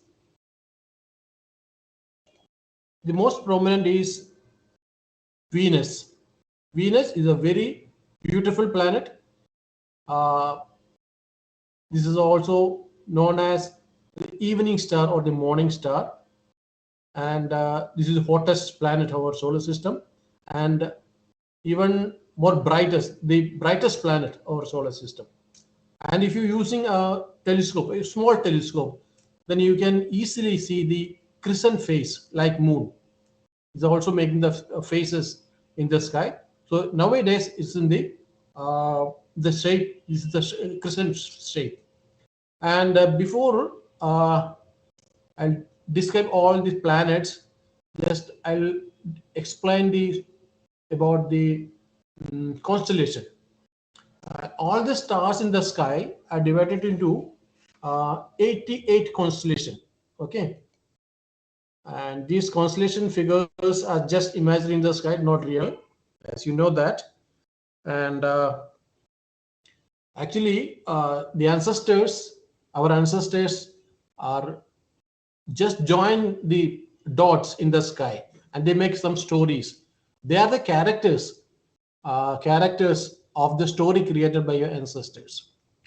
And the total number is 88. And there is another group within the 88 constellation that are called the zodiacal constellation. This constellation is also known as zodiacal belt, where the sun, the moon, and all other planets changing their position. As you see in this program, see Venus is there, Saturn is there, and Jupiter is there. This is the zodiacal belt actually. Okay, Venus, Saturn, Jupiter, and Moon is also there. So there are 12 zodiacal constellations. At any particular time, we can see only 6 out of 12. So at this time, Venus is just setting, and after that, there is a constellation over there is Capricornus. This one is Capricornus. Capricornus is not a very bright constellation in the sky. There is no bright star in that constellation. And but Saturn is there in that constellation. Saturn is one of the most beautiful planet of our solar system. But in the real sky, it's very difficult to identify, because there is if you're looking through a telescope, then you can see the rings. But through a naked eye, you can't see the ring system of this beautiful planet. So we need a small telescope. So nowadays, it's very easy to identify, because Jupiter is one side and Venus is the other side. Just in the center, there is a bright, it's not so bright, but the object is there. That is the planet Saturn. And the third planet is visible in the evening sky is Jupiter. Jupiter is the largest planet of our solar system. Largest planet, and is so large, 1,300 Earths can put on it. It's so large. And if you're using a small telescope, then you can see the the closest satellites of Jupiter, like Io, Europa, Ganymede, and Callisto. These 4 satellites are known as Galilean satellites. In the name of Galileo, the inventor of the telescope. Okay, and that will be in the constellation Aquarius. These are some of the stars of the constellation Aquarius. This is also very bright constellation. It's very few dim stars are there in this constellation. But nowadays, it's very difficult, very easy to find, because Jupiter is there. So 3 objects are there, and Moon is also there. And after that, we will come to Pisces. Okay, these are the stars of the constellation Pisces. It's the same way, there is no bright star in this constellation. And then Aries, and Uranus is also there, but we can't see with our naked eye. So we need a good telescope, a powerful telescope to the planet Uranus. It is in the constellation Aries, मेष राशि. भारत में इसको मेष राशि के नाम से जानते हैं. And the next is Taurus, very bright and very beautiful constellation in a shape of a bull. And there's a star over there. This star is Aldebaran. Aldebaran is a red star. It's also a variable star and double star. Okay, and Rohini Nakshatra, we call in India Rohini Nakshatra. Actually, there are 27 nakshatras in Indian astronomy. Okay, and the Rohini is one of that in this group, in the 27 nakshatra. And this is a V-shaped constellation. See, you can see you can make a V in this with these stars. And there is another there's a cluster in this constellation, and this known as Pleiades cluster. Okay, M45. M4 is Messier number, M45. Actually, there are if you're looking through a naked eye, then you can see only 7 stars with the naked eye. But if you're using a telescope, then you can around 300 stars you can see. And moon is also there, very close to this cluster. And today's nakshatra is actually Kritika nakshatra. Today's, if you're looking a calendar, then you can see that the moon is very close, and today's nakshatra is Kritika. Today the moon will be somewhere here. But tomorrow's nakshatra will be Rohini nakshatra. The moon will change its position every day and comes very close to one nakshatra in this zodiacal belt. And after that, there is a very, very prominent constellation of winter sky. It is there. It is called Orion constellation or the Mrikshreesh Taramandal. India में इसको, भारत में काल पुरुष के नाम से भी जानते हैं, शिव जी का कॉन्स्टलेशन है ये. और इसमें on the right shoulder there is a very bright star called Betelgeuse. Ardra नक्षत्र कहते हैं हम भारत में. आर्द्रा नक्षत्र is very, very bright, and this is also a red star. And towards me, see there is a blue star over there. This is Rijal or Rajanya in India, and these three stars making the belt of Orion. Okay, it's all called the belt of Orion. And if you go towards east from this belt, so I have to fast forward the time. See, all the star rises in the east and set in the west like the sun in the daytime. Now you can see the stars is moving. Our old friends are going down, and at the same time some new constellations are rising from the east. Okay, now some of the bright stars comes up, and if you join all the three stars, okay, and go towards east from this belt, the belt of Orion, then we will reach this star. This is Sirius or Vyat in India, and this is the brightest star in the night sky, and that will be the constellation Canis Major. Canis Major is also known as the dog star. Actually, there are two dogs in the sky. One is Canis Major and the another one is Canis Minor.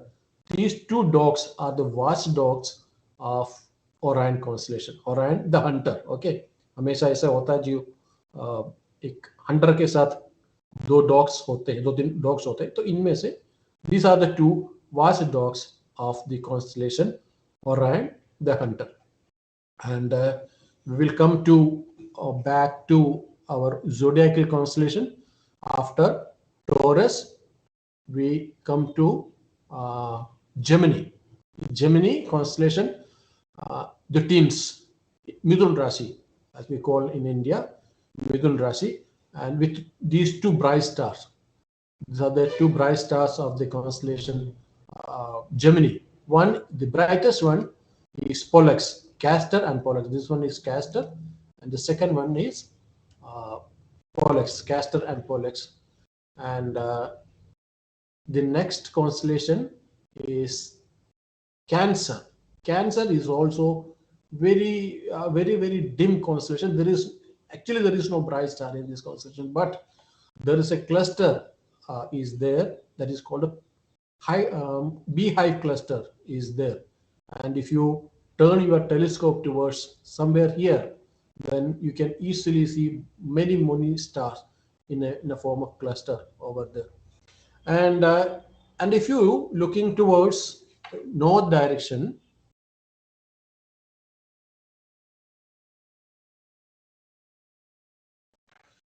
see there is a constellation called, I just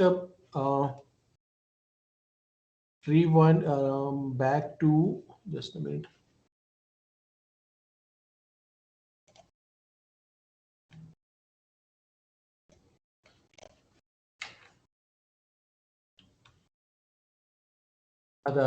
If you're looking towards north direction, then we can identify these five stars: 1, 2, 3, 4, 5 stars in the shape of an English letter W or a M. Okay, you can easily make it 1, 2, 3, 4, 5. Actually, there are this is the constellation which will help to find the pole star in the sky. Actually, there are two angles in this constellation. Okay, one is big one and second is the smaller one. And if you bisect, इसको आधा करके, you go straight, you will find this star. This is the constellation. This is the star. Is pole star and Dhruv Tara. Okay. Once you find the pole star, then you can easily identify the direction north, which is because it's exactly in the north direction, and that will be in the constellation Canis Minor. Sorry, Big Dipper, Ursa Minor constellation. The pole star is in the Ursa Minor constellation, and if the constellation Cassiopeia is not there in the sky, there will be another constellation called Saptarishi or the Big Dipper that will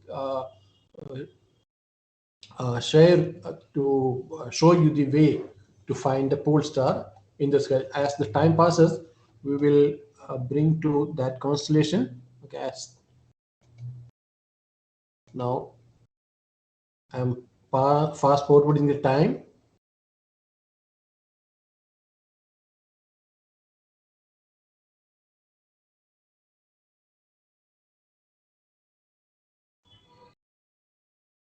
Now some new constellations comes up in the sky. Okay, we were discussing about the constellation Cancer. It's so very bright. There is no bright star in this constellation, but I already told you that there is one cluster there, beehive cluster, Madhumaki ka chatta. Okay, and if you're using a telescope, you can easily identify many stars in this cluster. The next constellation is Leo. Leo is a very beautiful constellation, and we can easily make it in the real sky. Okay, if I remove the figure, then you can easily find it in the real sky. See, there is a inverted question mark in the sky. Okay, making an English letter C, and there is a point over there, an inverted question mark. Okay, is makes the face of the lion. Okay, and this four star making the body, and this is the tail of the lion. And यही हमारा पूर्वजों ने किया है, सारे star को जोड़ के, and you can make it easily lion in the sky.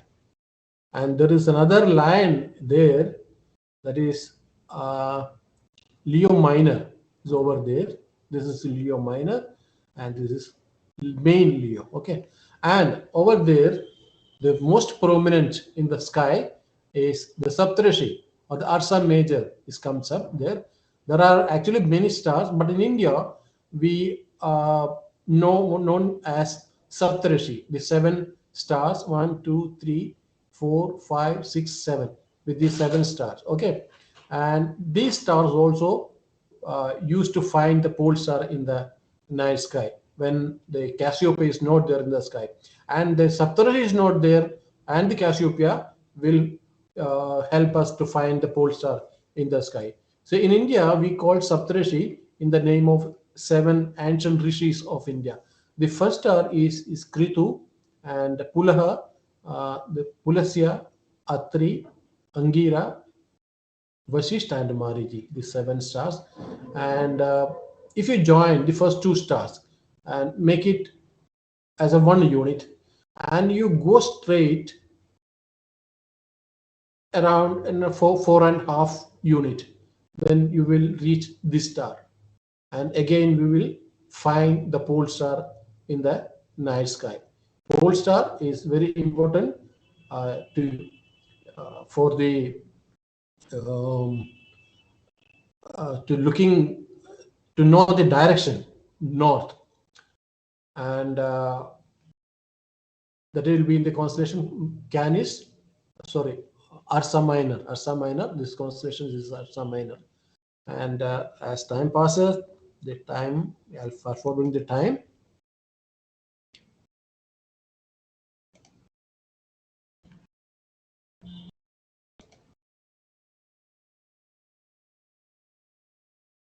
All the stars are rising in the east and setting in the west. Okay, and the pole star is there still in the northern direction.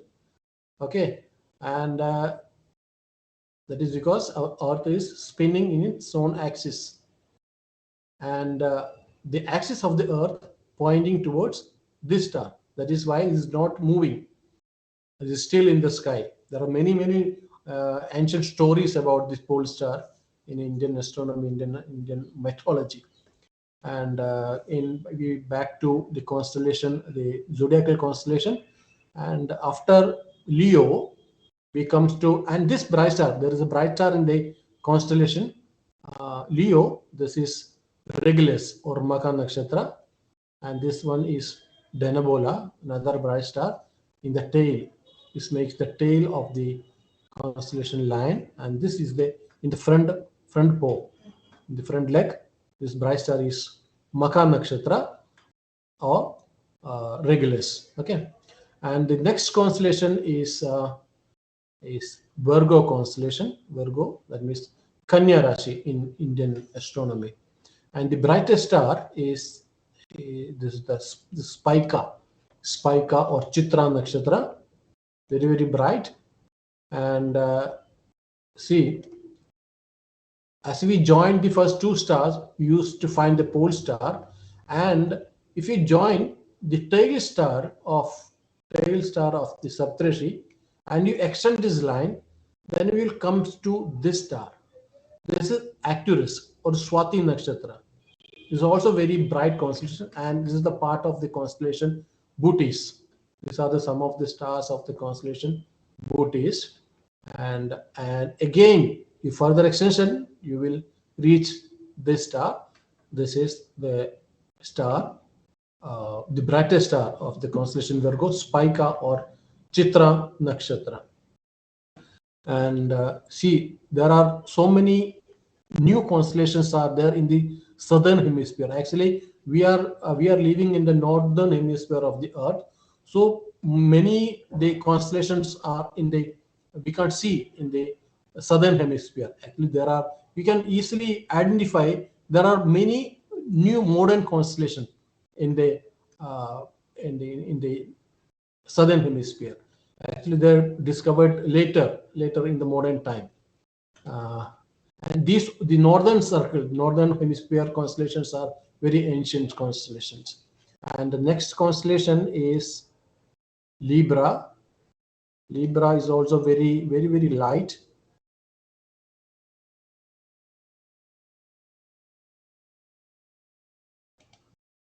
I'm fast forwarding the time, and we are almost in the morning sky. Okay, and just I will switch off the nights, then you can easily identify the other stars. Okay, and we will just fast forward the time.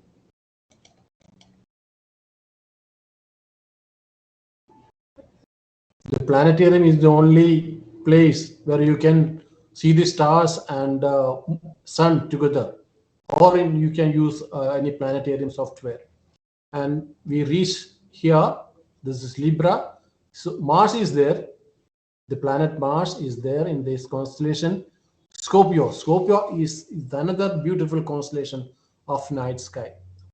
And if I remove the figure, you can easily identify in the real skies. Okay, there is a big S, English letter S in the sky, very big scorpion in the sky. Okay, and the brightest star of this constellation is Antares.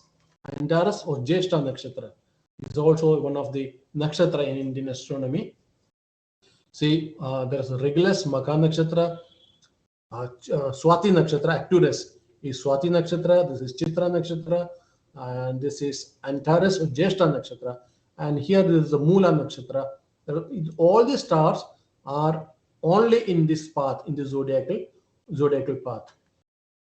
And now Scorpio, very beautiful constellation, and after that the sun is there in this constellation Sagittarius, Capricornus, Sagittarius or the Dhanu Rashi. Just sun has just entered in that constellation, and now there is a interesting object in the sky. It's called the there is a big triangle in the sky. This triangle is known as a summer triangle with these three stars: Vega, Deneb, and Altair. Actually, there is there's three different constellations. There's no one constellation, three different constellations. I will put the figure on it. And this is Lyra, Vega in the constellation Lyra. Lyra is the musical instrument in Western countries. And then Deneb in Cygnus. These are the figure of the Cygnus. Cygnus, the swan, and Deneb. And the third one is Altair, or in the constellation Aquila. Is also another Graharaja constellation in India. And now, actually, in the sky, there are three lines in the sky. We can't see that, this imaginary sky in the lines in the sky. One is equator. That equator is actually the projection of the Earth equator into sky. If you project our Earth equator into this space, into the sky, that is the celestial equator. And the second line is ecliptic line, where our sun is shifting, is changing the position every day basis. And the third line is meridian. Meridian, which join south to north. Okay, and both these lines, equator and ecliptic, both these lines join in one place, somewhere here. Okay, the sun will, when the sun is there, this day and night will be the same. See, as this project, this system is set it for today. Okay, so if I change the date, the last equinox was 23rd September. If I change, you can see the position of the sun in this program. This is November, this is October, and September. And if I change the date, see, sun is somewhere just below this line. If I change the dates to 23rd of September, then you can see where is the sun. 21, 22, and 23. And now let us wait for the sunset. Then you can see where the sun is setting. You can watch sun, it will set exactly in the west direction. Okay. Only 2 days in a year, the sun will rise exactly east and will set exactly in the west direction. That the 2 dates are, one is March 21st and 23rd of September. Okay, so with this we will conclude this lesson explaining the Stellarium program. We thanks to the organizer of this program to invite me for this small lecture. Thank you. Thank you.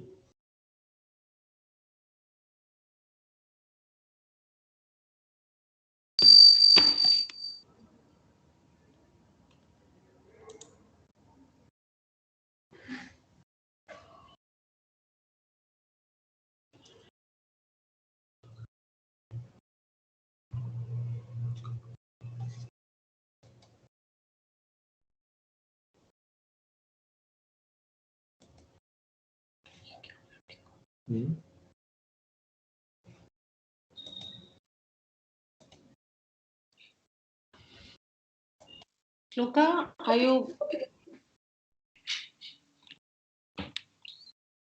That was one wholesome session. This is an experience I will never forget, truly spellbinding. Today, we took part in 3 different sessions and absorbed many intriguing facts, which was truly an awe-inspiring experience. Thank you to all the speakers for the wisdom you have so eloquently shared in the sessions today. Great is the sun, and wide he goes. through empty heaven without repose. And in the blue and glowing days, it can rain, he showers his rays. The closer still the button he pulls to keep the shady parlor cool, yet he will find a chink or two to slip his golden fingers through. But as the hills along the blue, around the bright air was footing true, to please the child, to paint the rose, the gardener of the world he goes. Conclude with, I would like to invite Mr. Matthew Iverish to deliver the vote of thanks. Thank you very much. Okay, the universe, how big is that? Well, how big is your learning going to be? That's what I would ask. So great to have our special guests today, and I appreciate especially those that have stepped in at the last moment. But what today represents to all our students, not just at Shiv Nadar, but across India, is what learning is about. It's not about textbooks, it's not about exams, it's about that passion and hunger. And I think you're seeing that in our presenters today.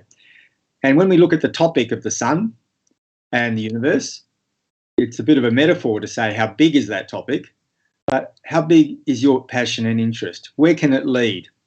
What I'd be encouraging all our learners and our fellow learners, and I include myself, is never to stop learning, to look at the options ahead, and hopefully not just, as I said, study for exams or read chapters, but to look at your passions.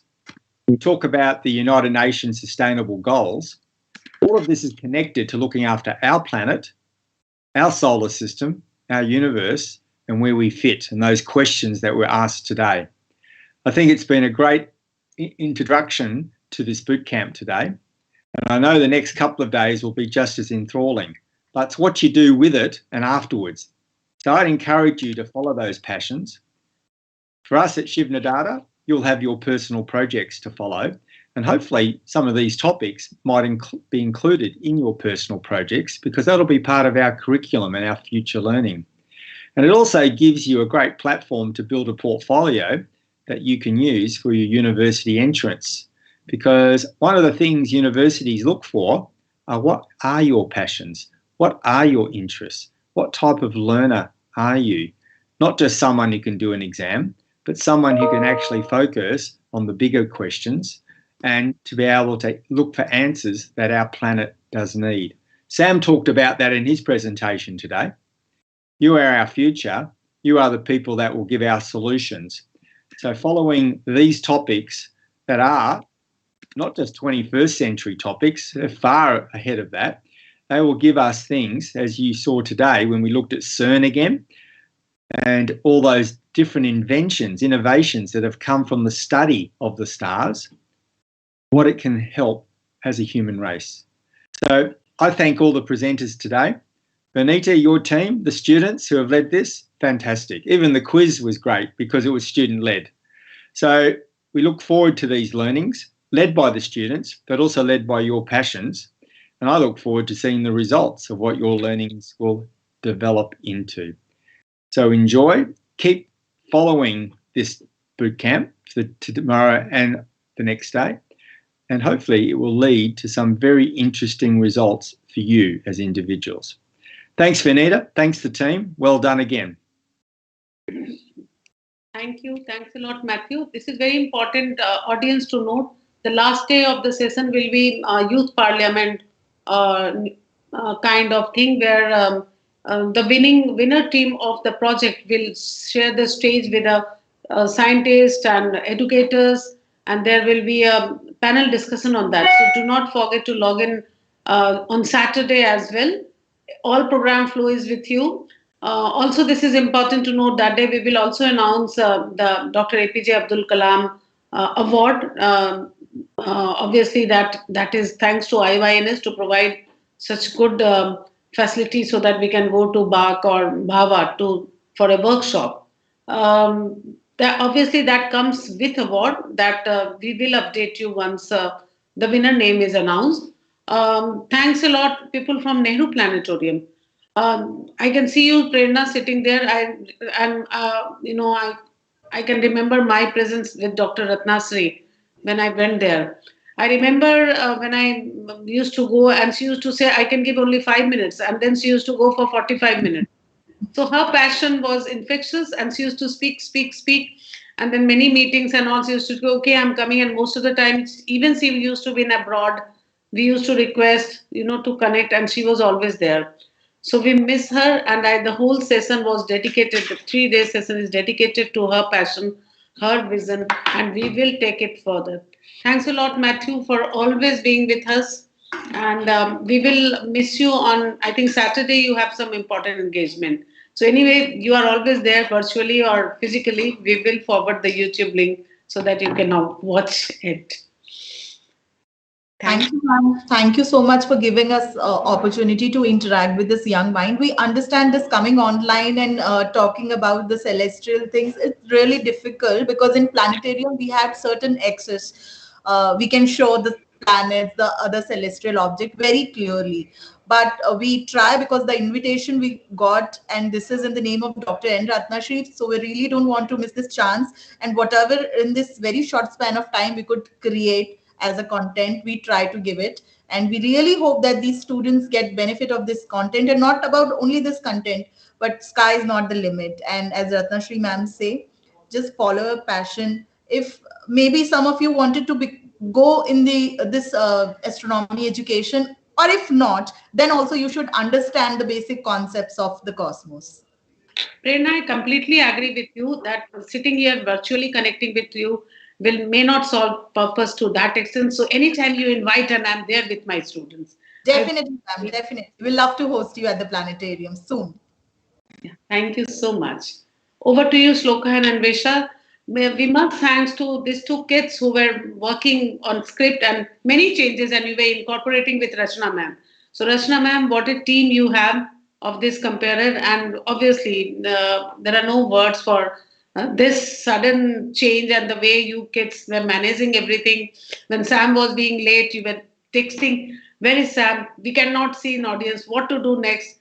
And Rachna ma'am controlling so well. So I'm so nice to have kids from Faridabad and Noida campus and all.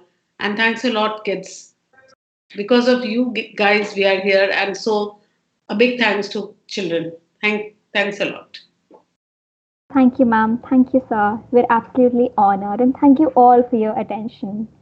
Links to the websites with all the resources will be provided shortly. The session tomorrow begins at 9:30 a.m. sharp, and all you require is an open mind and lots of curiosity to join us. Till then, goodbye. Samyak sir, you can switch off the YouTube link. And thanks a lot, Samyak. You are the heart and soul